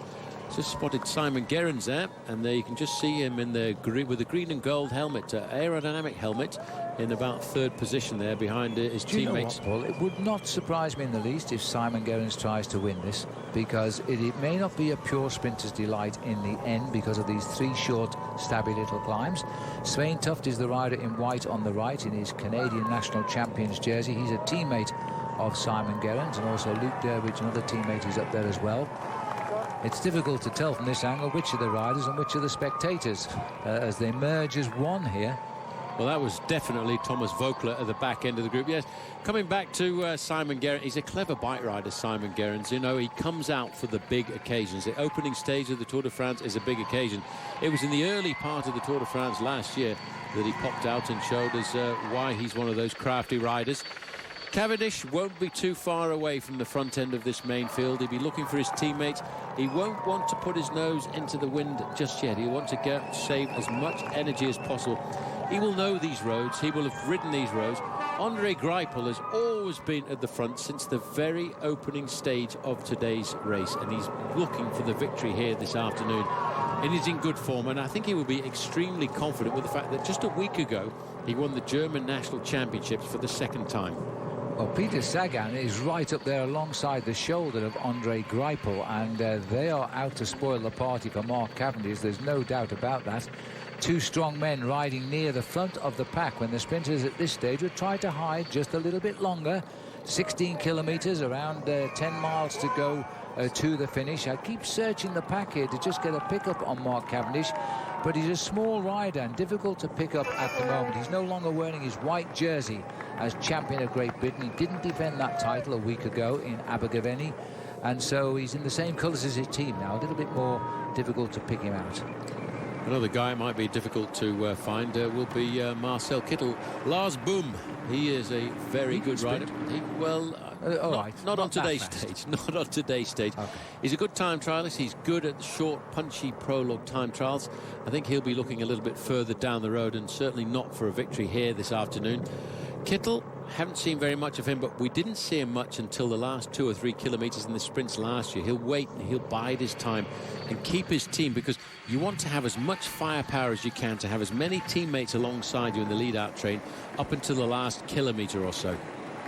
15 kilometres to go, 9 miles to the finish now. The pace has visibly quickened here, and we see the intrusion at the front of the Spanish Movistar team. We would have liked to have seen Alex Dowsett on that team, but he didn't make the final selection from Essex, and in fact they'll be working for their Spanish sprinter Rojas, and doing a little jig on the side of the road. I don't think the Yorkshire people have a jig, but that was an example of what might be coming in the future.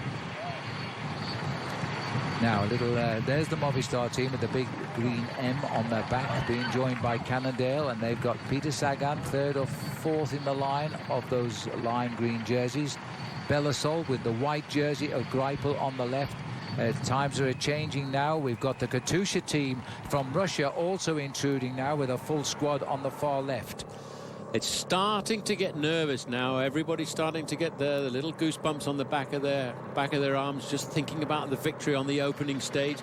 One of our helicopters there that bring us those amazing footage of the Yorkshire Dales here. Just that's the place you don't want to really be, at the back end of the main field. Everybody's moving into their line. Everybody's getting their organisation. In fact, Phil, just looking out of the commentary box, about 20 metres away from here, I can see the Duke and Duchess of Cambridge and Prince Harry, and they're waiting for the race to come into town, and I think they're enjoying their afternoon in the Yorkshire sun. They're watching the big screen across the green behind our commentary position here, and they've also got a big screen on an area they call the Stray here in Harrogate, where there is a massive party going on. Yorkshire certainly knows how to promote an event. I must say, it's been one big party in the town for 3 days now, as the peloton of the Tour de France virtually completely together races towards the last 13 kilometers of the race. The cameras you can just see on the front of the helicopter there, and they're manually controlled from the inside by a cameraman.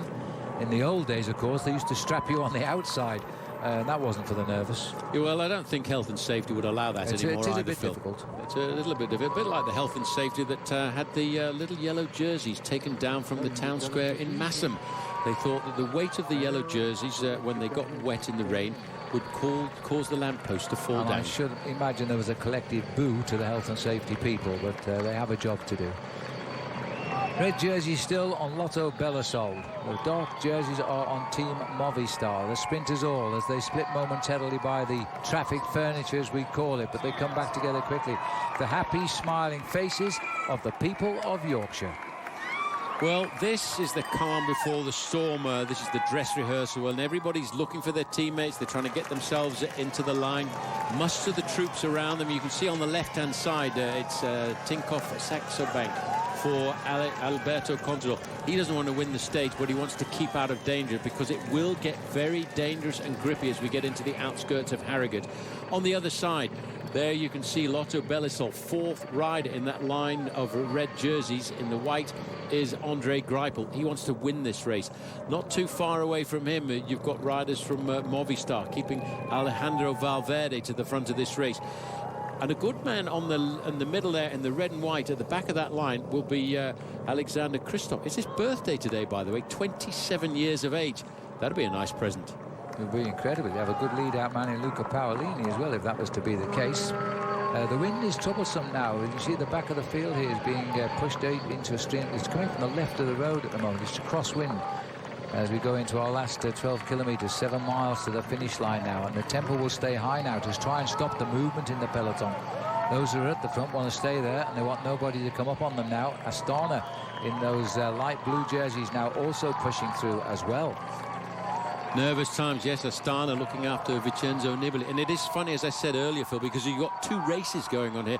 You've got the race to win this bike race overall after 3 weeks. Those guys don't want to lose any time today. They don't want to take risks and try and win an individual stage.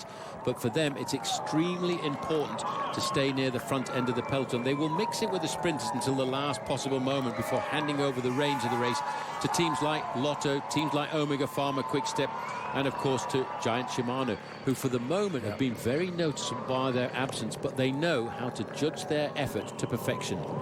Now, we should remind you, if you're watching cycling for the first time, that this is the peloton of the Tour de France, the main field. If they all sprinted out to the line together, everyone will be given the same time. Otherwise, there would be carnage. The man at the back wanted to be at the front because he lost half a minute. So they all get the same time, providing there isn't measurable daylight between the riders. And if any of these riders were to fall in the last 3 kilometres of the race, they would be given the time of the riders they were with when they fell. So if, for example, Chris Froome had an accident or a puncture in the last 3 kilometres, he would get the time of the winner of the day as it stands at the moment. But at the end of the day, it's all about time. And this race, for the last few years now, isn't complicated by time bonuses for winning, for example. It is real time for the riders, and you've got to attack to get the time that wins you the Tour de France. There is not very much space between these riders. You get an awful lot of an advantage by riding in the slipstream of the rider in front of you, up to 30%. It's very much like the way we see in NASCAR racing or Formula One. Well, you can see moving into the middle there, Team Giant Shimano. They'll be looking after Marcel Kittel. But the slipstreaming effect is extremely important, getting right onto the wheel of the rider in front of you. Omega Pharma Quick-Step also moving up there, swinging around, the shoulders twisting round, looking for Mark Cavendish. Giant Shimano looking for Marcel Kittel. Andre Greipel slipped back a fraction there, but he's got 5 riders in red jerseys in front of him. Those are his teammates. Those are his lead-out train. 10 kilometres to go. We are at 10 kilometres to go for the Tour de France in Yorkshire today, as it's bound now for Harrogate, just 6 miles from the finish. And in the last few kilometres, all of the sprinters' teams have got through to the front. And the big, not surprisingly, you've got the black and white stripes of Marcel Kittel's team, Giant Shimano. And they provided the winner on the opening stage in Corsica a year ago. Over on the right-hand side, Omega Pharma Quickstep, Mark Renshaw reunited with Mark Cavendish. For a number of years on the HTC American squad, he was the final lead-out man for Mark Cavendish. This year, they've got back together for the first time in a couple of years. There you can see in the black and white jerseys, right in the middle there, that is Giant Shimano. At the back of that line will be the big German Marcel Kittel. 4-stage victories in the Tour de France last year. He won the first one. They said, well, he was lucky everybody else fell off. But sorry, mate, he came back and he won 3 more, including the final one, which every sprinter wants to win, on the Champs-Élysées in Paris. Well, now it's Astana, the team from Kazakhstan. Astana, by the way, is the capital of Kazakhstan, and that's why they call it Astana, as this team punches at the front on the right of the picture. It's another Russian team on the far left here, and that is Katusha, who have a possible winner on that squad as well. Paul has mentioned Alexander Kristoff, who's celebrating his 27th birthday today. Also, there is Luca Paolini, who can pack a sprint when he wants it. And the others have been pushed into the second echelon just now, including Lotto Belisol. Well, you mentioned Astana being the capital of Kazakhstan. Katusha is a missile launcher from Russia, and the missile they're hoping to launch today is Alexander Kristoff. He's just there at the back of his line of teammates too.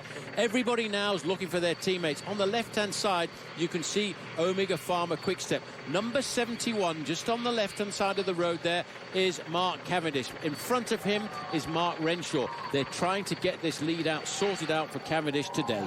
Cavendish didn't look like a man panicking there. He was just making sure he was in the right position. He keeps settled dead centre now in the yellow sleeves is Simon Gerrans. If anybody can spring a surprise, it would be Gerrans today for Orica Greenedge, the champion of Australia. They're all noting who is where now. You see their heads switching. They're checking on names and numbers of riders moving forward. They'll work out who is up for it today and who is just going to be a spectator in 8 kilometres time. Those riders we were looking at the back of the main field, they are out of contention for today's stage. This is the business end of the main field. You can still notice just over the top right-hand side, the national champion of Italy, Vincenzo Nibali, keeping himself at the front of this race. He wants to keep out of danger, but the organisation is amazing to watch here.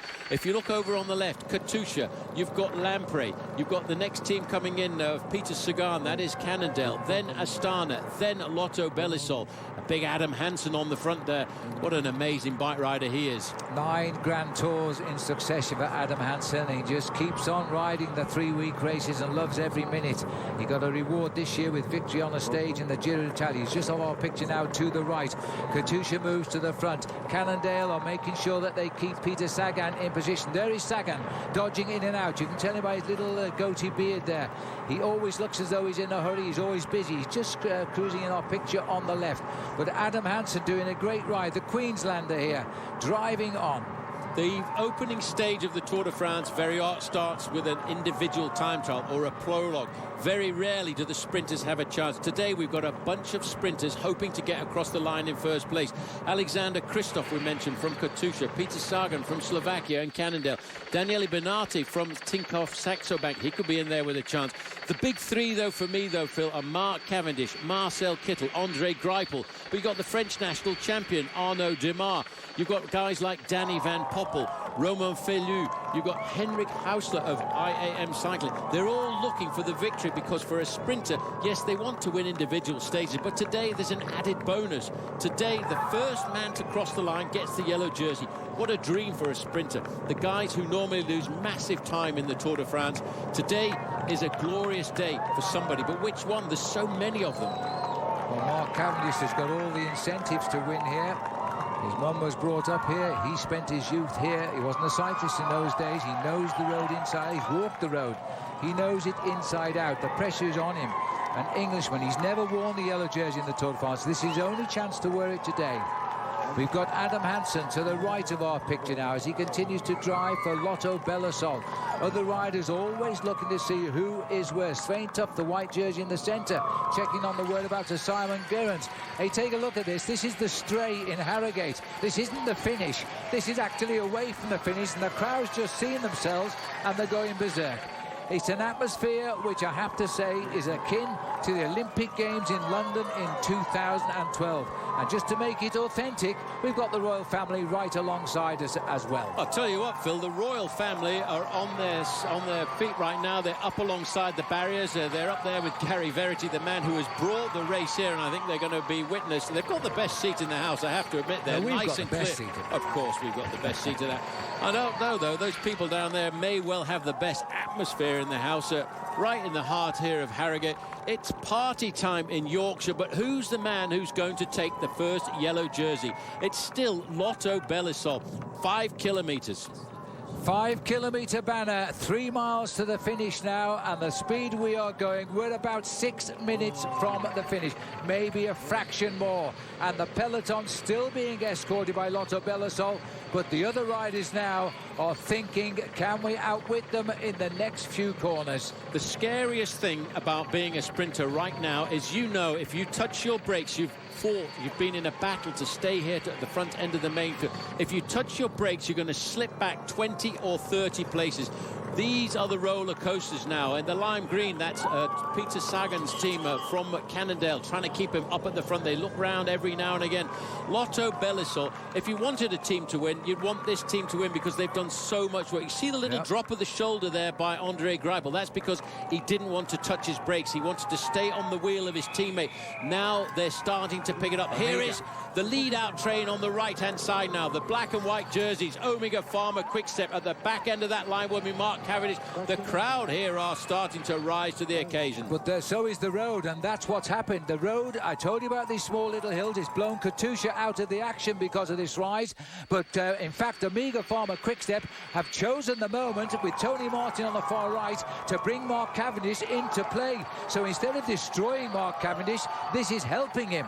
Cavendish has got a red peak on his hat there. There you can see red, white and blue. He's got an aerodynamic helmet on this afternoon. He's looking for every little bit of an advantage to put himself into place.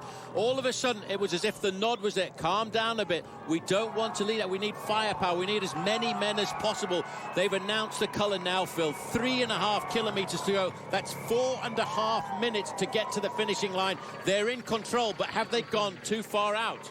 I don't think they have. 3.6 kilometres, the determination on the face here of Omega Pharma Quickstep, a Belgian team trying to guide a rider who was brought up in Harrogate to the line first to present a yellow jersey, which he will receive from the royal family. It's all too much, but he's the last man in the line. He's in the perfect position. He's pushed Lotto Belisol into the second wings with Andre Greipel for the moment.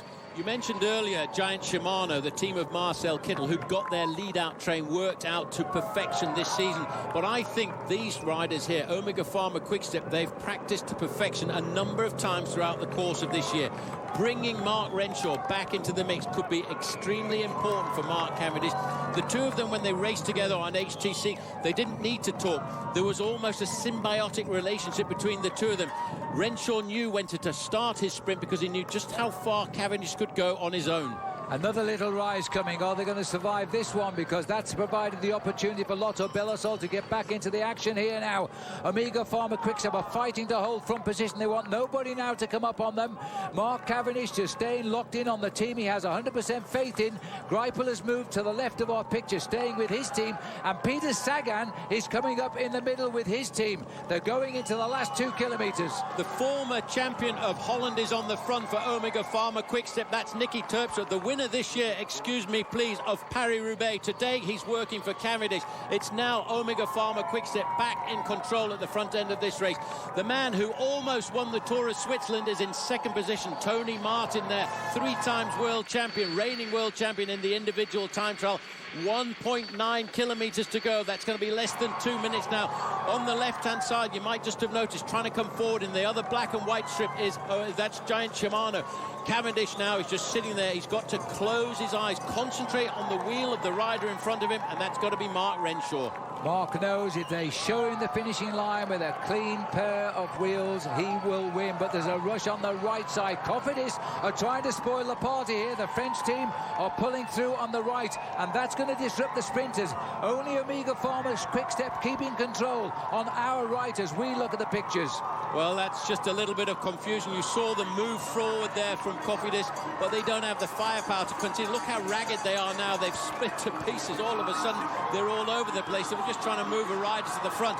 Tony Martin now is in control, but he's getting challenged there by Giant Shimano. They're keeping it nice and calm here. The two big teams of the two big sprinters are right in control of this main field. They're looking for the final kilometre. They're looking for the final charge down towards the finishing line. There's a move over on the left from Trek Factory Racing, trying to create the surprise on the climb. That looks like the shape of Fabian Cancellara. It is an attack by Fabian Cancellara, who has gone clear, and this is what we call a cheeky move to disrupt the whole of the situation here as we start to go up towards the finish. This is a desperate. He's done it before, Paul. He's done it when we've come into Compiègne in the past, and this is a great move by the man we call Fabulous Cancellara. Spartacus is his nickname. When he won the stage into Compiègne, he had a yellow jersey on his shoulders. He's coming over the top now. He's charging down towards where the traffic lights were last night. Now he's got the kick up towards the finishing line. He's got a gap. There's not many men can pull this off, and they're looking ragged behind. They realise Fabian Cancellara may have created the surprise this afternoon. 500 metres to go. Cavendish has got to come, and he's too far down here. Cancellara's not going to make it. Kittle's going to try and get in. He's getting led out by Degenkolb, but there's been a crash there. Gerrans has gone down on the line. A touch of wheels as the breakaway goes clear now, and it's going to be Peter Sagan, and Kittel is challenging him. Kittel and Sagan trying to go for the line here. It's going to be a desperately close finish, but it's going to be the same as last year. Marcel Kittel takes victory on the line, and again, as the result, as a crash. And that is a terrible scene for us on the road. A touch of wheels, and Mark Cavendish in all sorts of trouble when it should have been a day of glory for him. That's so sad. Well, Cavendish went down very hard indeed there. The big surprise was almost Fabian Cancellara. I don't like to see a man on the ground like that. He was hoping for a fairy tale finish to the stage here this afternoon. That man's in agony. His teammates have stopped up alongside him. Well, for the records, he takes the same time as all of the riders do who fell there, but it doesn't matter. But Marcel Kittel, who won in Corsica the opening stage, can't believe it. He's done it again here, and Sagan is the man to have watched out for too, as he has come in there. It was his sort of finish. There was the touch, there was elbows there. Cavendish leaning on Simon Gerrans, and then the earth gave way, and they both went down on the floor. Well, let's have a look at this. You can see, I'd like to see whose fault it is. Gerrans is closing the door there. You can see that Cavendish is trying to go through the gap. Gerrans mixing it.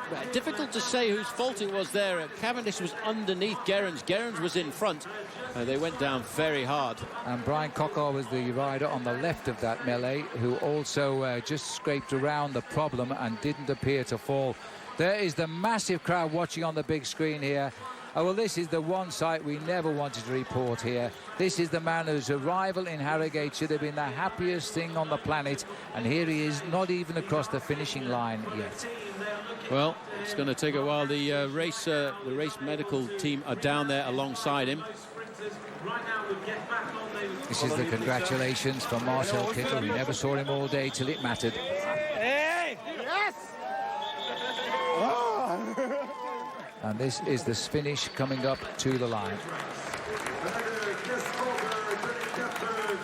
Well, he was in the right place at the right time, kept his calm right up to the very end. Peter Sagan, he whipped his way around all of those problems, kept himself in a good position to get the victory, but he just didn't have the top end speed of Marcel Kittel here this afternoon. It was Navadauskas of Garmin who got third, Brian Cockard fourth, Mickey Rogers from Australia up there in fifth place. Well, he was just around, but Cockart was the man. Chris Froome sprinted to sixth. That's an incredible result for Chris Froome, keeping well out of trouble. They split time them on the pictures, but they won't be split time on the final result because they were all together when the crash happened.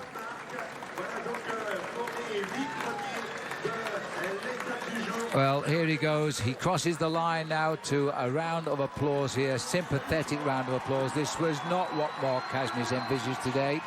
He was in the perfect place. Now, the rider alongside him, Brian Cocker,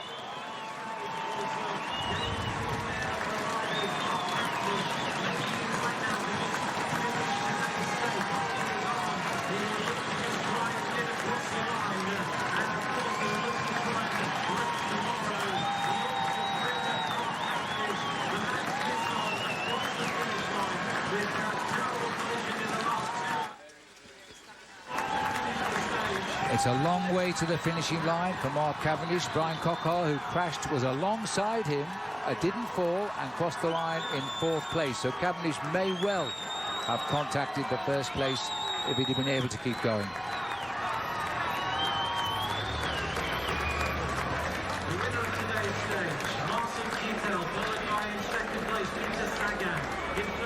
So for Mark Cavendish, clearly it'll be a trip to hospital here in Harrogate tonight to check out if he can continue tomorrow. First impressions are it will be difficult, and as he arrives here in Harrogate, team did everything right for him, had him in the position.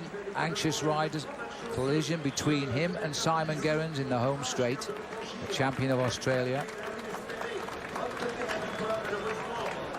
And there is the massive crowd. Just watch the bottom of your picture here now, as interview is the yellow jersey there of Gerrans. Cav leans his head into the armpit of Gerrans. They both fall. The boy in green, Cocker, he gets up for 4th place, so he was very close to the crash. And incredibly, despite a sprint finish like this, it seems only 3 riders hit the ground. Colliding on the run into the finish, the 2 of them hitting the deck very, very hard. Now, and Peter Sagan in green there. Navadauskas is the blue rider, but for Garmin Sharp. And Kittel, he won despite crashes last year in the Tour when it started in Corsica, and he's done the same again this time. There we are again. Cavendish was all tangled up there with Simon Gerrans. Whether there was a change of direction by Gerrans is not apparent. But Brian Cocker in his first Tour de France in that dark green jersey got around the fallers and got up for 4th place. He's going to be a threat in the sprints over the next week of the Tour de France. There is the massive crowd here in Harrogate, just like it was down the road at the start in Leeds today. We'll await the figures, but there is the man who has won his first stage of the Tour de France this year. He won 4 of them last year. The German pin-up boy, whose trendy hairstyle is being replicated around the world.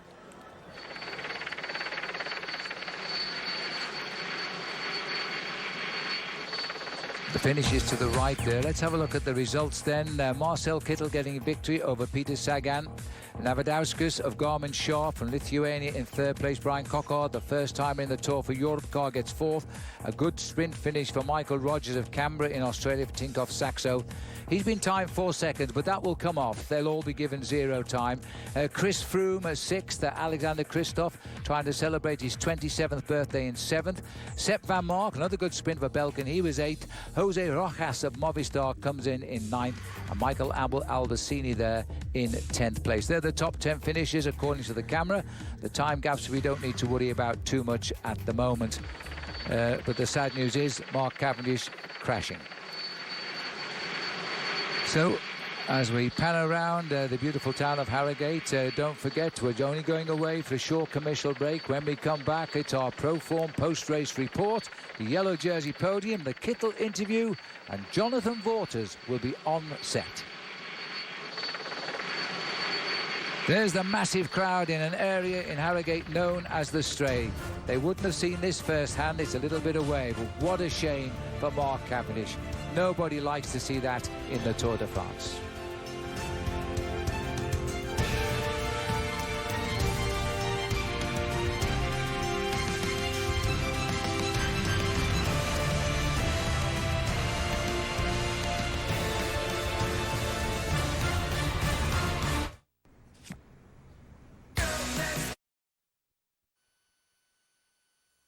Welcome to the Tour de France post-race report presented by Proform TDF, the official training bike of the Tour de France. Visit proform.com to see more.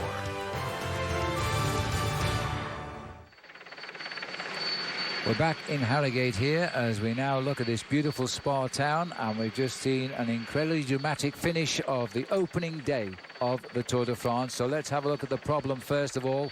As they came up towards the finishing line, it looked as though it was going the way of Mark Cavendish, but he clashes here with the champion of Australia, Simon Gerrans, in the white and yellow.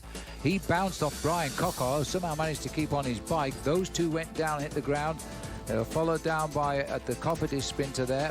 Cockar kept on with his job and almost got the win. He finished fourth. As they got to the line, this is what happened originally. Fabian Cancellara still clear as the crash occurred, as Cavendish was beginning to make his move. And there was still time left to win the day, but it wasn't to be. The jersey there, the champion of Australia, torn off his back. Simon Gerrans, a very nasty, very heavy fall indeed. Marcel Kittel bursting forth from the centre of our picture, being chased by Peter Sagan and Navadauskas, and behind Brian Cockar, trying to recover from that fall he was so very nearly involved in. The win for Marcel Kittel, and this the sad sight at the finishing line of Mark Cavendish.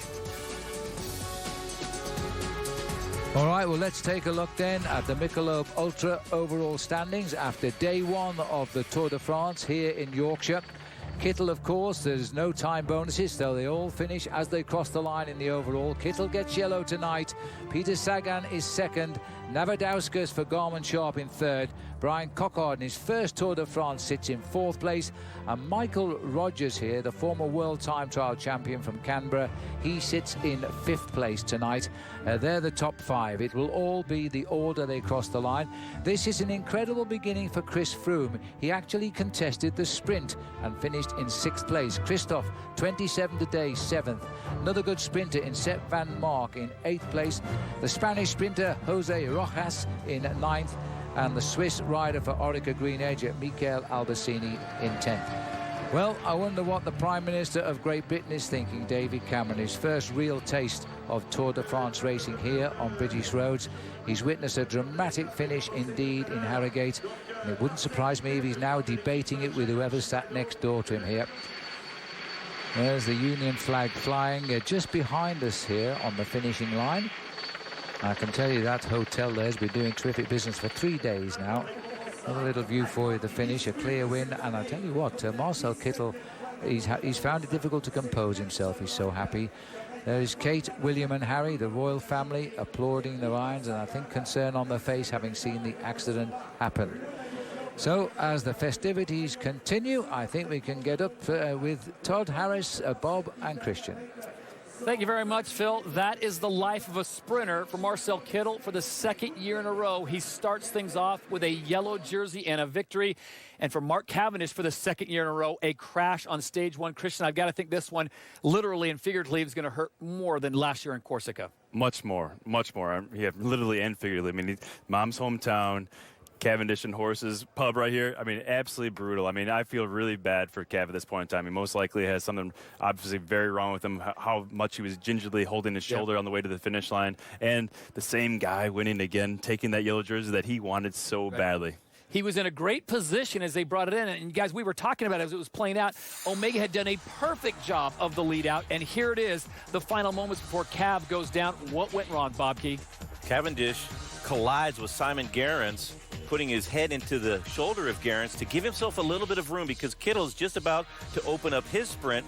So Mark, feeling the danger from his left side, he starts leaning on Gerrans there, maybe a little bit excessive, and then when they hook bars, there's nowhere to go except down, and Cavendish and Simon Gerrans crash heavily, and it's a miracle that nobody ran them over while they were on the deck with just a few meters to go in the bike race. 35 miles an hour. Christian, I'm going to make you play sheriff. If you're giving out an award for whose fault that was, who you docking? Well, I think Cavendish really wanted it more than anyone else, obviously, and he had to make some room for himself, and he wanted that win. So what he had to do, he had to make some room for himself, and that meant putting his head into Simon Gerrans' hip. You know, was it out of play? No, it was probably keeping both of them safe, making them each have a little bit of more room, but there was no room for Simon Gerrans to move left, as there was another rider to his left being Coquard. So, you know, it was a lose-lose situation at that point in time. In this case, is this like NASCAR rubbing his race in and they just going to let this thing go? Or do you think someone's going to get a little bit of maybe a dock on point? Mark Cavendish obviously getting the worst of it. For sure. I mean, like I said, he was moving with his head, but that would, make sure that both of them were safe, But Coquard was to his left and he couldn't move. So, yeah, it was his hands were tied at that point in time. Hard to penalize Simon Gerrans. He had nowhere to go. And meanwhile, what really threw this whole thing into a bit of a free-for-all was Spartacus. Fabian Cancellara out of nowhere for Trek decides, you know what, now's a good time to break up the front. Everyone's talking about Kittel, Cavendish, Greipel. Maybe I'll steal a little bit of a thunder. And Bobke with 2K to go, out of nowhere, here comes Cancellara. And if it wasn't for that downhill coming into town, he might have gotten all the way to the finish line. They barely caught him, just 100 meters to go. So it was a great move by Cancellara because of how difficult the run is to the town was. He almost stole the stage to the line. As it stands, it is Marcel Kittel for the second year in a row who gets the stage victory on day one. He will don the very first yellow jersey. Unbelievable, sustained, high-end power for Marcel Kittel, and it's a perfect finish for him. A little bit of a tailwind, downhill before a little kick to the finish line. His team was very patient. I got to hand it to Omega. Yeah. That's one of the best leadouts I've seen in a very long time, and if it wasn't for the bad luck between Cavendish and Simon Gerrans, it would have been perhaps Mark Cavendish's day, but Kittel, he's an unbelievable physical specimen. Even if Giant Shimano didn't get it perfectly right, he had enough power to win the stage. Was Giant Shimano's lead out that terrible, or can they have that air of, oh, we got a little gray area because this guy is such a powerful sprinter? I wouldn't say that it was terrible at all. I mean, they did as much as they could at that point in time. They know that John Degenkolb and Marcel Kittel are two of the fastest sprinters out there. John Degenkolb, I would say, heads and shoulders the best lead-out man for his sprinter. So they did as good as they could. They put him in the right position. He won the race, obviously, so he was okay. But let's not forget, Simon Gerrans, I think, could have won this race, actually, today. So let's not forget just about Cavendish. Simon Gerrans could have easily won this race, and tomorrow. So let's see. Hopefully, Gerrans is okay and be put on a show for us tomorrow. And hopefully Mark Cavendish will be okay. Here was the scene at the line. Flashback 1 year ago in Corsica. Big crash with about 3K to go. And it was Marcel Kittel who came away and took the win. And we're starting to talk about this Marcel Kittel guy is pretty dang good. He might have something. He went on to win 2 more stages and then the final stage on the Champs-Élysées. As we go back to the podium, Marcel Kittel, after winning the stage and getting the presentation, now he gets the big prize, the yellow jersey. Yellow jersey. It's going to be very tough for Kittel to keep it tomorrow. It might be even hard for him to make the time limit on tomorrow's stage. If you multiplied the 3 times of today by 3, there'll be 9 of those similar roads. It's going to be a totally different stage tomorrow. It's going to be a very tall challenge for Kittel to keep it. But for today, he's done the same thing he did last year in the Tour de France in the first stage. And this is a sign, perhaps, of things to come. Cavendish obviously beaten up in that crash. And there's 9 sprint stages to go. Watch for more fireworks from Marcel Kittel. Christian, who's more photogenic, Marcel Kittel in his hair or Princess Kate? Let's come on. We got to keep it with Kate, man. No question about it. The young royals in attendance here, taking in the Tour de France stage number 1, and Marcel Kittel. What a performance. All that chaos going around him. And Christian, you talked about, these sprinters, maybe they aren't born, they're bred. He had the wherewithal to get around the chaos, put himself in perfect position, and still hold off 2 great sprinters for the win. Yeah, he definitely did. He put himself, again, Giant Shimano put him into that position to begin that sprint. So that, first and foremost, his team put him there, and then he could start that sprint. Then, yeah, you have to have the wherewithal to get around the chaos, get through all that. And I don't know if you saw, but behind the chaos, only 3 guys went down there. So there's some serious Jedi movements going on behind those guys, just trying to keep upright. It was very impressive. I was very pleasantly happy to see that those guys, there wasn't 20, 50 guys on the ground there. Could have been a lot worse. Stage 1 is now complete. We now look to stage number 2, guys, as we take a look at our Geico stage map. You thought stage 1 was exciting. Well, stage 2 is going to be hairy, in the words of Bob Roll. 12,000 feet of climbing. The Tour de France doesn't generally start out in the first weekend with such a grisly stage. 9 categorized climbs out on the race course. Tiny little roads. This might turn into a GC battle. Chris Froome, 6th on the stage. He's ready to rumble. And it's a long, well, hopefully the weather will be okay for the riders. York to Sheffield, this is one of the toughest days of the whole Tour de France. And look at this profile. Like you were saying, this is not typical for a second stage in the Tour de France. This is more like Liège-Bastogne-Liège, one of the hardest single-day races in the year. So this is going to be a rough day Sunday. All right, don't forget to tune in to Tour Prime Time with more in-depth coverage, interviews, and analysis. We hope to get Jonathan Vaughters up here. He couldn't make it to the crowd. We'll catch up with the yellow jersey winner and hopefully get an update on Mark Cavendish. That's all coming up tonight, 8 Eastern, Tour Prime Time. The 101st Tour de France continues tomorrow morning live at 6 a.m. Eastern for Stage 2 when the riders head into Sheffield. For more coverage of the Tour de France, head to NBCSports.com.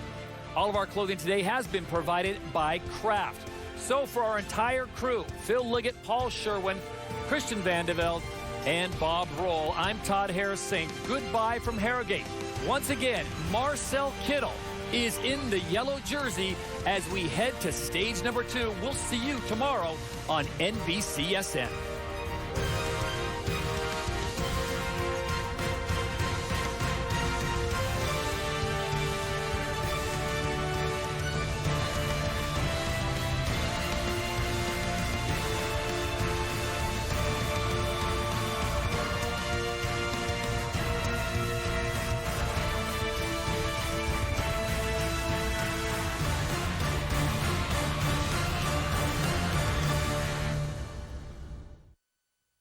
You've been watching